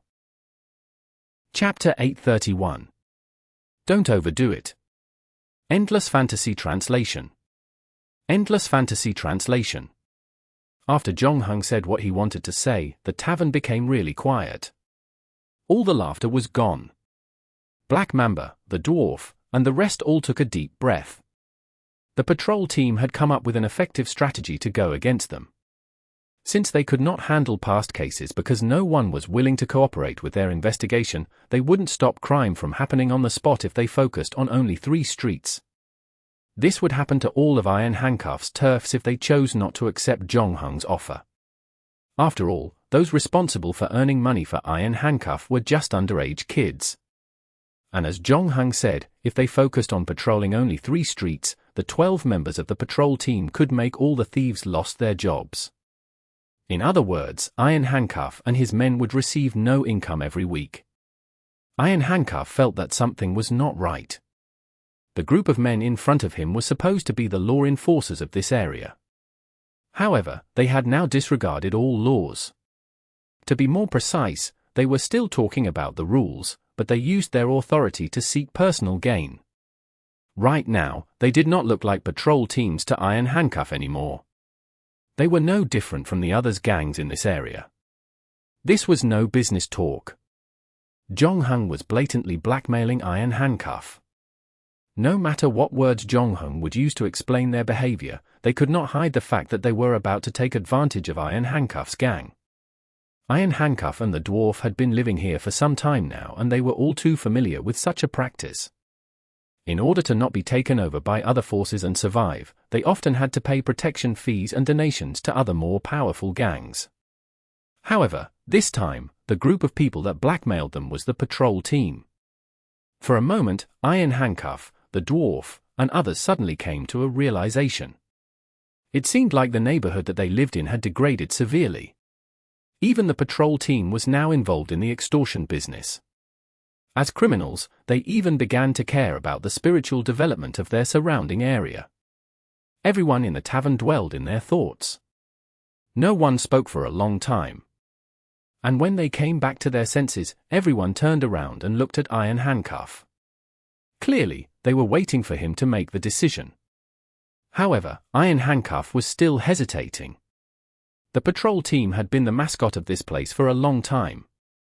No one paid any attention to them, and they were greatly respected in the past. Suddenly, the patrol team that seemed useless to the public was now threatening them with their fangs. They were about to dominate Iron Handcuff's gang. It was difficult for Iron Handcuffs and the dwarf to accept such drastic change. On the other hand, Iron Handcuff knew that Zhongheng was telling the truth. The business that Iron Handcuff operated now was quite unique. Once the patrol targeted those thieves, it would be difficult for them to steal more money. As a chain reaction, their income would indeed be significantly reduced by that time. What should they do? Were they going to fight them? In terms of numbers, they had the advantage even if the thieves were excluded. The number of men that Iron Handcuff had was twice that of the patrol team. And some of them were good at fighting. On the patrol team, they had to pay attention to Ares and the Oriental man they were unfamiliar with. If they start a fight now, they should be able to win. But the question was what they should do afterward?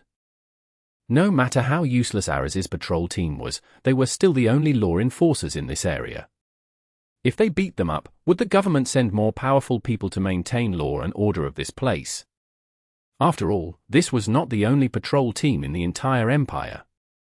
They were scattered in various parts of the city, and if all of them worked together, they might be able to bring this place down. That would also mean they could eliminate Iron Handcuff's team easily. After all, they are just the bad guys that lived at the bottom of this slum. And they had a difficult time looking at the bigger picture. How could they have known of the dirty things that the patrol team had done? Ares and his men were exiled to this place. Even if he knew about it, he would not know how other teams would react after beating Ares and his men. As for Ares, he had no idea about it as well. And he did not want to get to the bottom of it. If the other patrol teams knew what they did here, every single member from his team would be fired.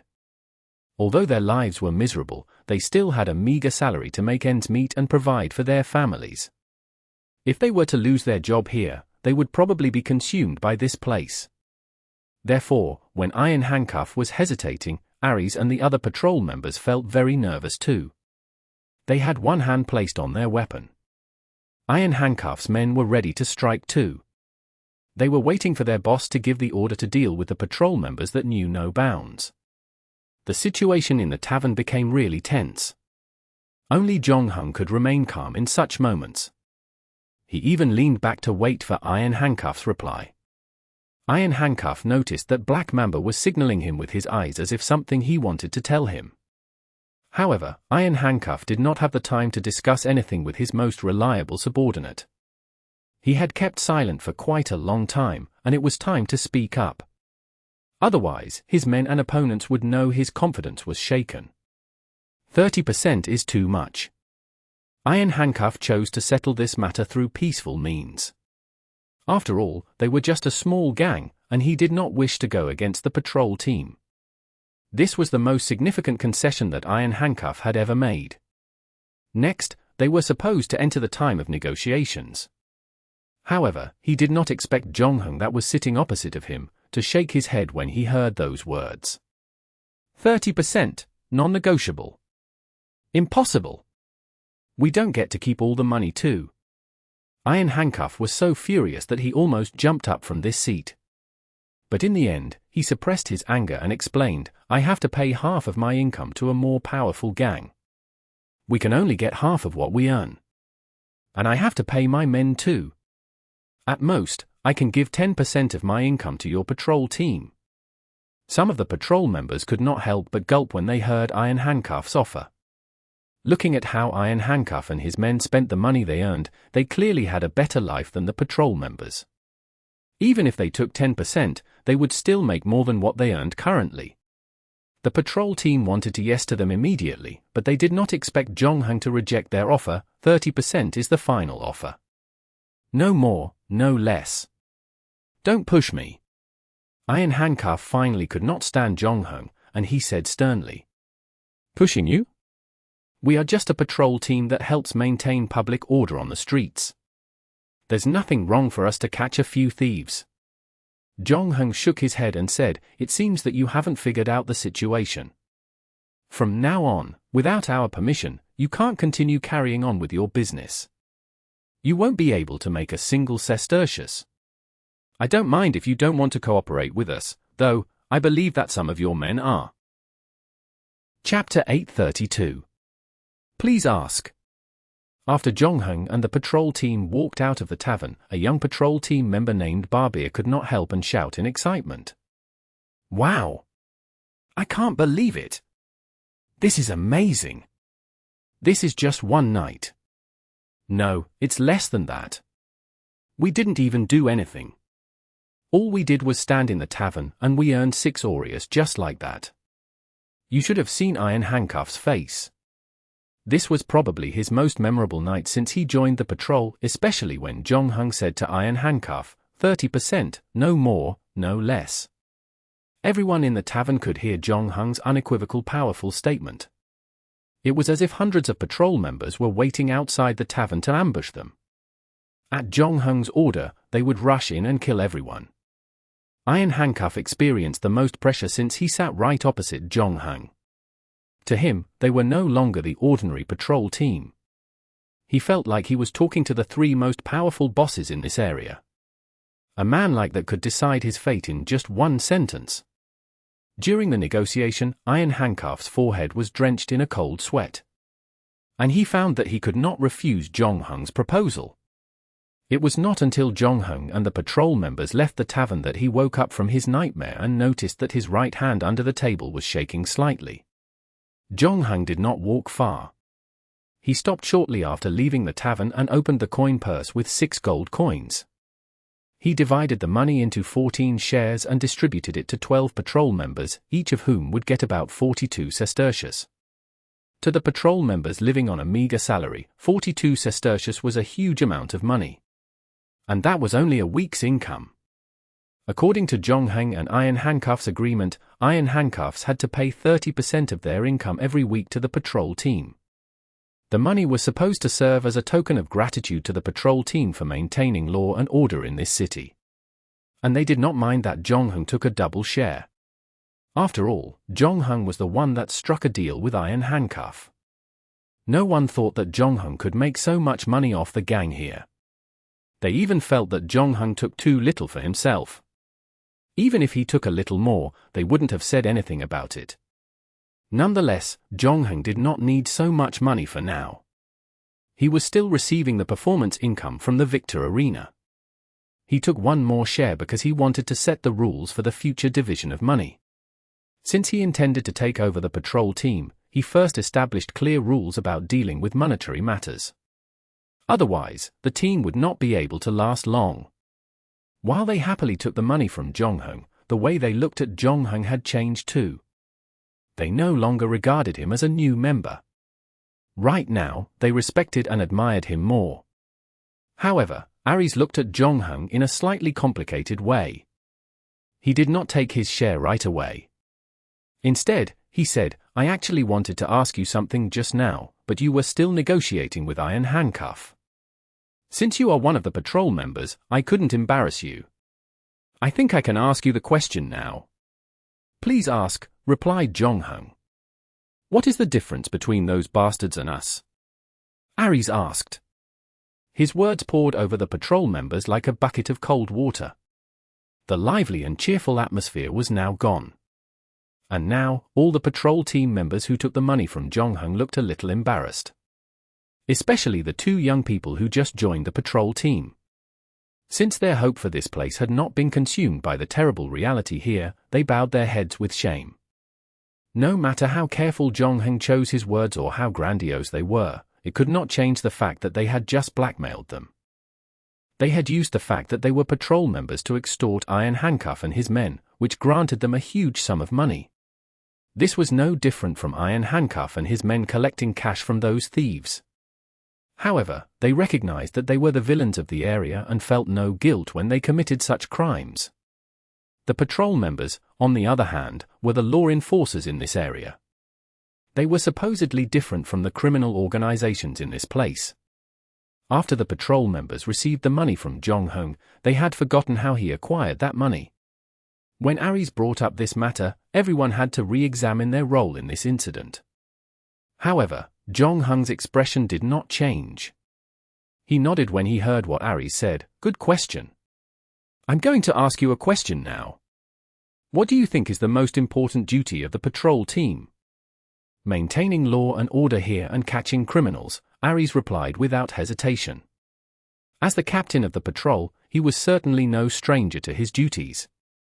"No offense, but before I came, how well did you do?" Ares was silent when he heard the question. After a while, he spoke again. "We are not doing very well. That bastard Iron Handcuff is right about us. No one is afraid of us when we patrol this place. The residents here will not cooperate with us. This has caused the patrol team to carry out their duties ineffectively. We don't have enough manpower and funds, and we can't do anything. All we can do is watch the situation get worse and worse. As the captain of the patrol team, I carry the most responsibility. However, I have been telling the new members not to be nosy." Ares laughed at himself. "I know I look like a coward in your eyes." After hearing what Ares said, the patrol members felt sad, reminiscing the state the patrol team was in during their early days. Ares wasn't exaggerating. Although life is hard, we still cling on to it. And we haven't done anything that breaks the law. It's admirable. I'm serious. Given the situation that you are in, it's amazing that you can do that, Jong-hung said. But if you really want to carry out your duties well, I'm afraid you need to sacrifice some of your self-esteem and pride. Maintaining your moral superiority will not make this a better place. You have been here for so long. I believe you should understand what I just said better than myself. I know how to be flexible. Ares frowned. Blackmailing Iron Handcuff can make us rich, but I don't see how it can make this a better place. After losing so much money, Iron Handcuff will make his thieves work harder. In other words, the security of the 3 streets around here will further deteriorate. For now, this is my plan. However, please don't think that I'm only here to help the patrol members earn pocket money. This is just the beginning, Zhonghang said lightly. When we unite all the big and small forces here, we can formulate a new set of orders and rules. Chapter 833. Same goal. You want to unite all the large and small forces here. Ares was frightened by Zhonghang's plan. It wasn't just him, the other patrol members were just as shocked. After all, blackmailing Iron Handcuff and coming out with a new set of rules to govern this chaotic place were two completely different things. The number of people in Iron Handcuff's gang was just a speck of dust in this place. Iron Handcuff could rough up this area's thieves, but he was only a small-time gang boss in this entire place. There was nothing he and his men could do in the face of other bigger forces. On the other hand, Iron Handcuff's manpower was twice that of the patrol team. If they had started a fight in the tavern just now, 80% of the patrol team would be unable to deal with all of them. It was hard dealing with a small-time gang boss like Iron Handcuff, let alone dealing with the bigger gang. Thus, Ares and other patrol members started to doubt the authenticity of Zhonghang's plan. Unlike Ares, they probably expected Zhonghang to lie. Although what Ares had said was the right thing to do, most of the patrol members still hoped to make more money with Zhonghang. It was, however, also important that they did not lose their lives for the sake of making money. Yes. We'll have to do this step by step, Zhonghang said. As a patrol member, we are the perfect candidate to collect security fees from those gangs. However, we mustn't stick our noses in their fights. At least that's the case for now. If we are careless, the other gangs might oppose us and, worse, join forces to eliminate us. For now, we need to take down Iron Handcuff and his gang. We'll use them as the foundation to absorb and cultivate smaller forces willing to swear loyalty to us. After we accumulate enough strength, we can launch an attack on the medium forces in this place. And finally, the large forces. Zhonghang explained his action plan as simple as possible. However, everyone still looked baffled after they heard his plan. After a while, Barbier spoke. Can you tell us what we need to do next? I just said that we need to take down Iron Handcuff and his men first. Haven't we already done that? Babil asked in confusion. Oh, you seem to have misunderstood something. We just took money from them. Do you really think that Iron Handcuff and his people will give in to us so easily? Taking 30% of their income is too much. It's enough for them to risk their lives to fight with us. What? The patrol members were greatly taken aback. Don't worry. He doesn't want to make things worse. Otherwise, he would have attacked us at the tavern just now. After this, he will only target me alone, Zhonghang said. If he is not stupid, he should know that I'm the mastermind. After all, the patrol team had always behaved well before I arrived. As long as they eliminate me, their problem would be automatically solved. Is he going to kill you? Barbier's expression tightened. That's not necessarily true. I am also a member of the patrol team, after all. The best solution for them is to teach me a lesson and drive me out of this place. Zhonghang said calmly.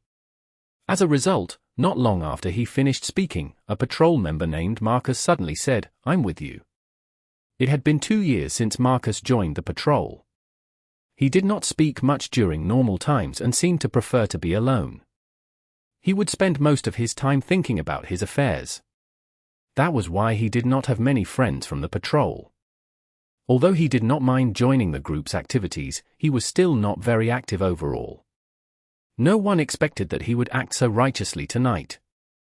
To everyone's surprise, he was willing to side with someone he barely knew for a day. He seemed to be planning to deal with the upcoming troubles with Zhonghang. Marcus explained, I didn't do this entirely for justice. You did a great job in the tavern earlier. And you are smarter than all of us. Since you know that insisting on asking for 30% of Iron Handcuff's income will force them to make a move on you, you must have thought about how to deal with them later on. I think you are a more qualified leader than Ares. Instead of saying that I'm going to help you, it is better to say that I want to follow you. Zhonghang was a little surprised. He learned about the patrol earlier. And he did not care much about other people except for Ares. Other than that, he also did not mind if they were willing to work with him, since he might drag everyone into the troubles that he caused. And strictly speaking, Zhong Heng only wanted to gain the patrol member identity. He did not care much about the other patrol members. To his surprise, he found a treasure here.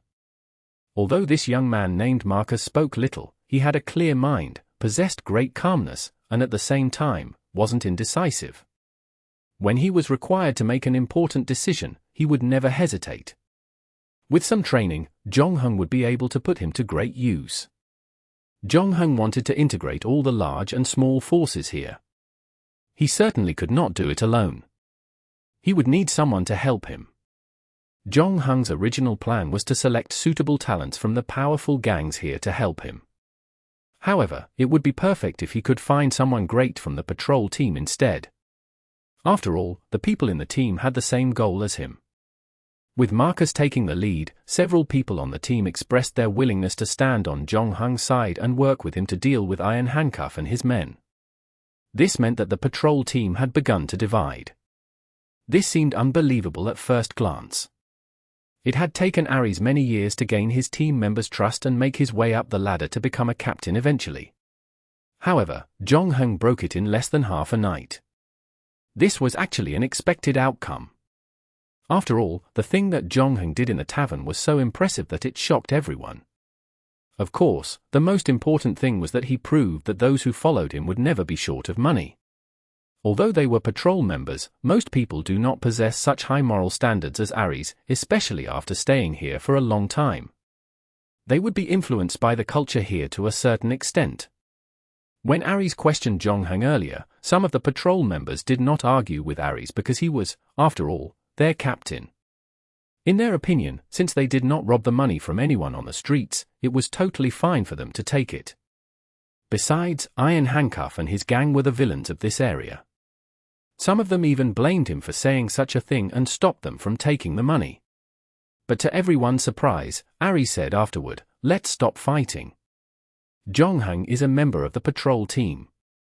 His business is the patrol team's business. How can we stand aside and watch someone attack him?" After speaking, he stretched out his hand.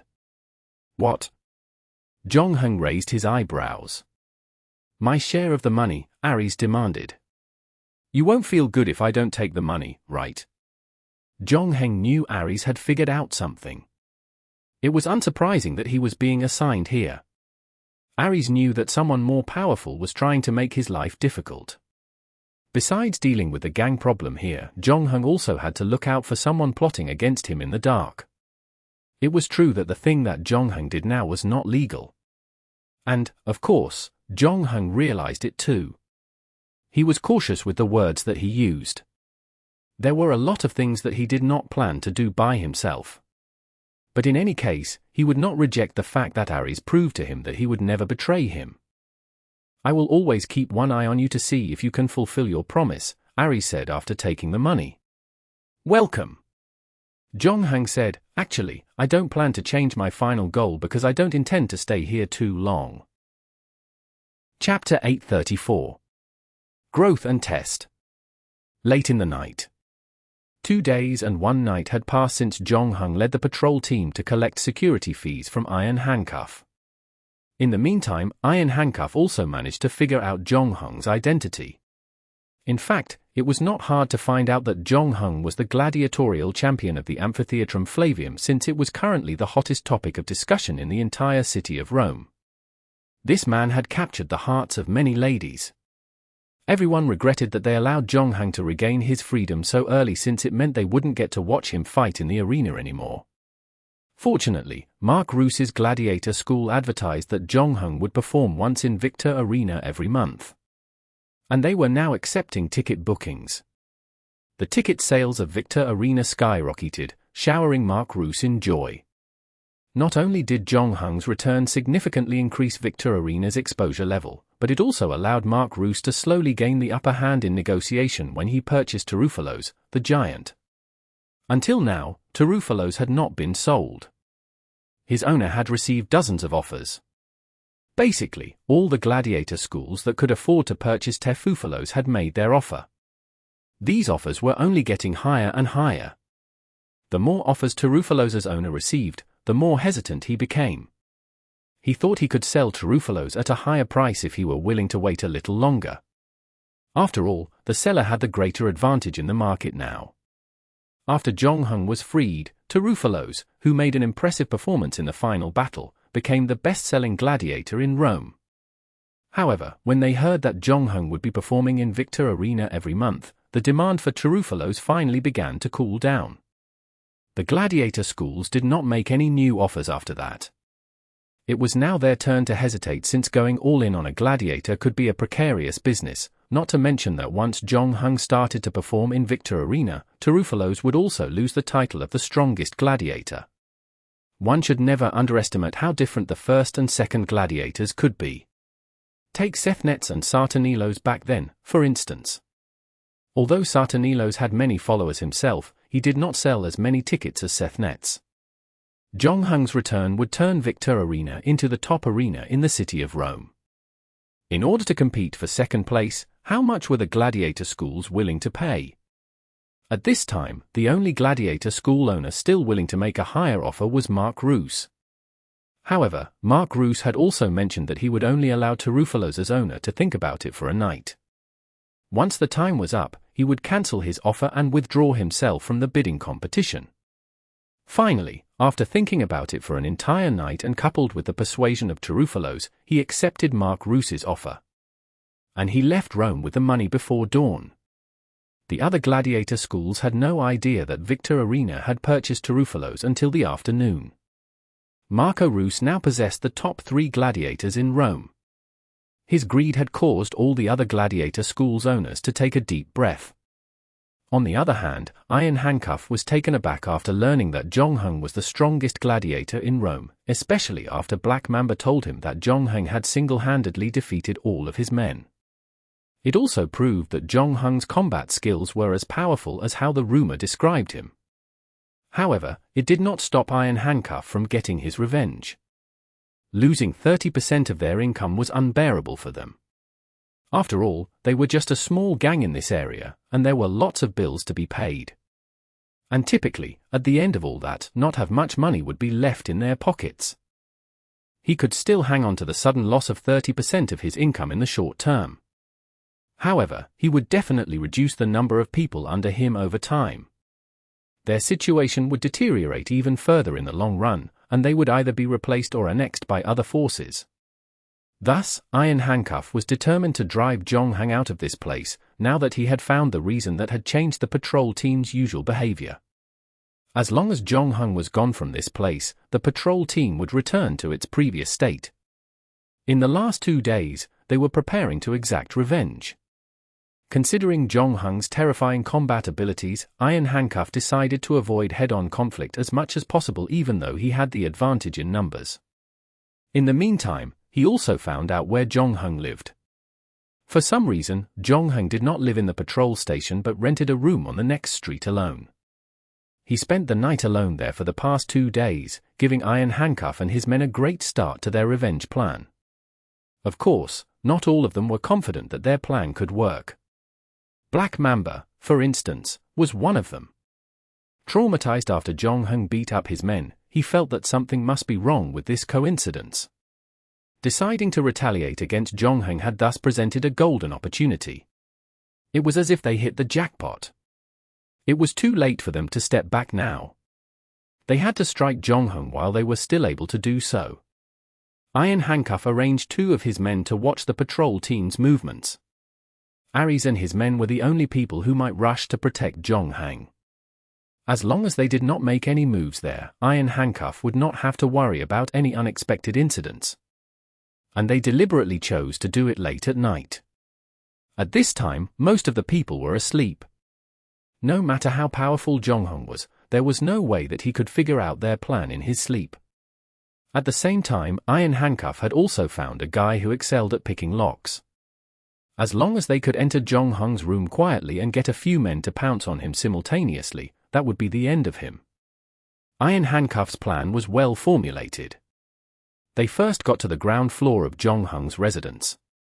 Iron Handcuff then assigned most men to block all the entrances and exits before putting the dwarf in command. As for him, he led 8 men upstairs, Black Mamba included, and asked the expert to pick the lock silently.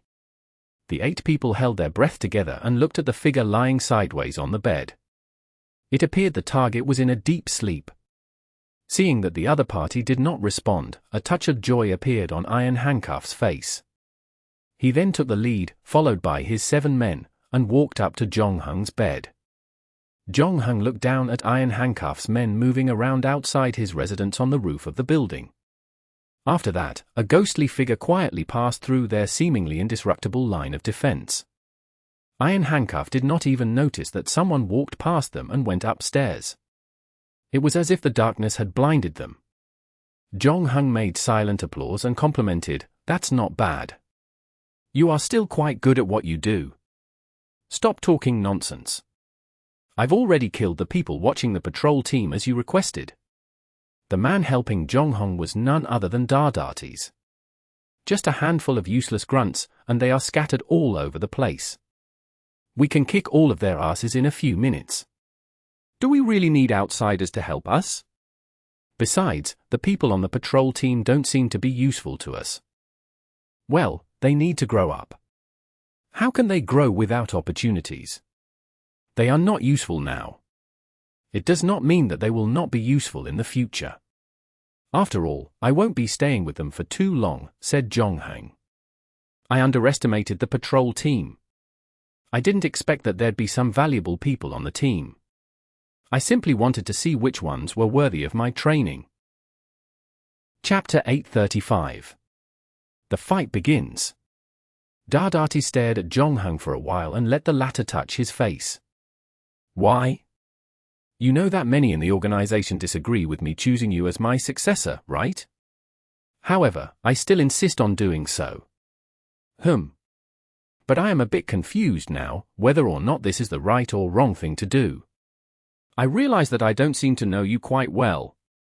Every time I meet you, you show me something I didn't know about. Like right now, I have never seen this side of you before. I never knew that you had such an excellent political skill set. To be honest, I am a little afraid of you now. What are you afraid of? Anyway, you are going to retire soon. Whatever happens after that has nothing to do with you anymore, Zhongheng replied casually. You are right, Dadatis seemed to be relieved. After a while, his expression became solemn again. However, if you wrong Balance Blade in the future, you better watch out for your life. No matter where I am and how old I will be, I will come back and find you. You'd better stay alert every time you eat and sleep because I will pierce your throat with my dagger when your guard is down. Don't be so angry, old man. Zhongheng was calm. You know me. The reason I joined Balance Blade was that I wanted to read the book stored in the secret library. Dadatis was left speechless. Your talent blinded me at the beginning. I knew that I should have gone for someone else as my successor. Forget it. How long will it take to deal with things on your side? If you are asking about Iron Handcuff, we can solve this problem by tonight. If you are asking about the security situation here, it will take at least 2 months before Commodus notices the changes. Dadatis was shocked. You can integrate all the big and small forces here in 2 months. Not so fast. The situation here is very complicated. Even I have to spend some time to sort out the problems here. But after 2 months, we should be fit enough to handle the assessment, Zhongheng said. The problems were rooted deeply in the heart of this place. It was not easy to get to 60 points from 0. However, it was definitely easier to get from 0 to 30 points than 60 to 90 points.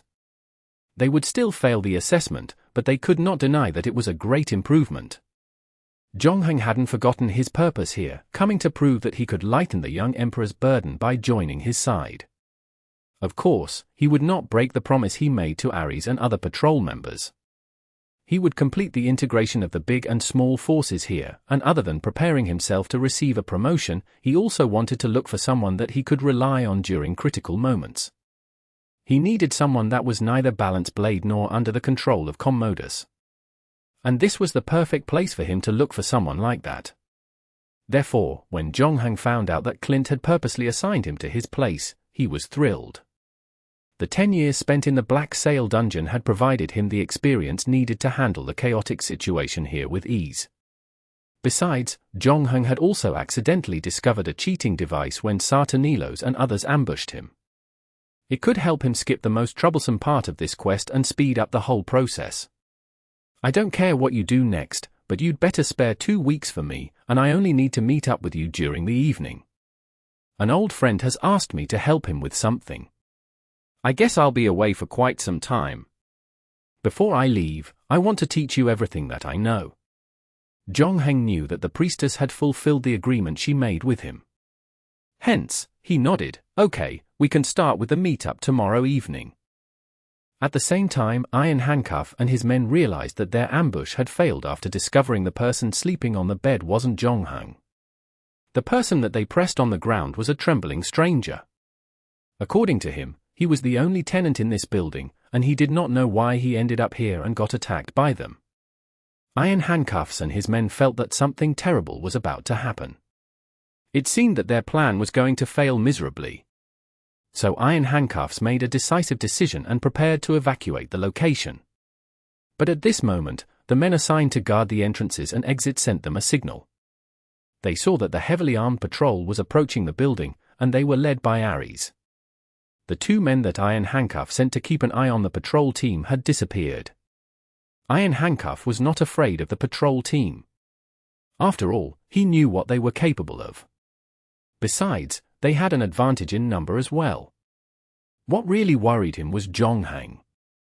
He had no idea where Zhongheng was right now. When glanced at the patrol team, he saw that Zhongheng was not among them. Immediately, he was hit by fear that surged from the bottom of his heart. His worst nightmare was about to come true. When he walked out of the room with his men, he saw Zhongheng at the end of the corridor. He held 2 Persian swords, waiting for Iron Handcuff and his men to walk past this corridor. Iron Handcuff had never seen Zhongheng fighting before. Currently, he believed that 8 of them was more than enough to deal with Zhongheng. And if they could not win, he could simply run away. On the other hand, Black Mamba was trembling in fear. Before he could warn Iron Handcuff about Zhongheng, they saw the latter charging them with his swords. At a critical moment like this, Iron Handcuff had to show his courage to his men. He knew that Zhongheng defeated Black Mamba and his 7 men, and as gang boss, if he failed to lead by example, everyone would surrender without putting up a fight. Fortunately, his right-hand man, Broken Finger, would be fighting by his side. Black Mamba's status in the gang was slightly higher than that of Broken Finger. He was better at getting along with his subordinates and others. In terms of strength, Broken Finger claimed the first spot in their gang. Iron Handcuff had spent a lot of effort making Broken Finger succumb to him during the early days. Still, fortunately, Broken Finger had repeatedly proven that his efforts were not in vain on almost every critical moment. Thus, Iron Handcuff firmly believed that this time, Broken Finger would prevail as well. The 2 attacked Zhongheng simultaneously, one on the left and the other on the right. A second later, the 2 knelt in sync. Zhongheng had no intention to spare their lives because Iron Handcuff and Broken Finger had grievances with him. Even if he managed to make them succumb to him, Zhongheng doubted that they would be of any use. It would be better to choose another person to take over the gang. No matter who Zhongheng chose, he still had to eliminate Iron Handcuff and Broken Finger. Otherwise, the new boss might risk killing by them. Therefore, Zhongheng showed them no mercy and slit their throats without hesitation. Black Mamba and others were low in morale in the beginning. Their last ounce of courage to fight with Zhongheng disappeared when they saw what happened to their boss. Immediately, they turned around and wanted to run away. They would rather jump off the building, risking broken legs, than face Zhongheng. And Zhongheng was not in a hurry to go after them. He first went downstairs to check the situation. In terms of numbers, the patrol team was still at a disadvantage. And their combat skills might be weaker than their opponents as well. However, since Iron Handcuff's plan failed miserably, his men had lost the will to fight. They did not even get to carry out their backup plan. The sudden appearance of the patrol team had caused panic within them. Iron Handcuff had brought all the elites to go upstairs to deal with Jongheng, while the dwarf was left downstairs to lead the battle. Unfortunately, fighting wasn't his best suit. When they saw Black Mamba and the rest of the gang members jumping down from the buildings, their last hope was crushed. They were almost frightened to death, and they shouted that Iron Handcuffs and Broken Figner were dead. This bad news had caused the rest of the gang members to put down their weapons and surrender. And this marked the first victory of the patrol team. Chapter 836. I'm in. Ares actually had some worries before tonight's battle. As captain, he knew about the strength of his patrol team reasonably well. Although they trained every day, their combat experience was still not enough to handle a real battle. Besides, they hadn't even fought with those small-time thugs that caused trouble on the street, not to mention that Iron Handcuff's gang had more people than them. However, the course of the battle afterward went beyond his expectations. The patrol team did suffer some losses when they fought with them, but since Iron Handcuff's men did not expect that the patrol team would appear suddenly, they were caught off guard. They fought very carefully and did not take the opportunity to attack them aggressively. When the patrol team gradually got used to the battle rhythm, their previous training finally showed some results. Of course, everyone performed differently. Some people were determined to execute Ares's orders step by step, while some felt uncomfortable when they saw blood, and it slowed them down a lot. In contrast, the others seemed to have turned on a switch somewhere in their bodies, causing them to fight without fear. Among them, Marcus and two other young men who had only recently joined the patrol team spontaneously formed a small group to watch each other's backs during the fight. They even ignored Ares's orders. They left the patrol team and charged at the spot with most enemies after they had a taste of blood. Marcus took the lead and charged at the dwarf with both his short swords. The fear kicked in, and the dwarf immediately summoned 3 of his men to stop Marcus. And Marcus managed to kill one of them. However, it bought the dwarf more time to bring in more reinforcements. By the time Marcus realized it, he was already surrounded by more enemies. Marcus wiped a random enemy's blood off his face and formed a triangle formation with the other 2 patrol members. They then went into frenzy mode and killed all the enemies that charged at them. At this time, the dwarf was determined to go all out to deal with the 3 of them. He vowed to give these 3 patrol members who dared to mess with him a valuable lesson. Just when the 3 of them were about collapse, Black Mamba and his men jumped down from the building. It was at that time that the people downstairs realized that Iron Handcuff and Broken Finger were dead. Immediately, everyone lost their will to fight. Marcus and his comrades took this time to catch a breath. At the same time, Ares and the other patrol members had caught up to them. They then started to hunt down the rest of Iron Handcuff's gang members that were on the run. Among them, Marcus managed to kill the dwarf. Black Mamba hurt his legs when he jumped down from the building. However, he was lucky enough to have one of his men help him get to an alley. Not too long after that, Black Mamba heard a series of footsteps coming from behind him. Soap and the other patrol members seemed to be more nervous than Black Mamba. After all, there was a huge gap of strength between them. A single word from Black Mamba could seal the fate of Soap and the others. However, fate played a cruel joke on them. It was Soap and the others' turn to hunt them down. Looking at the few teenagers in front of him, Black Mamba's men were furious. "Do you wish to die now? Why are you coming after us? Get lost." Soap and others were taken aback, but they did not turn around and run. Instead, they walked a few steps forward, and at the same time, pulled out the daggers from their waists. "Boss Black Mamba, I'm sorry," Soap confessed. "Our task tonight was to kill you." After saying this, he seemed to have found some courage. He then looked at the other person. "As for other people, as long as they surrender, we will not kill them, and they will continue to receive income." "Receive income? Iron Handcuff is gone. Who else will pay us?" Black Mamba's men protested furiously. "Me." Soap pointed at his nose and said in a soft tone, "I will take over Iron Handcuff's business and manage the thieves in these 3 streets." "You?" Black Mamba's men were exasperated. "Of course, I can't do it alone. The people in the patrol will help me," Soap said. The only requirement is that I have to kill Black Mamba first. You are a puppet of the patrol team. Black Mamba's man suddenly realized. It would be inappropriate for the patrol team to manage those thieves. If they wanted to make more money, they had to support the person taking over Iron Handcuff's business. And that person was Soap. Soap was young, and his strength average. And he had no experience in managing people. Hence, it was difficult to convince anyone to obey his order. He was definitely not the best candidate to inherit Iron Handcuff's business. But on the other hand, he was easier to be controlled. The other reason Zhong Heng valued him was that he had a small appetite, and it was easy to satisfy him for now. It was not surprising that Zhong Heng chose him as Iron Handcuff's successor. Of course, Soap was just a puppet to him, and Zhong Heng intended to hand over the gang to Marcus. Black Mamba finally realized that the patrol team's true intention was to take over the gang. Such a thing was ubiquitous in this place, especially among the small forces. There were gangs and people being wiped out every day. During the early days, Iron Handcuff and his men fought hard to take over the business of controlling the thieves in these 3 streets. However, the people that attacked them this time were the patrol members. And it was something that had never happened before. Black Mamba grinned and smiled miserably. I lost the fight. I won't deny that. But don't have to kill all of us. I am different from Broken Finger and Iron Handcuff. I have always been a very peaceful person.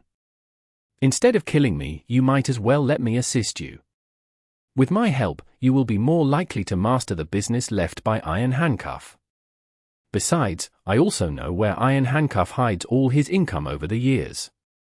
I will use all those money to buy my life. You can keep this money for yourself, and I will cooperate with you to keep it a secret. Soap and others were shocked when they heard Black Mamba's offer. Since they were just ordinary thieves, their families were not very rich. Earlier, Skinny Monkey's sister had fallen ill, and they had to use the money they stole to pay for her treatment. Now, with such a large sum of money placed in front of them, they also realized that Iron Handcuff must have earned tons of money after running the gang for so long. With this money, they could even consider moving out of this slum. Soap and others looked at each other. Black Mamba added another sentence at the right time. If you want to know more, come over. I can tell you more. Don't worry. I have no weapons. Black Mamba raised his hands while talking. Soap knew that he might be lying but could not resist the temptation of money. So he walked toward Black Mamba. He then bent down and said in Soap's ear, "Listen, Iron Handcuff hides his money at." When he spoke halfway, he drew a short knife from his cuff. Black Mamba knew that the only person that could fight a little was Soap. He was going to turn into an adult soon. As long as he dealt with Soap, he could eliminate the remaining 3 people easily. Besides, he still had his subordinate with him. Although he hurt his foot and could not catch up with others, he still possessed the strength to eliminate the remaining 3 people. But Black Mamba did not expect a dagger to pierce his back in the next moment. "Sorry, boss." Black Mamba turned around with his last straw of strength. And he saw his subordinate apologize to him. "Although you treat me well, I am really short of money. Since the new boss is still willing to pay us, I don't mind having a change of management." He then drew his dagger and nodded at Soap, who was almost frightened to death. He's lying. Iron Handcuff gambled away all his money. I will join your gang now, boss. Chapter 837. Changes. With the death of Black Mamba, the cleanup officially came to an end. As promised, Zhong Heng appointed Soap as the new boss and took over the gang left behind by Iron Handcuff. On the other hand, Marcus was responsible for communicating with Soap. Both knew that Zhong Heng intended to make Marcus the actual boss of the gang. However, since Marcus was still a patrol member, he was unsuitable to take over the gang. That was why Zhong Heng assigned Soap as the new boss. With that, Zhong Heng could guarantee the safety of Marcus to a certain extent. Neither of them had any objections. From a lowly thief, Soap had turned into a gang boss overnight, breaking away from the life requiring him to steal every day. It was definitely a huge jump and transition for him. What Marcus valued more, however, was not the newly minted power but getting Zhongheng to notice him. He seemed to have made up his mind to bet everything he had on Zhongheng. When the time came, he could withdraw from the patrol and take charge of the gang. But Zhongheng did not agree to his request, at least not now. While waiting to end this matter altogether, Zhongheng looked up, and Dadatis was long gone. Zhongheng retracted his gaze and clapped his hands to attract everyone's attention. He then said, "I'm very grateful to everyone for helping me tonight. All of you have fought valiantly and defeated a lot of enemies. I am proud of you. To express my gratitude, I want to invite everyone for drinks. I wonder if anyone is interested." Now, Ares was surprised. Although we won the battle, many of us still have injuries. Before he could finish, he heard someone say, "Those injuries are nothing. We have just endured such an epic battle. How can there be no alcohol?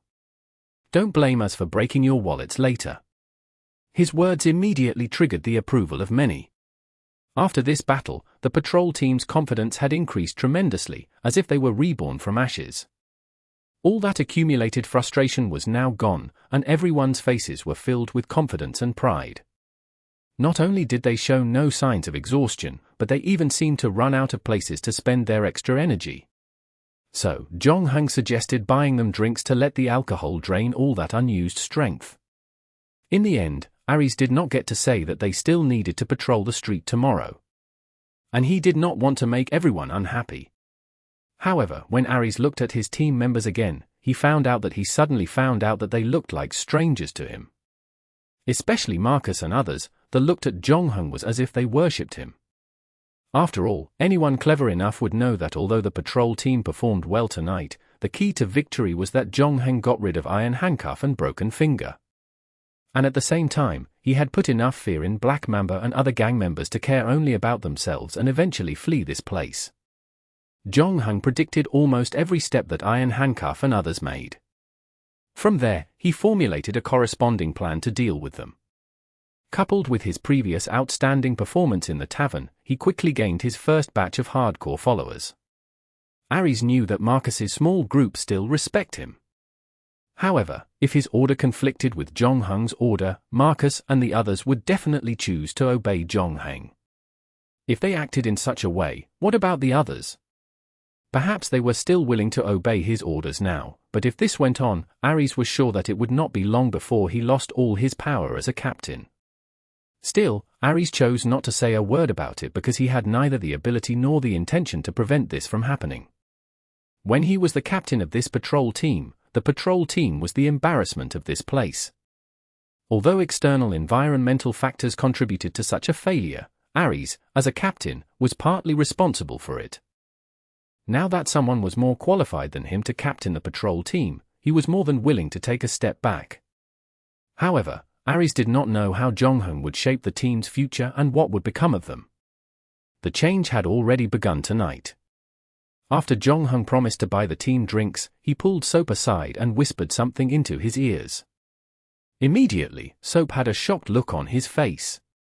And he kept on nodding after that. Soap did not expect that Zhong had no intention to stop after taking over Iron Handcuff's gang. Immediately, Soap was given a second goal, and he only had 2 days to settle down his gang members. It was at that time that Soap felt the pressure bearing down on his shoulders. Only then did he realize that it was not easy to become a puppet. He figured that he might need to go through a battle of a larger scale in the future. And he did not know how long he could live.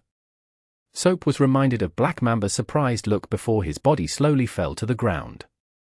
He could not believe that he felt sad for Black Mamba. Would this be his fate in the future? Since he had entered this line of work, he now had to endure the dangers that came with it. Only by constantly and relentlessly climbing up would he have a sense of security. After realizing this, Soap felt that he had to make some changes as well. Perhaps after dodging Black Mamba's attack, his mind had undergone some subtle changes. He was very close to Skinny Monkey and the others, and although they were not blood-related, they were like brothers.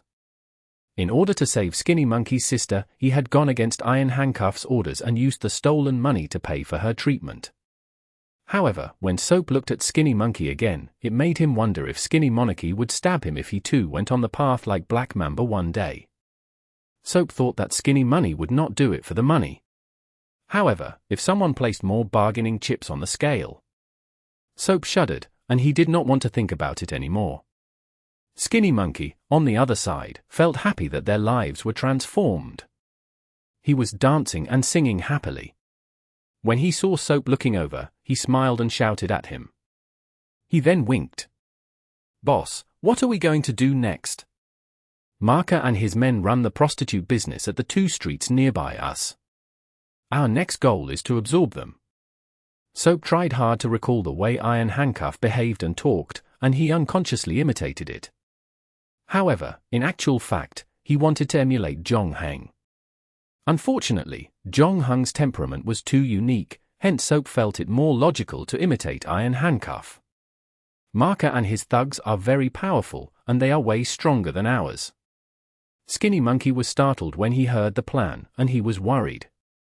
"It doesn't matter if they are more powerful than us. We will always find a way to defeat them," Soap said afterward as though patting himself on the back. After that, he repeated it again, with a firm tone. "We will definitely find a way." Iron Handcuff and his gang of thieves were just an inconspicuous, tiny force. Hence, the change of boss in the gang did not attract too much attention. After Soap took over the position, he did not reduce the gang members' income. So, it did not matter to them who the boss was anymore. However, the changes in the patrol team were witnessed by many residents. The main reason was that they had changed their spirits. When they patrolled the street, they were no longer fearful of the thugs. Instead, they held their heads high, and they even got themselves a set of new weapons and armor. Now, and they finally looked like a formal patrol team. Chapter 838. Farewell. Recently, Zhong Heng experienced his tightest schedule ever. During the day, he had to deal with the expansion of his power. When they first took over the Iron Handcuffs gang, they were just a small and inconspicuous force. But afterward, the newly appointed boss, Soap, discarded his cowardice and transformed himself into a mad dog.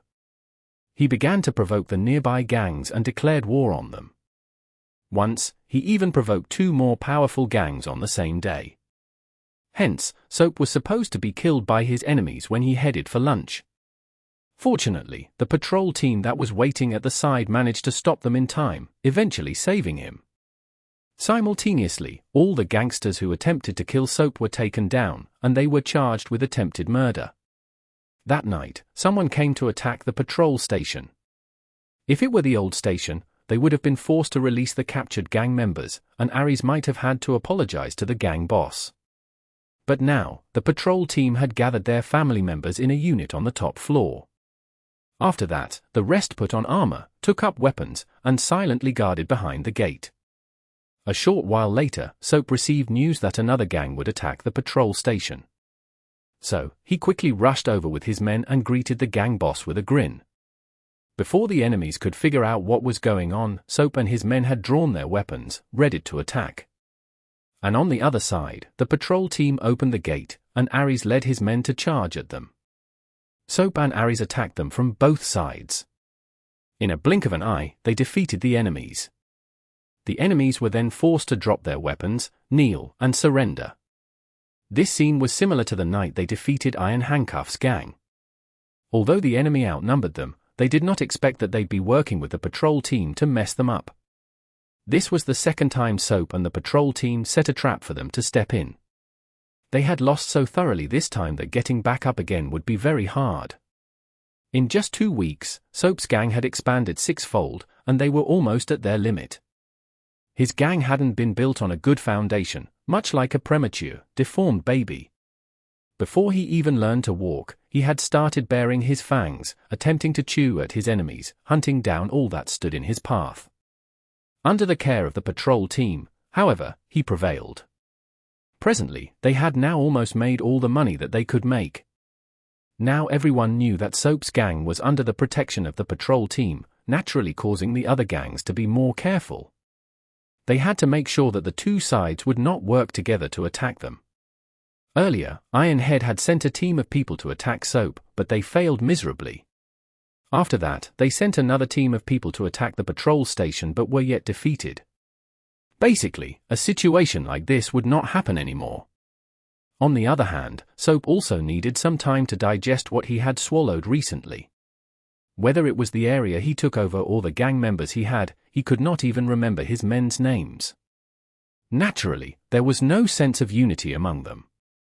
If he was not paying them, his men would have run away and joined other gangs.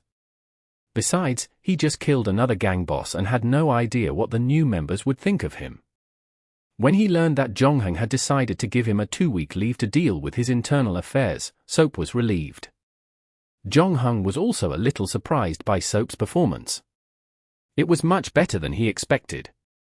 Considering the latter's background, Jongheng initially thought that he could expand his power by 2 or 3 times, but he did not expect that he would exceed the limit of growing further.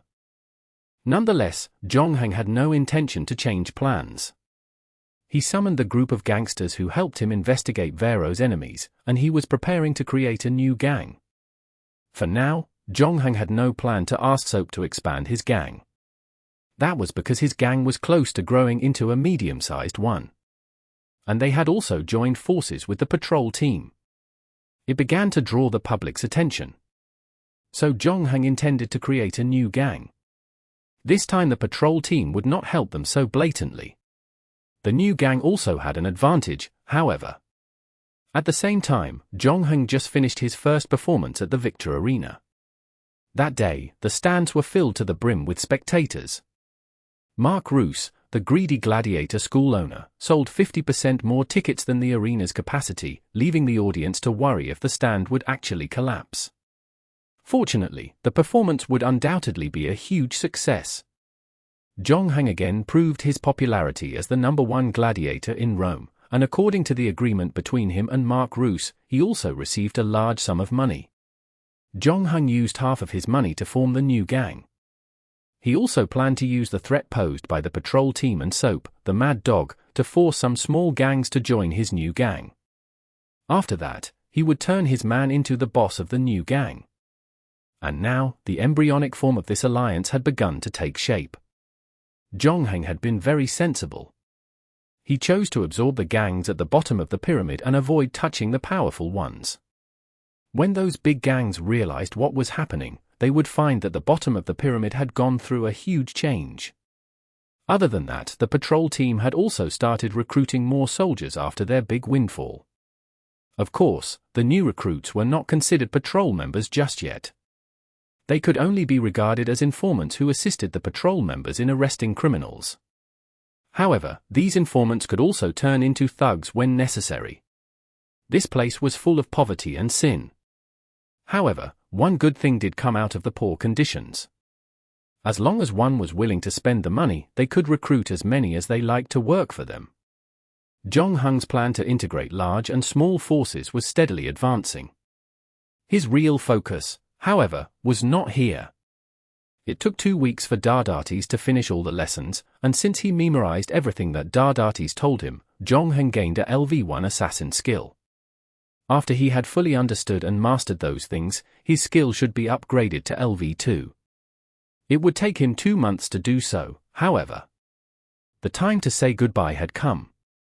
Dadatis told Jongheng that he had taught him everything he knew.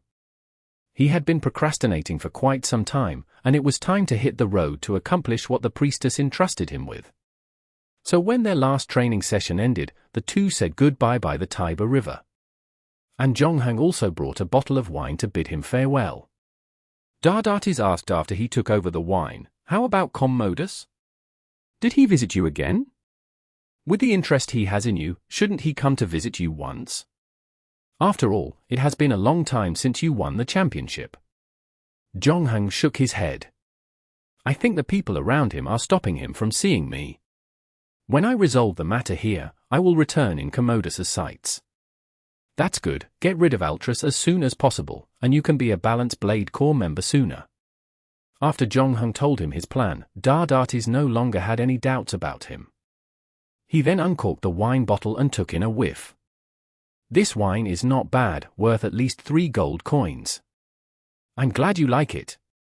Jonghung was not short of money now. Dadatis then pushed the cork into the bottle again, and he sighed. Do you remember what I said before, where the hound killed one of us? They have not done anything for a long time, and that's not a good sign. I've been a little nervous recently, and I feel that something big might happen soon. Did your god not tell you the answer? Jonghung asked rhetorically. Watch your mouth. The priestess often tells me that you are rude and disrespectful. Dadatis was displeased. Then, did she tell you that she planned to throw me into the river? Anyway, you are going to be one of us soon. Try to get along well with your companions. Given the distrust that the other members have toward you, you can only talk to the priestess if you have any questions. I will tell you how to contact her later, Dadatis said. Jonghung shrugged. You have the final say. I thought I could stay with you a little longer and arrange everything for you, but it now seems that you can only rely on yourself. Dadatis sighed again. Don't worry. I can handle the tasks given to me. Don't be long-winded. Hurry up and go your way. You are so old. It will take you much time to get to your destination, Jonghung said. In that case, let's say goodbye here. Dadatis stopped walking. I also left a gift for you. Due to your bad attitude, I decided not to tell you where I placed it. Figure it out yourself. Dadatis finished his last sentence and felt a lot more comfortable. He winked at Jonghung again before he jumped on the boat by the river. Chapter 839. Your heart jumps too fast. Although Dadatis did not tell Jonghung where he hid the gift, it wasn't difficult figuring out the answer. Dadatis was a very cautious person. The two usually met at night, and they had only been to a couple of places. All he needed to do was go to each of those places and cross them out one by one. After sending Dadatis off, Jonghung went to a small bathhouse, which was very close to where he lived. Considering it was only open during the day, Dadatis selected it as their temporary training ground at night. After making some deductions, Jonghung figured Dadatis would have most likely hidden the present here. Jonghung was very familiar with this place.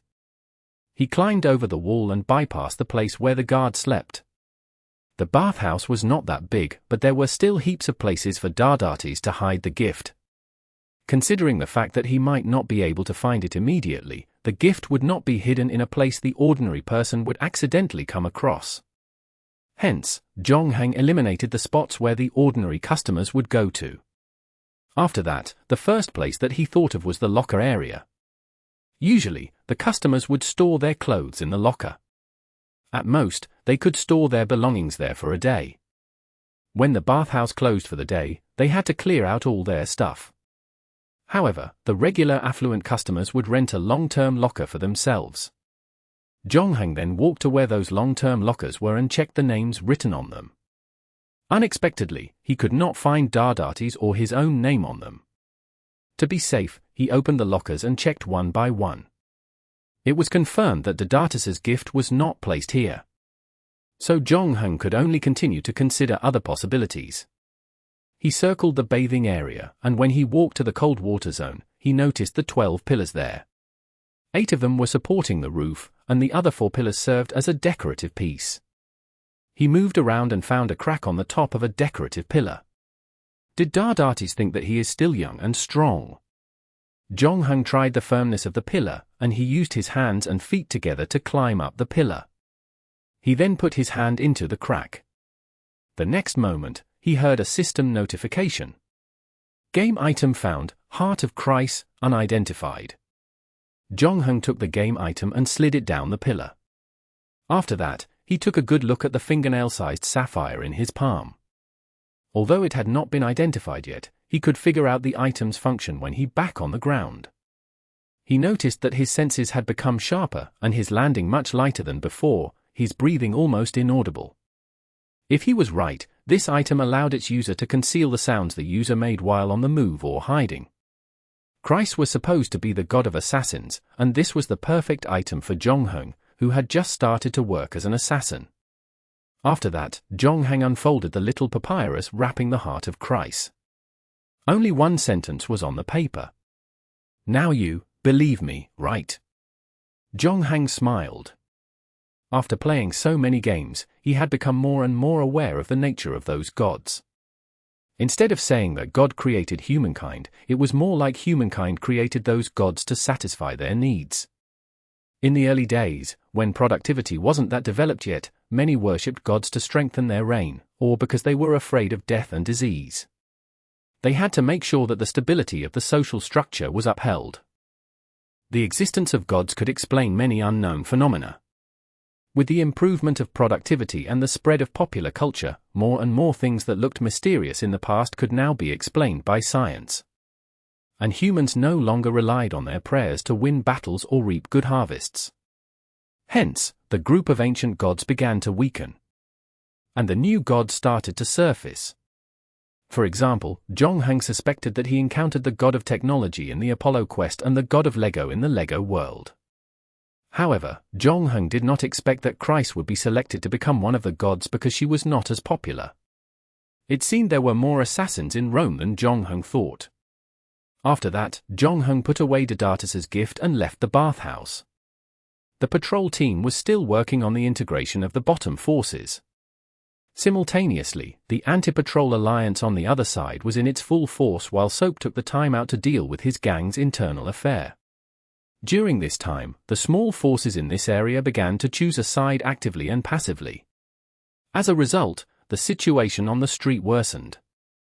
Sometimes, two different gangs would just randomly fight on the street. However, Zhonghang had no intention to stop them from having conflict. Instead, he wanted to make use of the conflict to eliminate some of the unstable forces. With that, his people would have better control over their forces. His plan had been going on smoothly and faster than he expected. Unfortunately, an accident still happened in the second week.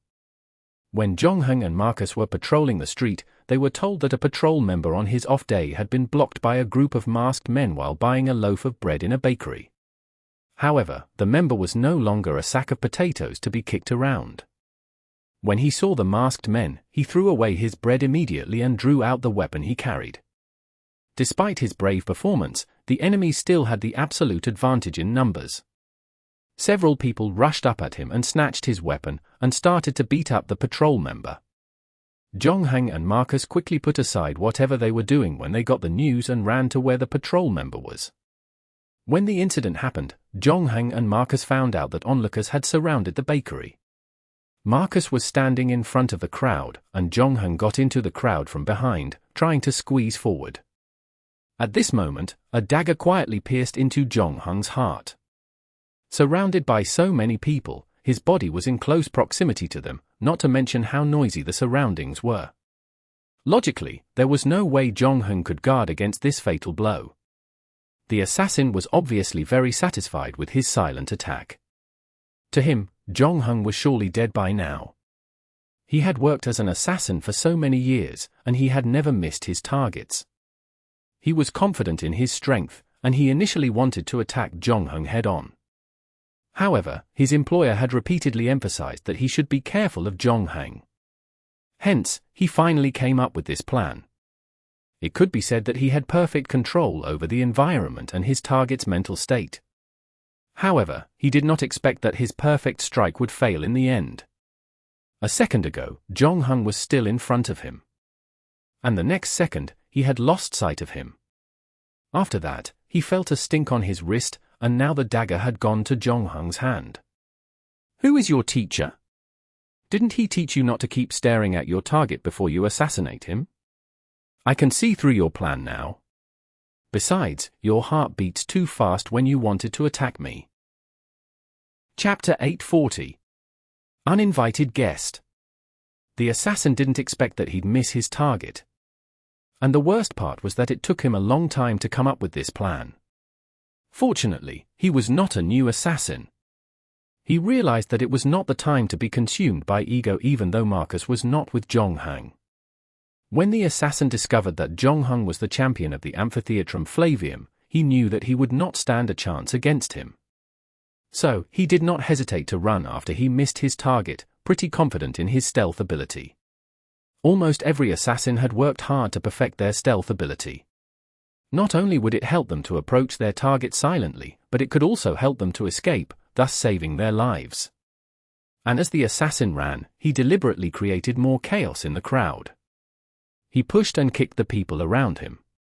The people he chose to mess with looked like they had bad tempers, instantly angered when the assassin irritated them. The assassin, however, made sure that the men that he annoyed wouldn't know that he was the culprit. Since they could not find the instigator, these hotheads had to vent their anger on the people around them. Soon, more people had started fights, making the whole place even more chaotic. The assassin turned around, looked back, and saw that Zhongheng did not come after him. He just stood still and watched quietly from a distance. This gave the assassin a little relief. He did not lower down his guard and stop running, however. After escaping the mob, he plunged into the nearby alleys, running across in one go. Only then did he slow down a little. Next, he changed clothes quickly, walked out of the alley, and pretended to be a customer in front of a small stall while actually scrutinizing his surroundings. After confirming that there were no suspicious people around him, he stood up. But what he did not notice was that a pair of eyes were trailing him from the other side of the roof. Zhongheng wasn't in a hurry to rush to a confrontation since the man below him was just a hired assassin. In other words, the things he knew would be very limited. In all fairness, however, his skills as an assassin were pretty good. Zhongheng figured that he could be one of the best assassins among his peers. In terms of assassin skills, he was currently better than Zhongheng. However, the potential of the two wasn't something that could be compared. Zhongheng's teacher was Dadatis, and he was among the world's best assassins. For now, Zhongheng had not yet mastered everything that Dadatis taught him. Fortunately, assassin skills weren't the only skill that he learned. He also had the Heart of Christ with him, a perfect item to track someone down since it allowed him to move around without a single sound. Zhongheng tailed the assassin all the way, wanting to see who he would come into contact with next. Considering how he had taken such a long time to prepare and execute this plan, then failed miserably, he would obviously need to give his employer a good explanation. After that, the assassin walked into a laundromat. Zhongheng knew that it belonged to a small gang from this area. Having also joined the Anti-Patrol Alliance, this gang was one of the more aggressive groups that had always promoted violence. Their goal was to curb the patrol's growth. However, Zhongheng made no moves when he entered the laundrette. After that, he waited for about a quarter of an hour before the assassin came out of the shop, personally escorted out by the small gang's boss. Zhongheng then waited for his target to walk for a considerable distance and began tailing him again. If it was someone else, they might have thought that the small gang's boss was the one that hired the assassin to kill Zhongheng. After all, Zhongheng was working his way to becoming a full-fledged assassin. Earlier, he had learned from Dadatis about how an assassin's mind worked. Excluding the incompetent ones, most assassins would have a handler. The handler would help them to scout for more business opportunities, and at the same time, negotiate with their employers as well. When the salary was agreed upon, the employer would tell the handler they wanted the assassin to eliminate. After completing the task, the handler would take part in the assassin's reward as his pay. Their pay was about 10% to 20% of the assassin's reward. This was done to protect the employer. Even if the assassin was caught while carrying out the mission, they couldn't tell who their employers were. Secondly, doing this protected the assassin and prevented the employer from killing the assassin after completing the task. And this assassin who dared to attack him was good. Obviously, it wasn't the random lyncher that one could pick off the streets. It made no sense for him to contact his employer after he had personally failed the mission. At the same time, Zhongheng was very patient about it. He followed him for about half an hour before the assassin walked into a butcher shop. The butcher shop's owner obviously knew him, seeing how he did not ask his customer what he wanted to buy. After confirming that there was no suspicious person behind him, he opened the side door and allowed him to enter the backyard. Once he got there, he put down his guard entirely and complained, "What kind of job did you pick for me?" In the backyard, a Samaritan who was blind in one eye dangled a bag of gold coins. And there was a wonderful melody coming out from it. He raised his head when he heard the question. He is the champion of the Amphitheatrum Flavium. Didn't you say you can deal with him? I asked for 300 gold coins from the person so you could complete this task. You can go on retirement once you complete this job, and I can also make a lot of money. How did it go? Please tell me that you have completed the task.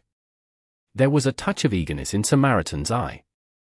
It's a pity that I brought you bad news this time. I failed the task. The assassin shook his head. How is that even possible? You are my best assassin. You said that the gladiatorial champion possesses only a strong frontal fighting ability, and he was no different from ordinary people. The Samaritan had a hard time accepting the bad news. I don't know how he dodged my fatal attack.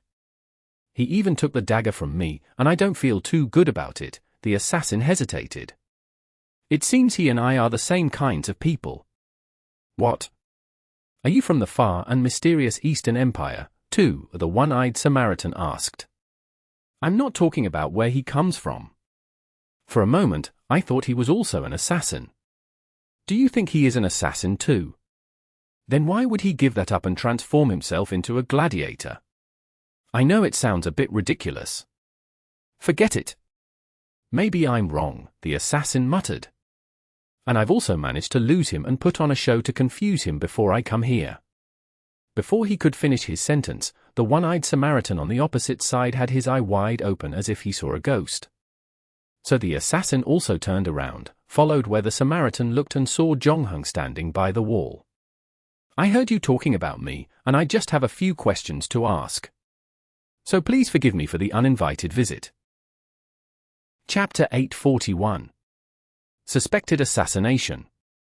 When the assassin saw Jongheng, he was terrified. He was supposed to be a master of stealth, yet failed to realize that he was being followed. And he had been followed for a long time, from the laundry shop all the way to the meat shop. And Jongheng had waited until the assassin met his handler before showing up. When the assassin was reminded of the strange feeling he got earlier, he could not help but ask, Are you also an assassin? Unfortunately, it's still my turn to ask the questions. Jongheng raised his eyebrows, and he turned around to look at the one-eyed Samaritan. It appears you are his handler. If so, you should know the person paying you for this service, right? Tell me. Who wants me dead?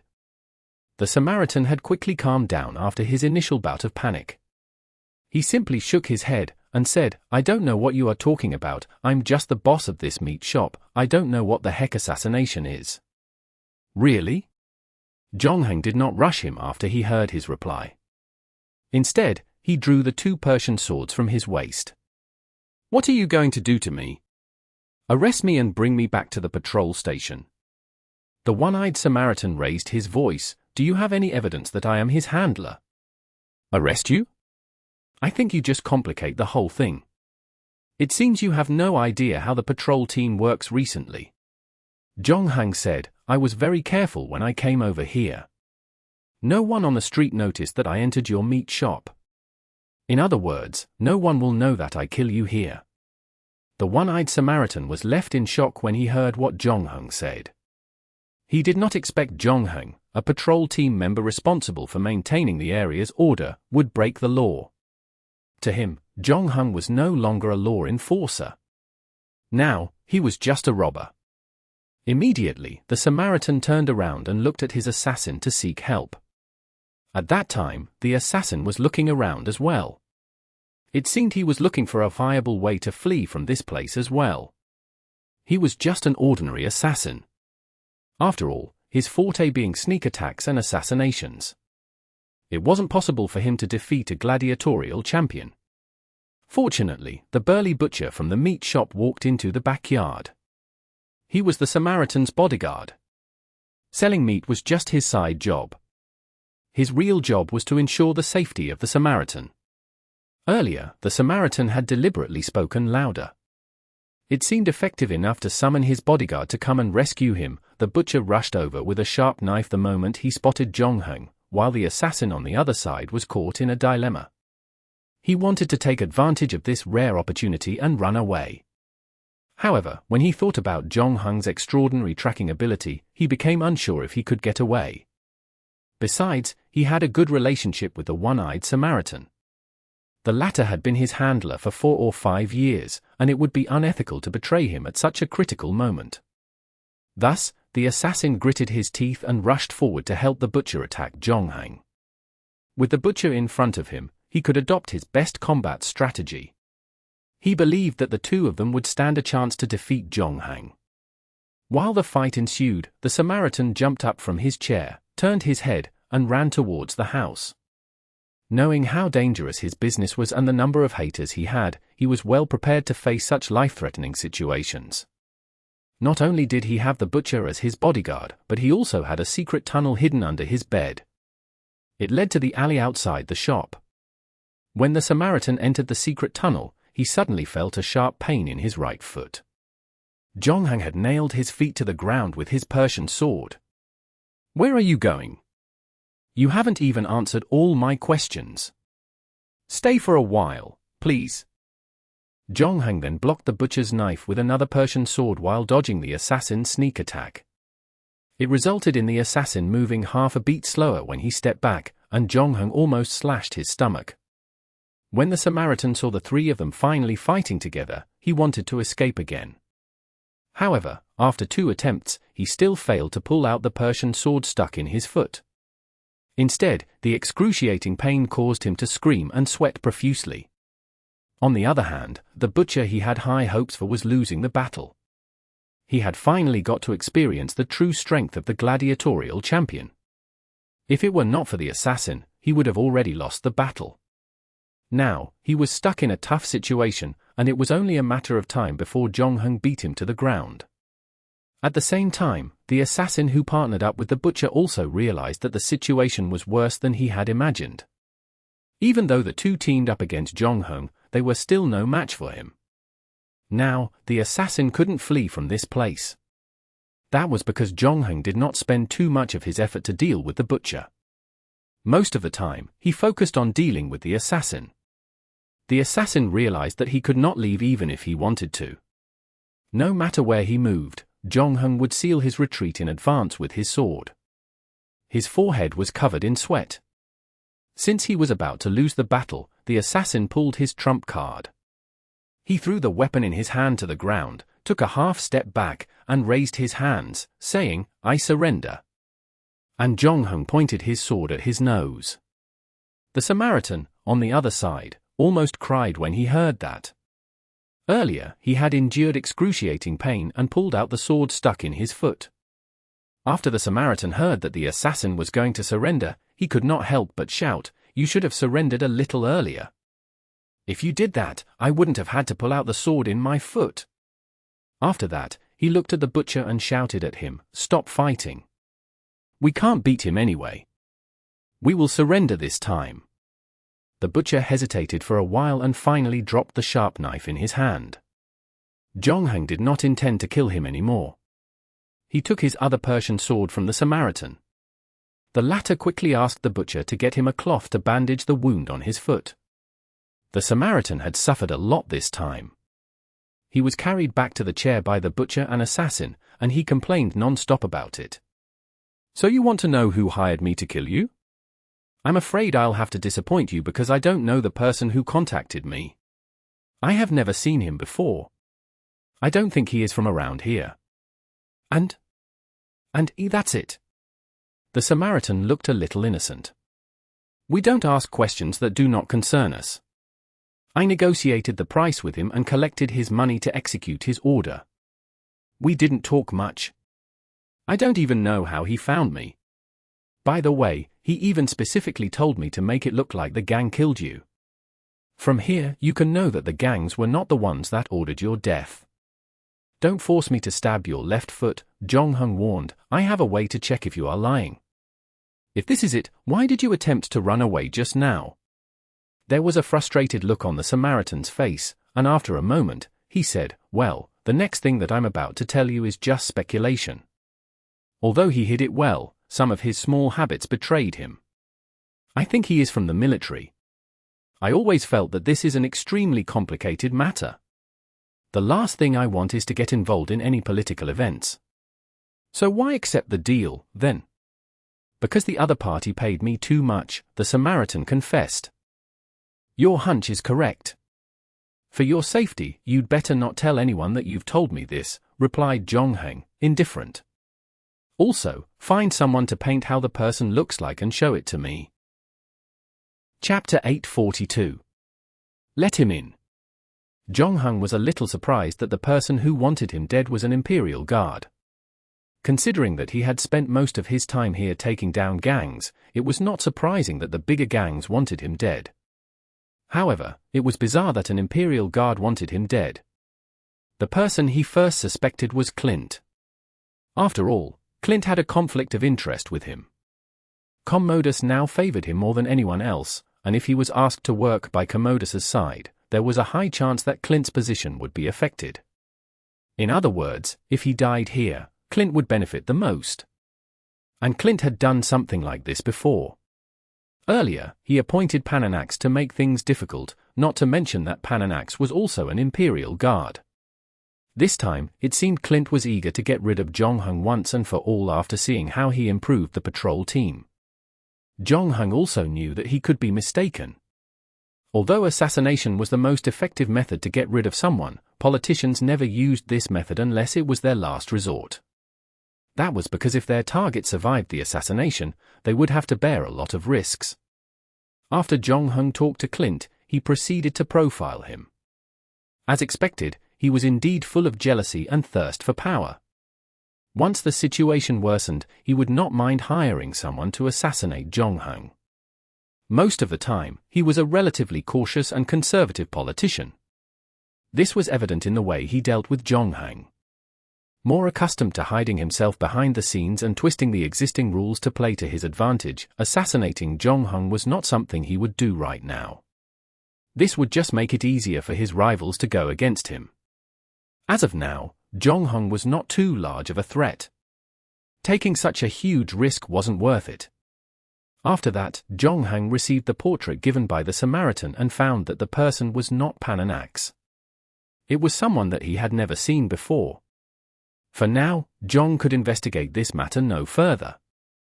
The only thing he could do was ask the Samaritan to scrutinize the Imperial Guard that struck a deal with him.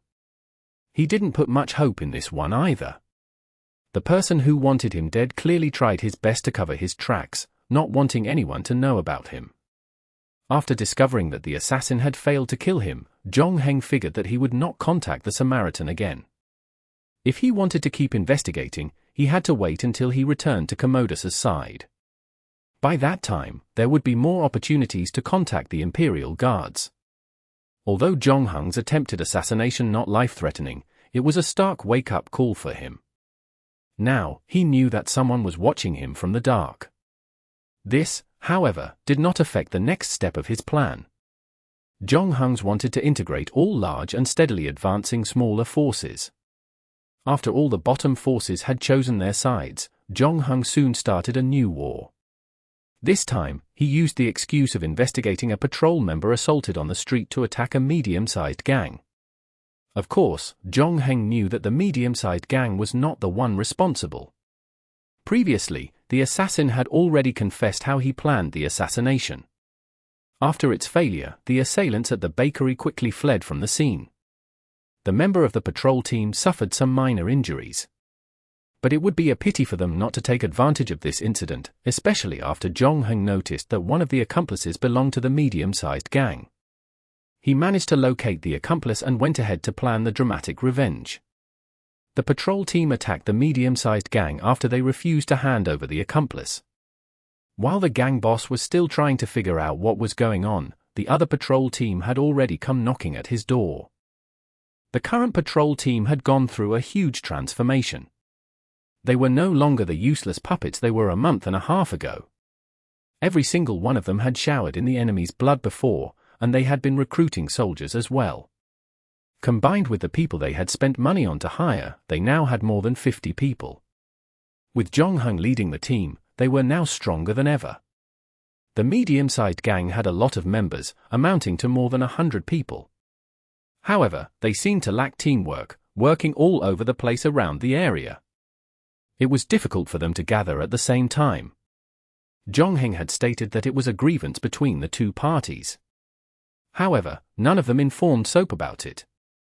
According to the rules, it was difficult for other forces to intervene in a matter like this. In the end, he could only watch the medium-sized gang getting defeated by the patrol. Zhongheng did not kill the gang boss this time. He was willing to show him mercy. But even so, he received an invitation later. Someone had asked him for a drink at a tavern in 5 days. Zhongheng could not reject this invitation because it came from a person from one of the 3 major forces in the nearby area. And Zhongheng figured that the other 2 major forces would be there as well. In other words, these gangs had reached their limits and wanted to stop what Zhongheng did. If everything went well, they would attack him tonight. If the patrol team could survive the attack, it meant they could continue to develop in the future. Strictly speaking, most of Zhongheng's goals had been achieved. With the patrol team and the other small forces under his control, he was confident that he could pass the assessment 2 weeks later. However, if he wanted to complete all his plans, he would need to work hard for it. To everyone's surprise, Zhongheng paid Clint a visit. The two talked for about an hour in Clint's study, which surprised his wife. She had rarely seen her husband, known for his efficiency, chatting with a person for so long. And he even sent Zhongheng to the door personally after that. After Zhongheng left, Clint asked an old servant who served the two in the room just now, "What do you think of this?" "Haven't you decided that you'd suppress him?" the old servant asked. "If that is the case, why would you help him?" "Because he turned out to be such an interesting person," Clint smiled. "And I can hardly refuse the bargaining chip he offered." "Why, wasn't he asking for a favor?" "Yes, but that's not the whole picture. I believe he has a backup plan," Clint said. "A person like him would not put all his chips on one person." "But you suppressed him before, and then there is that incident. Aren't you afraid that he might retaliate when he gains power? Besides, you keep saying that the Emperor values him a lot, and he just asked you about his current situation, right? There are no absolute friends in politics, and naturally, no absolute enemies either." Clint smiled. "I'm beginning to think that it's not so bad having one more competitor. After all, we have the same opponent, and that person is Altris, the Emperor's most trusted person. He even gave his ring to Altris. In the past 2 years, I have been sitting in a tough spot. Instead of hanging on, it'll be better that someone new be brought in to cause more chaos. He looks like a smart man, and he should know who his real enemy is." Chapter 843. Trial. The day to meet up had finally come. Zhongheng was not the only one who received the invitation. On this day, all the high-level leaders of all the big and small gangs were there. In the morning, almost not a single soul hung around in the nearby streets. Instead, a group of fierce-looking strong men guarded the tavern and took control of the 2 streets nearby them. Regardless of the size of their gang, the invited person could only bring 2 subordinates to the meeting. By doing that, they could prevent someone from taking this opportunity to make trouble. The mixed settlement of Jews and other foreigners in the southeastern part of Rome had been filled with chaos since Hadrian's time. Thieves, assassins, robbers, and villains loitered around, and they were unregulated by the law. Most of the time, they were more accustomed to dealing with their problems using their fists. After all, this was a world where the strong preyed on the weak. At times, however, they would actually talk it out if they thought a war was not worthwhile. Most of the time, a negotiation would only involve a maximum of 2 to 3 parties. On the other hand, a negotiation led by one of 3 major forces would only happen once in 6 or 7 years. When everyone was summoned to this meeting, it could mean that a major event had taken place and had affected the vast majority of the forces. This time was no exception. Everyone who received an invitation knew the purpose of this gathering. Many of them were waiting to see Zhongheng and his patrol team unfold the drama before them. Many, especially the small forces bullied by the patrol team, looked forward to returning to the good old days. They hoped the big forces could uphold justice for them, wanting them to restrain the patrol team and stop the patrol team from doing anything wrong. It would be perfect if they could make the patrol team return to their previous state. Among them, one person showed the most eagerness. His eyes were filled with hatred. Everyone here knew about him. He was the medium-sized gang that was beaten up by the patrol team recently. The unlucky boss's nickname was Copper Arm. After being defeated by the patrol team, he immediately ran to the Jewish turf. The Jews had occupied the southeast part of this area. And at the same time, the most powerful gang in this region belonged to the Jews. With the largest number of members, they controlled almost half of the business in this area. Under normal circumstances, the Jewish gangs never interfered with the affairs of the smaller forces. Considering the criminally rich environment in this place, there was never a shortage of the brave. The replacement of the bottom forces and turf battles was a common occurrence that happened almost every day. As long as the new successor could continue handing in money to the higher forces, they would not care who helped them manage their businesses. Bronze Arm's status in this place was somewhat. A member of the Jewish gang, he dabbled in the money-lending business in an underground arena belonging to the Jewish gang. He used this relationship to get to know a lot of underground gladiators who could fight well. After that, when he came across a golden opportunity to form his gang, he did it without hesitation. Since the Jewish gang backed him, he managed to grow his gang extremely fast. Within 2 years, he became a well-known medium-sized gang. But just 5 days ago, his good days came to an end. Before he could figure out what had happened, he was told that one of his members was involved in beating up a patrol. After that, Jongheng had raided his turf, using the excuse of him refusing to hand over the accomplice. When Copper Arm saw that the situation had gone sour, he decided to hand over the person responsible. However, he found out that the person was gone. In the end, he did not even get a chance to surrender to Jongheng. It caused him to lose his turf. And after that, he only managed to recruit less than 20 people. In just one night, he lost everything and returned to the period where he had nothing. Bronze Arm had to ask the Jewish gang to help him this time. He thought that the 3 major forces would punish Jongheng and the patrol team during the gathering in the afternoon later. But this wasn't the Basilica Julia, and they were not about to follow Roman law. The 3 major forces were the ones who set the rules of this place. To Bronze Arm, Jongheng wouldn't be walking out of the tavern alive this time. It was almost time for everyone to gather at the tavern, but Jongheng still hadn't shown up. Soap and his men were close to the last ones to arrive. This time, he did not bring his best friend, Skinny Money. Instead, he brought 2 burly men with him. But even so, Soap still felt a little guilty. Since he was a child, he had heard of the Jewish gang, and his previous dream was to join them as a member. If he managed to achieve his dream, he would no longer need to live under the Copper Arm's control anymore. And now, not only did he not get to join the Jewish gang, but he had also become their enemy. Fate really was amazing sometimes. When Soap walked into the tavern with his men, the way the others gave him looks filled with hostility. It was no secret that Soap and the patrol team were very close. When the 2 sides first cooperated, they used this relationship to take down many small forces, the reason why a new rising force like him could grow so quickly. And the price he had to pay was to be poorly treated by other forces. When Soap walked into the tavern, he kept hearing the word traitor being thrown around. Some people even swore right in front of him.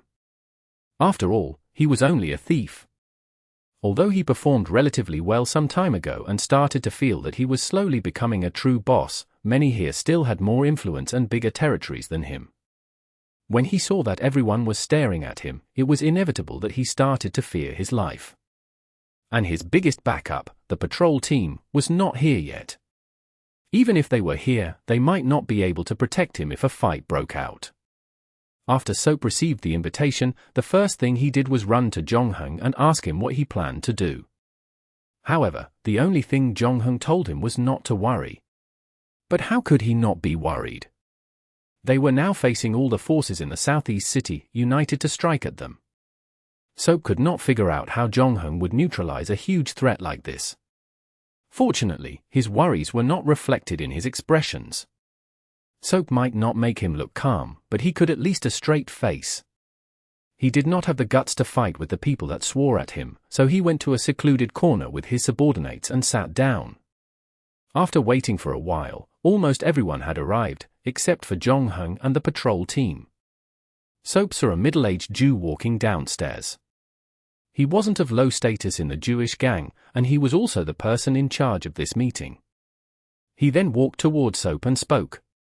"Is it so difficult to invite the people from the patrol team to come here? All the older and more powerful gangsters have arrived early.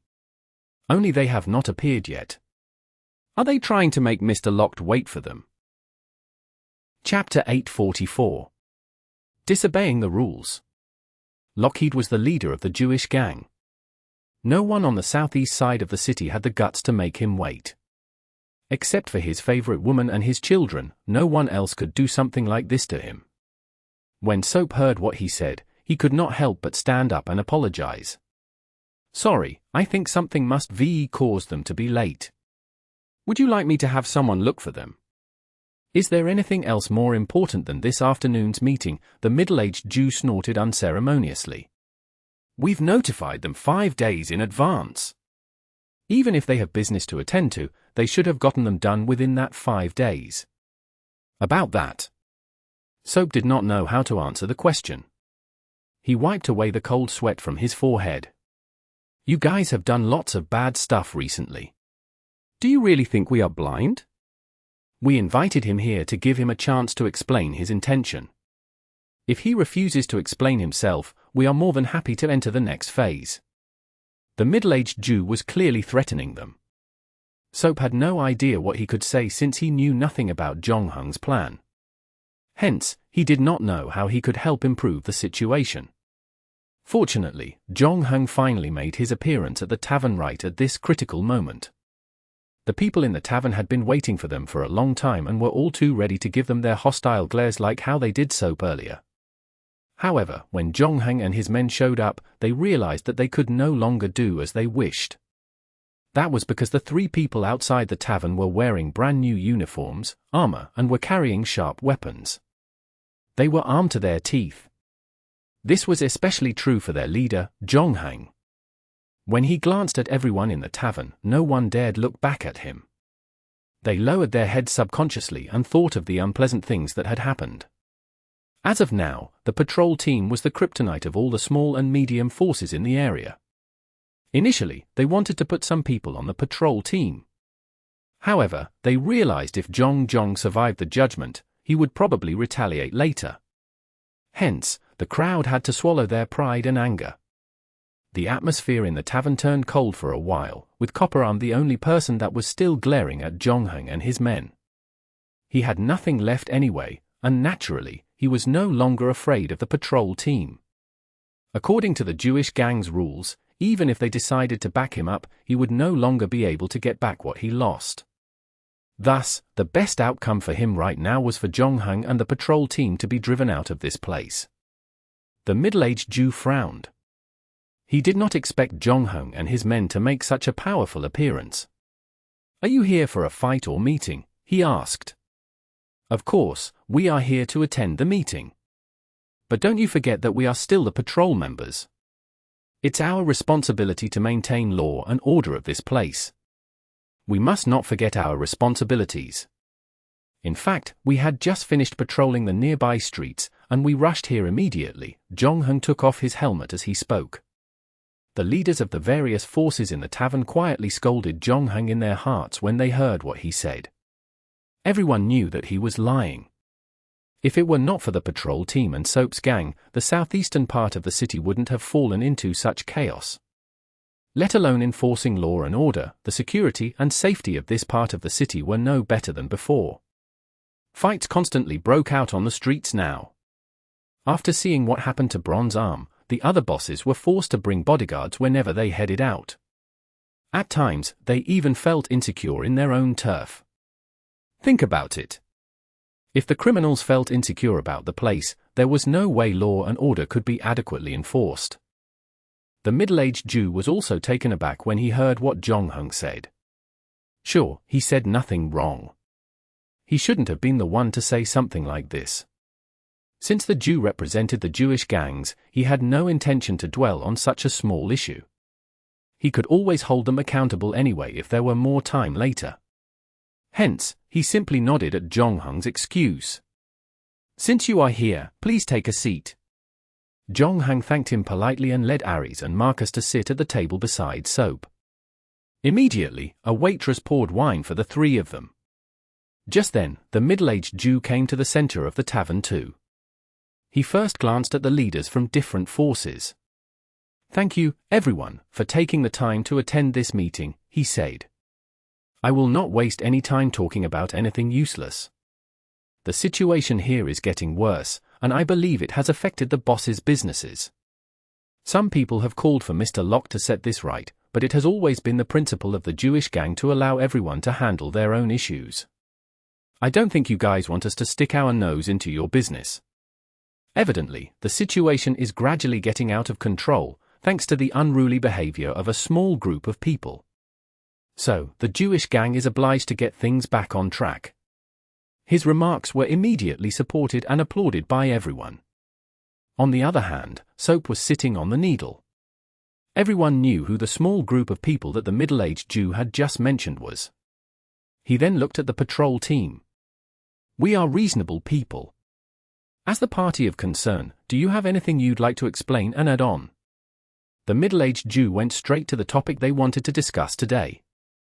The situation in the tavern was like a trial now, and the subject on trial seemed to be Zhongheng and his patrol team. "What do you mean by unruly and out of control?" Zhongheng asked indifferently as if he did not feel the vainly tense atmosphere. "As a patrol team, is it not normal that we catch criminals and tackle criminal activities? Since Mr. Locke invited me to this meeting, he seemed to consider the patrol team as one of the gangs here. According to the rules of your Jewish gang, you shouldn't stick your nose into gang business, right? The problem is that you are not normal, especially compared to a month and a half ago," the middle-aged Jew confessed coldly. "I think we couldn't be more normal than we were a month and a half ago. At that time, the patrol team lacked the strength to operate normally. Because of that, we could not perform our duties. Everyone treated us as non-existent.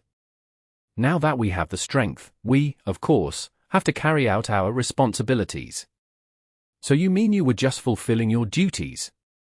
The middle-aged Jew pointed at Soap. "Well, as far as I know, you are pursuing criminals on the surface.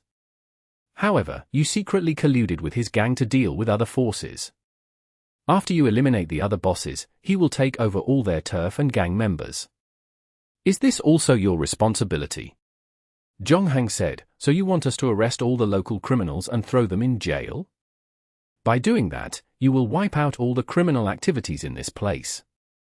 The reason why we did what we did is that we respect the Jewish gang a lot. Yes, we only catch first offenders, but we do not stick our noses into the affairs of others. And we will not change the way the gangs conduct their business. When the time is right, we will also find the right person to take over the gang. The income of the Jewish gang will not decrease. So, when you describe us as out of control, I hope you'll take into account the concessions we've made to maintain the order here." Chapter 845. Ultimatum. The middle-aged Jew was speechless. He did not expect that Zhongheng, a gladiator, could be so eloquent in debating. It was true that the patrol team had been working together with Soap to eliminate and take over all the gangs nearby them. However, Zhongheng managed to make it sound like they were doing the right thing. According to Zhongheng's statement, the Jewish gang was supposed to be grateful for the patrol team's efforts to safeguard their interests. The key issue was that Zhongheng insisted it was the patrol team's duty to fight the crimes on the street. In other words, their behavior and motives were completely different from those forces that were present here. And the Jewish gang would not be able to apply their rules on the patrol team. The middle-aged Jew realized this too. He had prepared lots of materials to prove that the patrol team and Soap's gang had colluded to bring down the other small and medium gangs, not to mention the suspicious financial exchanges. He even found out the secret relationship between the patrol team and the anti-patrol alliance. However, if Zhongheng insisted that all he did was to be a part of the patrol team's duties, the questions and evidence would become invalid. Therefore, he acted decisively and dwelled no further on this topic. Instead, he said, "No matter how you quibble, you can't deny that security in the southeast of the city during this period has further deteriorated because of your actions. Everyone's business is now affected. About that. Sometimes if we want to achieve something bigger, we'll have to pay a small price," Zhong Heng said. As soon as he said that, everyone in the tavern booed. That was because the reason sounded ridiculous. Previously, everyone had a good life and lived well here, and there was no need to make this place better. And no one knew if the changes would turn out good for everyone. It was something that required a lot of further discussions. Copperarm then shouted, "Don't talk nonsense with them anymore. Let them pay for their shameless behavior." The atmosphere was filled with righteous indignation, and some even drew their weapons. Soap had only gotten even more nervous. He quickly placed one of his hands on the dagger around his waist, and his palms were full of sweat. The middle-aged Jew waited for the booze to tone down before speaking again. "Look, no one here is willing to believe your nonsense. How long have you been in this neighborhood? You have absolutely zero ideas about their beliefs, living habits, and what they actually want. You are unqualified to talk about the future that they want." "What do they want?" Zhong Heng asked. "It's very simple. We just want to live our lives peacefully and undisturbed," the middle-aged Jew said. "Do you know how our ancestors came to Rome? They were enslaved, discriminated against, and killed by the crazy emperor. And we endured everything silently. After all the hardships, we finally gained our precious freedom and obtained this neighborhood where we could settle down. We know that this place is criminal heaven in the eyes of outsiders. This place also reeks of poverty and evil. However, this is a place where we can call home. Most who are here in this tavern grew up in this neighborhood. We have our set of rules and regulations that might conflict with the Roman laws, but these rules help us survive this place. This is the lifestyle we choose, and outsiders are unqualified to make decisions for us." His statement was unanimously approved by everyone in the tavern. "With the power of the Jewish gang, we could have driven you out immediately. We could have made you suffer, but in the end, we chose to resolve this issue as peacefully as possible. That's how Mr. Locke treats his guest. Of course, we will only lean toward this solution if you are still willing to be our guest," the middle-aged Jew warned. "I will give you a week to lay off all the patrol team's expansions, return to us the turf that you took over recently, and we want you to resign from the patrol and never step foot in this place again. If you can do all that, we can forget about everything you have done." Bronze Arm was obviously unsatisfied with this decision. After all, the patrol team was the one that caused him to lose everything. He hoped that the Jewish gang could impose a heavier punishment on Zhong Heng and others. However, he also knew that he had no right to interrupt the meeting in his current position. Therefore, he could only glare at Zhong Heng fiercely. He believed that he still could deal with Zhong Heng after he resigned from the patrol team. Since the Jewish gang could not avenge him, he could only do it himself. As long as Zhong Heng was no longer part of the patrol team, Bronze Arm would be able to do more harm. Soap's heart was still agitated.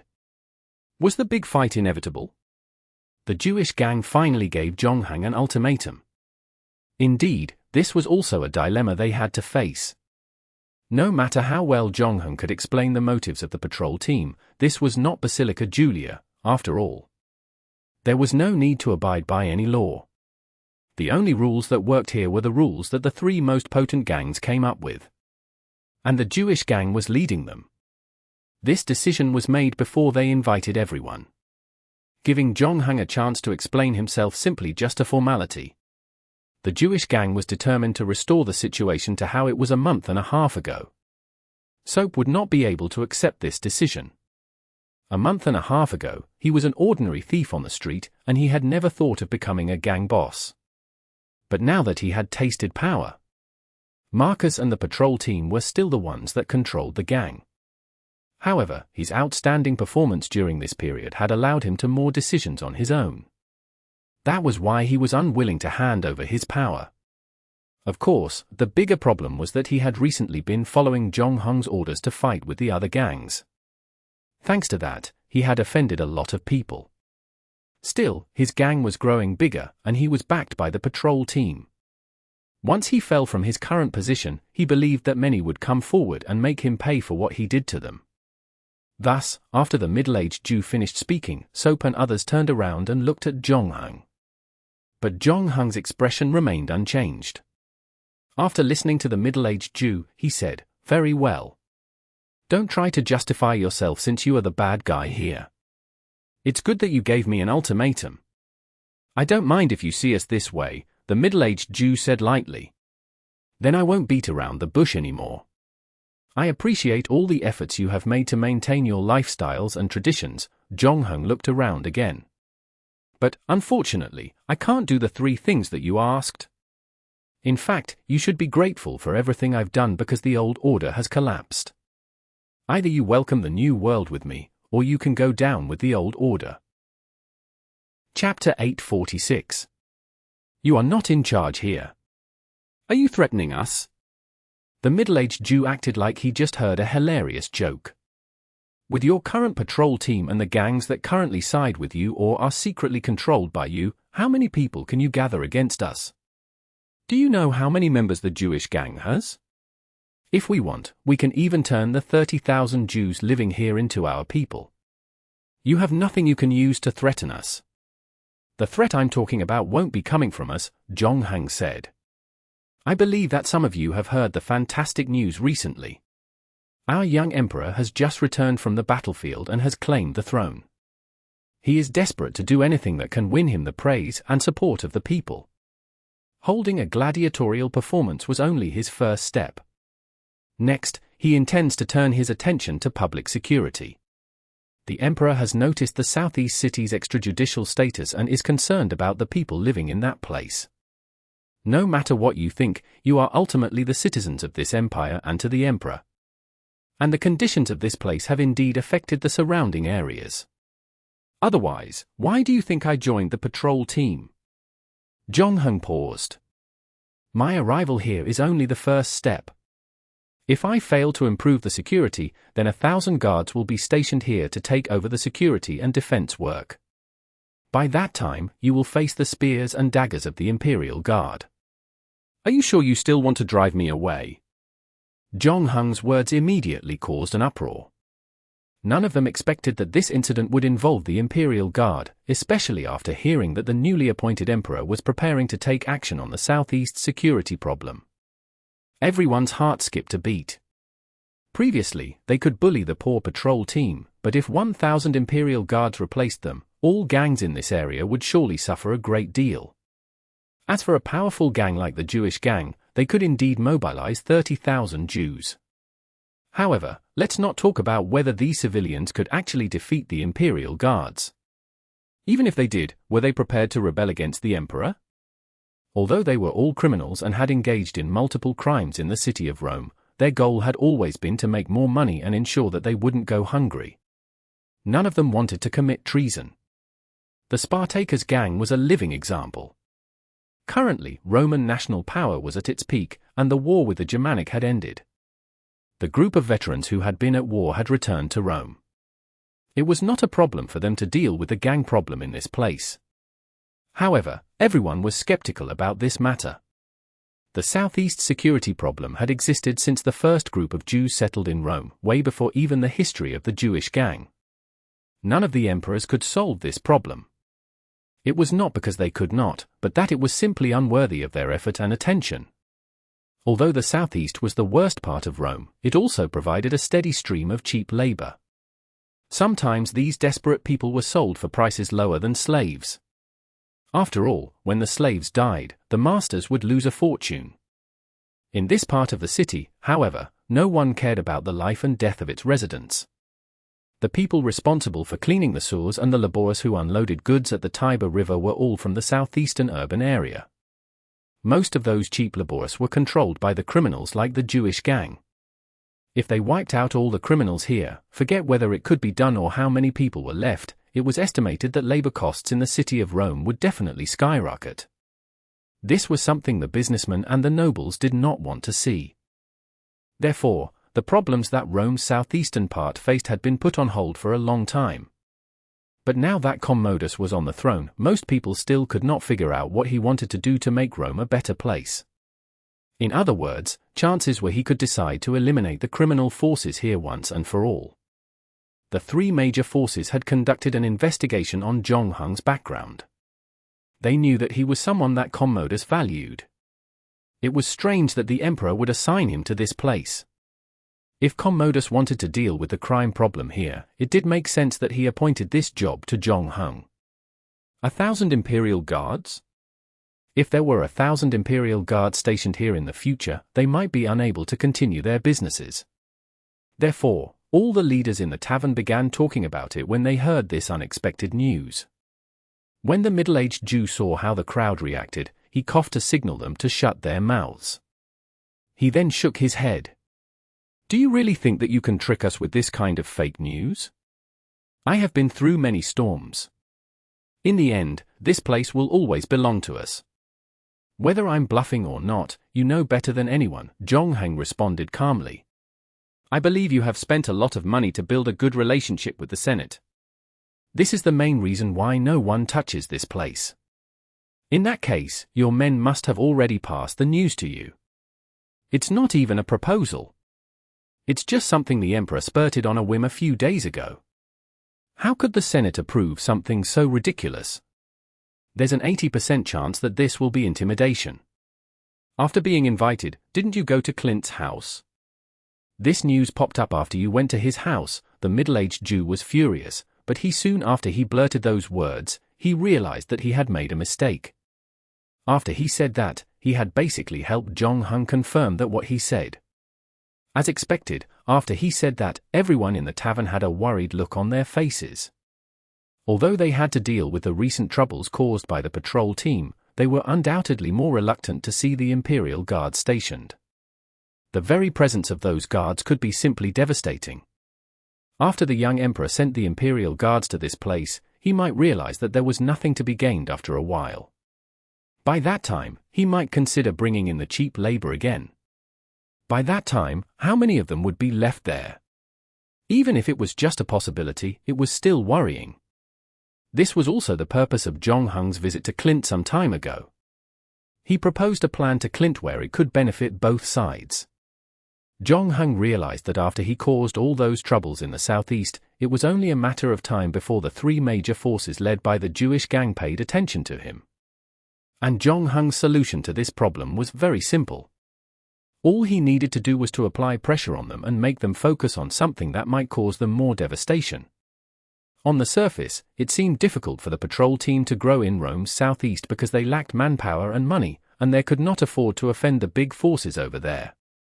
However, the actual reason was that the patrol team and the criminal gangs did not share the same interest. That was why the patrol team would not fit well there. If this problem were not resolved, they would not be able to grow and expand. So, Zhongheng needed Clint's help to create the news that 1,000 guards would be stationed in the southeastern part of the city.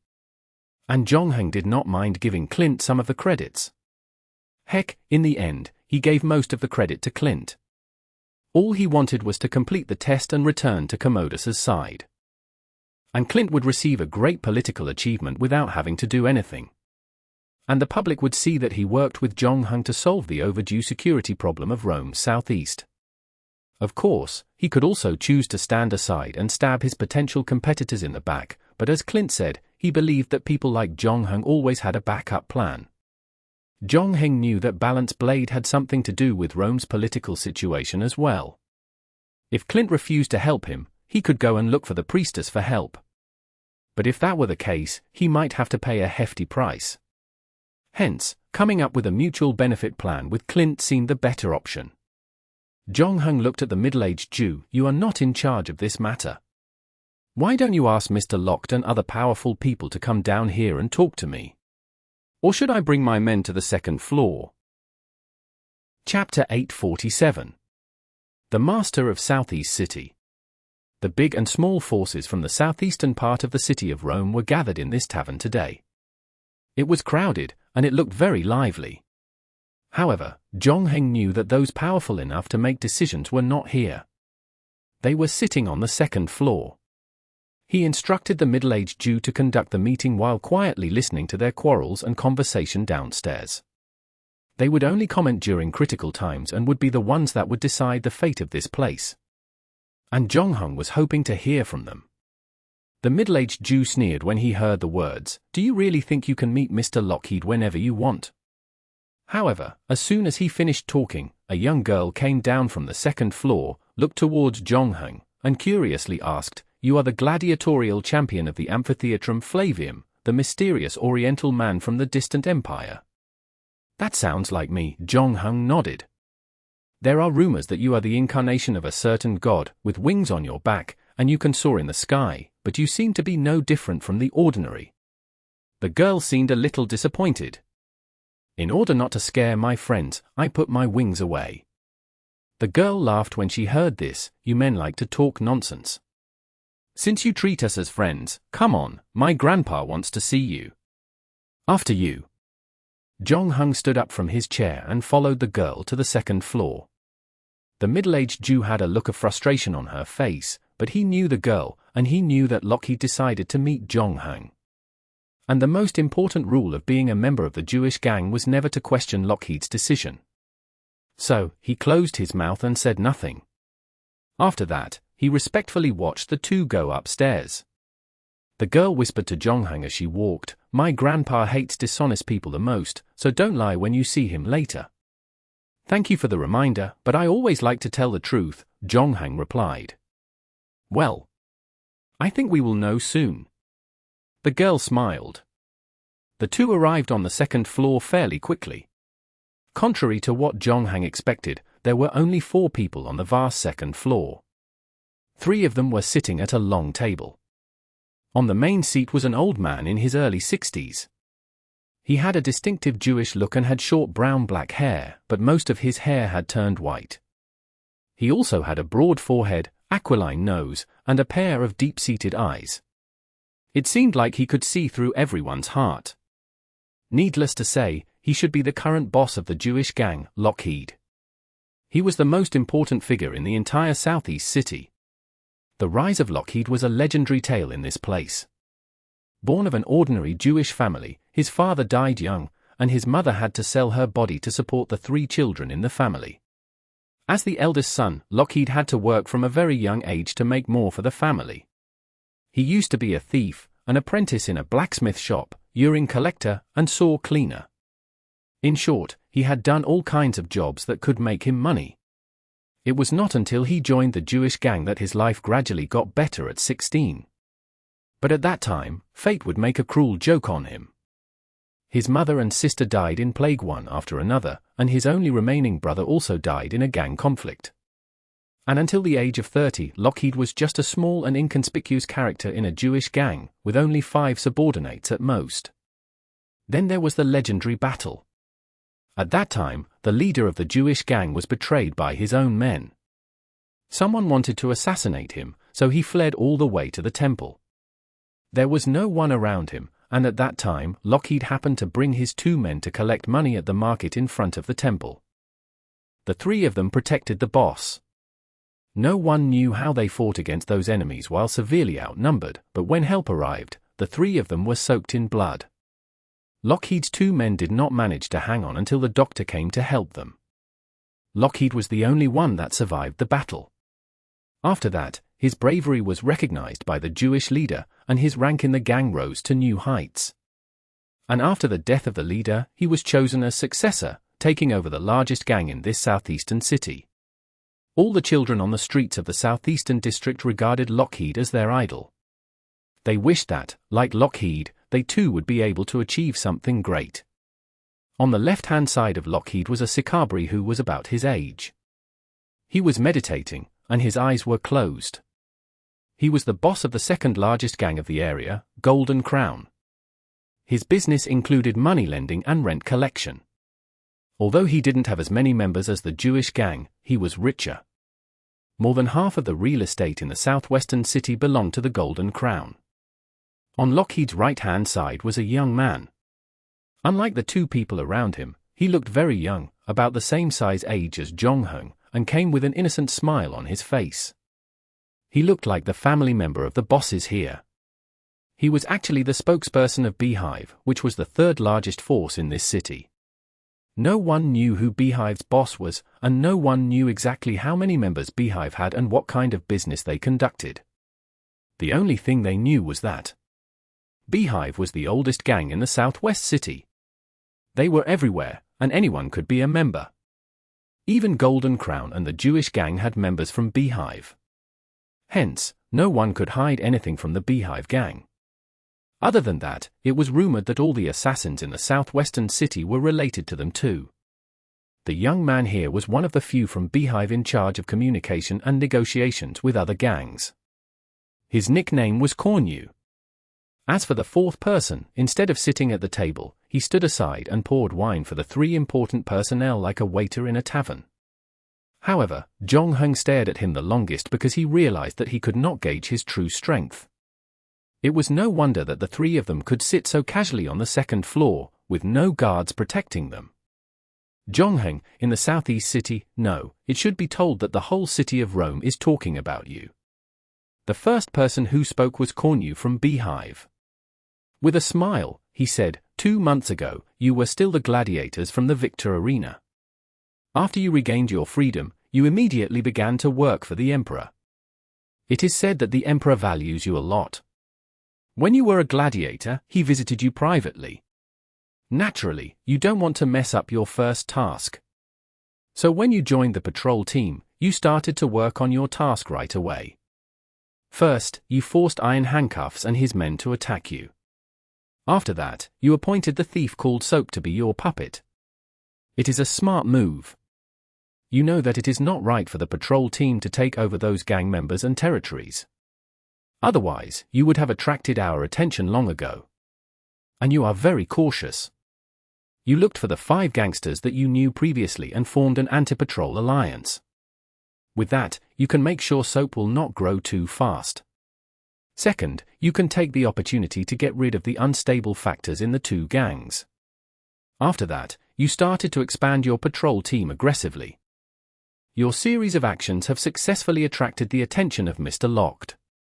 We extended an invitation to you, but unfortunately, you went to look for your political ally, Clint. After that, the Senate started to spread the message that the Emperor wanted to do something about the southeastern city.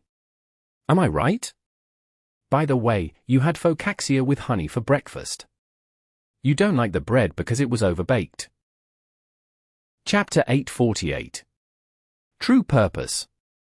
It had to be admitted that of the 4 people on the second floor, Jong Hung paid the least attention to this young man named Cornu because he had the lowest sense of existence among them. As soon as Cornu opened his mouth, however, he immediately attracted everyone's attention. Jong Hung had also heard a lot of things related to the Beehive from Soap and Aries. He knew that the most mysterious force in the southeast city was extremely good at collecting information. What surprised Jong Hung most was not the fact that the other party knew what he had for breakfast but that he paid attention to him. From the surface, Cornu showed that top forces in the southeast city had the ability to monitor his every move. And at the same time, they were warning him not to try to lie to them. On the other hand, Jong Hung also noticed that Cornu emphasized the close relationship between Jong Hung and Commodus. And Clint was considered as Jong Hung's political ally. The only flaw in Jong Hung's plan was that the relationship between him and Clint was not strong. He provided Clint with a win-win solution, and he also believed that Clint would be willing to accept his proposal. Since this method was working, it would mean that the major forces in the southeast city led by the Jewish gang could also use the same method to make Clint side with them. After Jong Hung analyzed the situation in the southeast city, he found out that the top forces here had political ties with the government. The Jewish gang, the Golden Crown, and the Beehive had used more than violence to rule this place. They spent an obscene amount of money every year to pay the Senate's influential. The purpose was to maintain their status as semi-rulers of this place. This was probably the reason why Lockheed and others were not as panicked as the people below after hearing that 1,000 Imperial Guards were about to be stationed here. But even if Jong Hung knew that Cornu had done that out of good intentions, he had to fight back to make sure that he put on a complete show. After Cornu was done talking, Jong Hung said, "You were busy hanging out with a woman last night." Hence, you woke up in the afternoon and you had your lunch after that. You ate olives and grilled fish for lunch. While you had your meal, you engaged in a fight with someone. Other than that, I have reason to believe that you did not seem too very satisfied with your performance last night. So, you are looking for ways to last longer in bed. Kornyu's face turned pale. He then hurriedly said to the girl next to Jong-hung, "Don't believe what he said. That's nonsense. He's just trying to get back on me after I exposed him. Don't worry, of course, I believe you more." The girl flashed a sweet smile. At this time, Lockheed had also finished his last piece of venison. As if he didn't hear the conversation between Jong-hung and Kornyu, he put down his fork, pointed at a seat, and said, "Sit down." Jong-hung sat down, and the girl who came up with him sat down by Lockheed's side again. But she quietly shifted her hips, moving a little farther away from the other side of Kornyu. Lockheed did not use the napkin on the table to wipe the oil stains off his mouth. This was his eating habit all these years. When he was young, there was nothing for him to eat at home. Reluctant to eat the food he stole outside, he often licked the food twice to make sure that some residue would be left in his mouth, pretending to have eaten. After that, he would return home and distribute the food to his brother and sister. Over time, he developed the habit of eating and not wiping his mouth. Although his life had gradually improved since and had become the leader of the Jewish gang, he could never change this habit. For this reason, his wife and children had started complaining. "What do you want?" Lockheed looked at Jong-hung on the opposite side and asked directly. "The three major forces and the patrol team have joined forces to establish a new order for the southeastern urban area," Jong-hung replied. "It's impossible." Lockheed shook his head. However, he did not explain why it could not be done. He just waved his hand and asked the waiter to pour Jong-hung a cup of wine. He then continued, "I can understand that you want to get your first task done perfectly. However, I'm not very satisfied with the approach you have taken. And I don't want to dwell on these trivial matters anymore. I was hoping you could dismiss the people hired by the patrol team. I promise that the security in the southeast city will be improved. By the time you leave here, you will get the achievements you need, and we can all end this farce as soon as possible." In all fairness, the conditions provided by Lockheed were acceptable. He did not mention what Jong-hung had done, nor did he intend to pursue the damage Jong-hung caused to the order of the southeast city. And he was even willing to send Jong-hung away with glorious achievement. However, what he did not expect was that Jong-hung insisted on sticking to his plan. "Sorry, I am not going to give up my plan." Lockheed frowned. "Do you know that even if you and Clint managed to persuade the Emperor to station the Imperial Guards here, you still need the approval of the Senate? I am willing to treat you with courtesy, not because I am afraid of the 1,000 Imperial Guards, but I just don't want to give the Senate's insatiable senators more money. If we continue to fight, the only people that will benefit are the senators. Let's take a step back. Even if you win in the end and you get the senators' approval, then what? You are not the first who wants to destroy us, nor will you be the last. The dynasty is constantly evolving, and the Emperor's head on the gold coins has changed so often. But we are still here. Of course, you can use the army to arrest us or even kill me and ruin the Jewish gang. As long as the people here are given enough time, they will rebuild everything we have built." Lockheed paused. "We are all old people, and old people always wish that all the problems can be solved by relatively peaceful means. At the same time, we are not afraid of death too." Sorry for the interruption. "I'm young, and I'm quite afraid of death," Kornyu said, "but you can just ignore me. I'm just a nobody that delivers messages." After listening to Lockheed's words, Jong-hung said, "You have misunderstood me. I personally respect you very much. I have no intention of destroying you or the Jewish gang, nor will I change your way of life.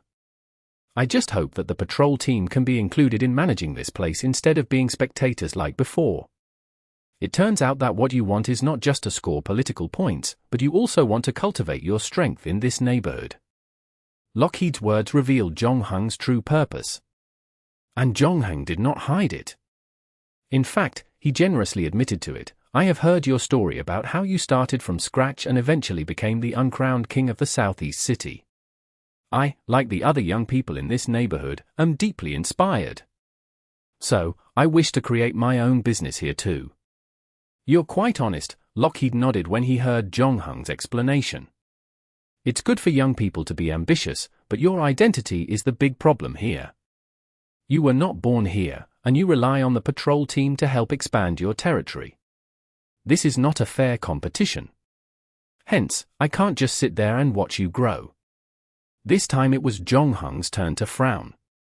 He did not expect Lockheed to be so stubborn. This old man possessed the skill to make peace with the nobles in the Senate. Why couldn't he tolerate the existence of a new force that wouldn't be much of a threat to the Jewish gang?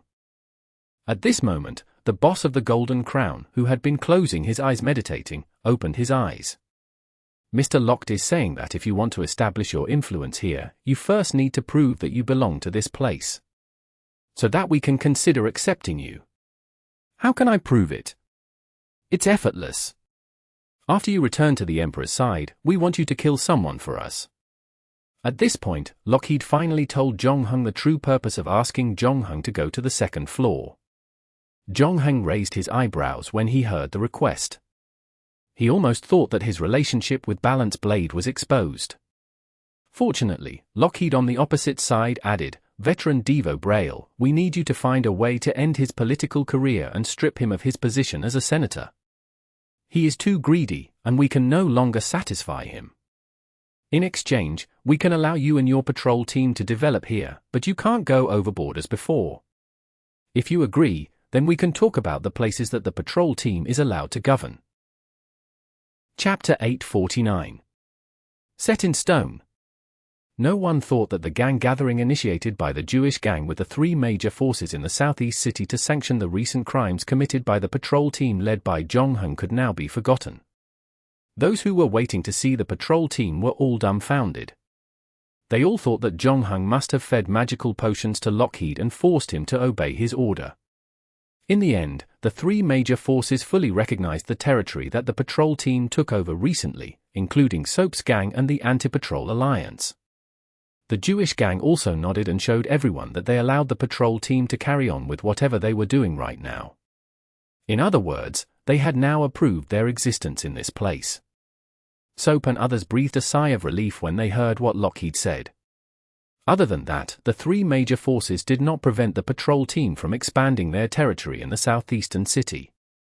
However, they did agree on only hiring a maximum of 120 patrol members. A lot of gang leaders were taken aback when they heard the number. Although 120 members constituted a medium-sized gang, this would undeniably be a nightmare for all the street gangs except for the three major forces with the patrol team's nature. Fortunately, Lockheed did put the emotions of the other small and medium gang leaders into consideration. To make sure that everyone was happy with the decision he made, he reached a series of agreements with Jonghung. From now on, the patrol team's power would be restricted. Unlike before, where they could just find an excuse to raid a gang, Lockheed promised everyone that something like this would not happen again. The patrol team would resume their duties to maintain law and order in the neighborhood. Of course, considering the special circumstances of the southeast urban area, almost every gang was involved in some criminal activity. The patrol team couldn't catch all of them. Therefore, it would be more accurate to say that the patrol team was there to deal with some sudden or relatively vicious crimes. At the same time, the gangs around the area would need to provide them with assistance if the patrol team asked for their help. In addition, from now on, all the gangs had to ensure order on their respective territories. Once the chaos reached a certain level and affected the lives of ordinary people around the area, the patrol team would intervene to deal with the situation. The purpose of this particular rule was to let Jonghung brush up on his political achievements. However, no one knew that Lockheed had already wanted to implement such a rule quite some time ago. As we all knew, Lockheed came from the bottom society, and no one knew the bottom society's life better than him. All this while, he had always wanted to do something for the people that were living here. A man with his position was required to consider all the possibilities and consequences whenever he wanted to make an important decision. Sometimes, it was inappropriate for a man like him to carry out a certain task. Since he was now working with Jongheng, he might make use of the patrol team to achieve something that he wanted to do for a long time. In the short span of half an hour, Jongheng and Lockheed argued about a series of important issues. They were testing each other's bottom line, each showing their points of argument, and at the same time, they compromised with each other's request. In the eyes of ordinary people, such a scene would be somewhat dull because this was not a fist-to-fist fight. But for those who could look at a bigger picture, this negotiation was far more exciting than the battle on the street. Lockheed, the uncrowned king of the Southeast City, had held on to the dominating role firmly since he spoke the first word. He said a lot, but every word uttered from his mouth proved a strong point. And at the same time, he kept applying pressure on Jongheng's shoulders. The boss of the Golden Crown had known him for a long time, and he cooperated with him very well. Their biggest advantage was that they knew the Southeast City very well. Besides, Beehive was constantly feeding them with information. It allowed the two old men to gain the upper hand in the negotiation. But what surprised Lockheed was that Jongheng had never allowed himself to fall to the disadvantageous side, whether it was the way he acted in front of everyone or the content they debated on. He was alone in a place surrounded by many enemies yet still managed to maintain his calm from beginning to end.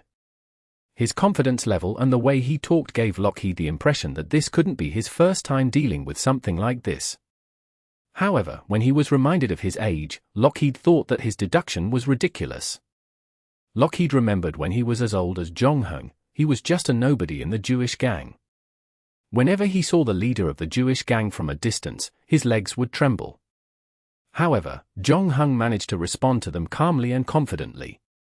On the other hand, it was not easy for Jongheng to handle something like this. Although he had done a lot of preparation work earlier, he still realized that he had underestimated the legend of the Southeast City.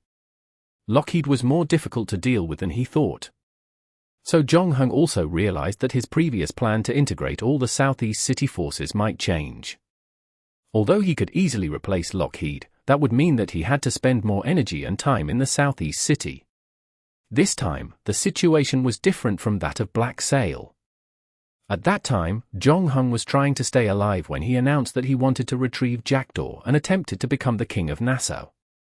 But this time, he had to put more energy into learning. His main goal was to visit the library containing all kinds of classic assassin books. The Southeast City was just a transition to him.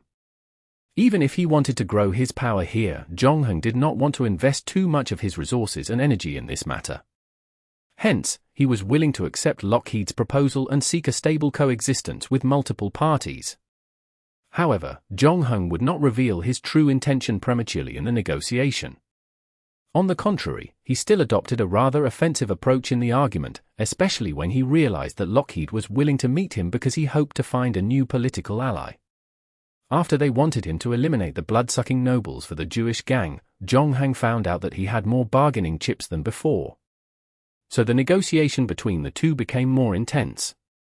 When Lockheed and Jongheng reached an agreement on the final issue, the old man held up a glass of wine. Although you are an outsider, I have to say you're just as competitive as the people that are born and bred here. And you are eager to grasp onto everything in front of you. Jongheng to a drink to that. Is that a good thing or a bad thing? It's both a good and a bad thing. It depends on how you look at it. If I can be 20 years younger, I might want to fight with you longer. And I will not limit that to negotiation only. Lockheed drank his glass of wine and stood up from his seat with the help of his granddaughter. Golden Crown, on the other side, stood up as well. Lockheed put down the empty wine glass. Next, let's hand over the time to the young people. For more specific details, you can talk to my granddaughter. Old men like us will not bother you anymore. After Lockheed finished speaking, he walked up the stairs with the Golden Crown boss and the waiter next to him. He was, after all, an old man. Although he showed his domineering side during the negotiation just now, in the end, he could not hide the fact that age had taken a toll on him. When everything was set in stone, he did not have the energy to wrestle with Jongheng on the details anymore. Chapter 850. What do you mean by that? The skies were already dark when Zhongheng and Lockheed's granddaughter finished going over all the details. So far, the patrol team had finally gone through their biggest crisis yet. The other forces, however, had mixed feelings after receiving the news. In the eyes of outsiders, Zhongheng had undoubtedly won the negotiation this time. On the other hand, as an outsider and as a patrol team member, Zhongheng had gained the approval of 3 major forces to grow and develop his power here. It was indeed a miracle. The good news was they did not have to worry about the patrol team raiding their gangs out of the blue. Since someone had put a shackle on this wild beast's nest, they could finally sleep peacefully. When they were told that 1,000 Imperial guards might be stationed in the southeastern city, everyone except for Copper Arm, who hated the patrol team, found it unacceptable. To them, Zhongheng had taken advantage of everyone's fear of the Imperial guards to gain approval from the 3 major forces. But Zhongheng realized the price that he had to pay after being given the opportunity to continue growing here. He even suspected that Lockheed was trying to use him to solve the problems caused by the Jewish gang. Of course, as far as the final result was concerned, the 2 parties were using each other, each taking what they needed. Through this negotiation, Zhongheng also understood why Lockheed, among all his children, chose his daughter to come here with him. This girl might look innocent, but if someone thought she was just a decorative piece, they'd better be prepared to suffer a lot. Although her performance wasn't as good as her grandfather during the negotiation, Zhongheng could see that Lockheed had trained her for some time now, and she knew her strengths and how to utilize them fully. After the negotiation ended, she swapped back to her innocent look, even inviting Zhongheng for dinner at her home. In the end, though, Zhongheng declined her goodwill. Zhongheng had been negotiating with Lockheed for the entire afternoon, and he was exhausted. Besides, he still needed to meet an important person. Afterward, Zhongheng asked Marcus and Ares, who came together with him, to go back first. He then picked a random direction and walked toward the street under the night sky. He didn't have to walk too far before he spotted Cornu, who had left the tavern before him in an alley ahead. The latter was playing mud with a group of children, and he was having a good time. However, when he heard footsteps, he drove those children home. He then dusted off his hands, stood up, and said in surprise, "What a coincidence! The legendary beehive knew what I had for breakfast." "Why are you so surprised to see me here?" Zhongheng asked rhetorically. Cornu smiled. "Just like the rumor, you really are difficult to deal with. It seems I have been overthinking. Even if I don't help you, you could deal with the situation smoothly. No, the information you gave me when we met helped me a lot in the subsequent negotiations. You were ruthless when you accused me of something that I didn't do." Cornu smiled bitterly. "I'm pursuing Lockheed's granddaughter. What you said about me might have cost me my chances. I believe a love expert like you will find a way to salvage the situation," Zhongheng said, his expressions remaining the same. "Well, I still have some small tricks up my sleeve, but those are my trump cards. I initially planned to use them when I get caught cheating after my marriage," Cornu said with a smile. "By the way, you must be curious about why I helped you earlier. Are you going to tell me the reason?" "Of course. I come from the same place as you," Cornu replied mysteriously. "So, are you also from the mysterious and distant East?" Zhongheng asked. "No, you know what I'm talking about." Cornu looked around and confirmed that no third party was present. He then whispered into Zhongheng's ear, "May everything in the world be balanced. You and I are both crisis daggers." "What does it mean?" Cornu looked at Zhongheng as if he wanted to find traces of a lie on the latter's face, but he failed in the end. Zhongheng looked like he had never heard what he said before. His brows slightly frowned, and his eyes reflected a hint of doubt. Cornu then smiled again. "Nothing, forget it. I just made a joke. Don't take it to heart. The truth is that Beehive is very interested in you. Although you are in trouble now, we believe you will soon be able to return to Commodus's side. Beehive feels that you will become a new star in the Roman political arena and is willing to bet on you and pay you with some of our kindness in advance." "Then, you are quite generous," Zhongheng said. "What do you want from a future star like me?" he added. For now, you don't have anything that interests us.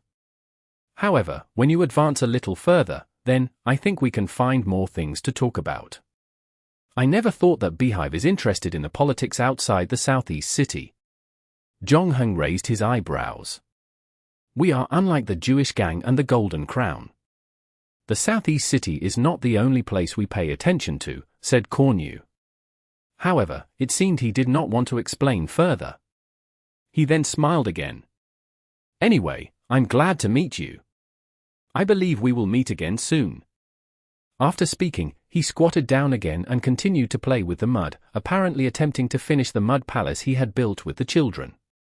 As for Zhongheng, he continued to walk down the street after bidding farewell to Cornu. For now, the patrol team's troubles were solved. It was time for him to have a good break. He had an appointment with the slave girl tonight, and he was supposed to go home for dinner. So, he would temporarily leave the Southeast City for one night. And shortly after Zhongheng's figure disappeared, another figure walked up to Cornu and asked, "How is it? Is he from there?" "I don't think so. I used the Balance Blades doctrine to test him, but he hardly reacted to it." Cornu said truthfully, "It's like he hasn't heard about it before. What should we do? Should we continue to keep an eye on him?" "Forget it, let's withdraw our people first. We don't need unnecessary attention. After all, he was the gladiator that claimed the championship at the Amphitheatrum Flavium. And he is also the only person who can fight Lockheed. This is the critical period of the plan. If we succeed, we can wipe out the members of the Balance Blade. That being said, there is no need to dwell on one person." "Let him go first," the person said.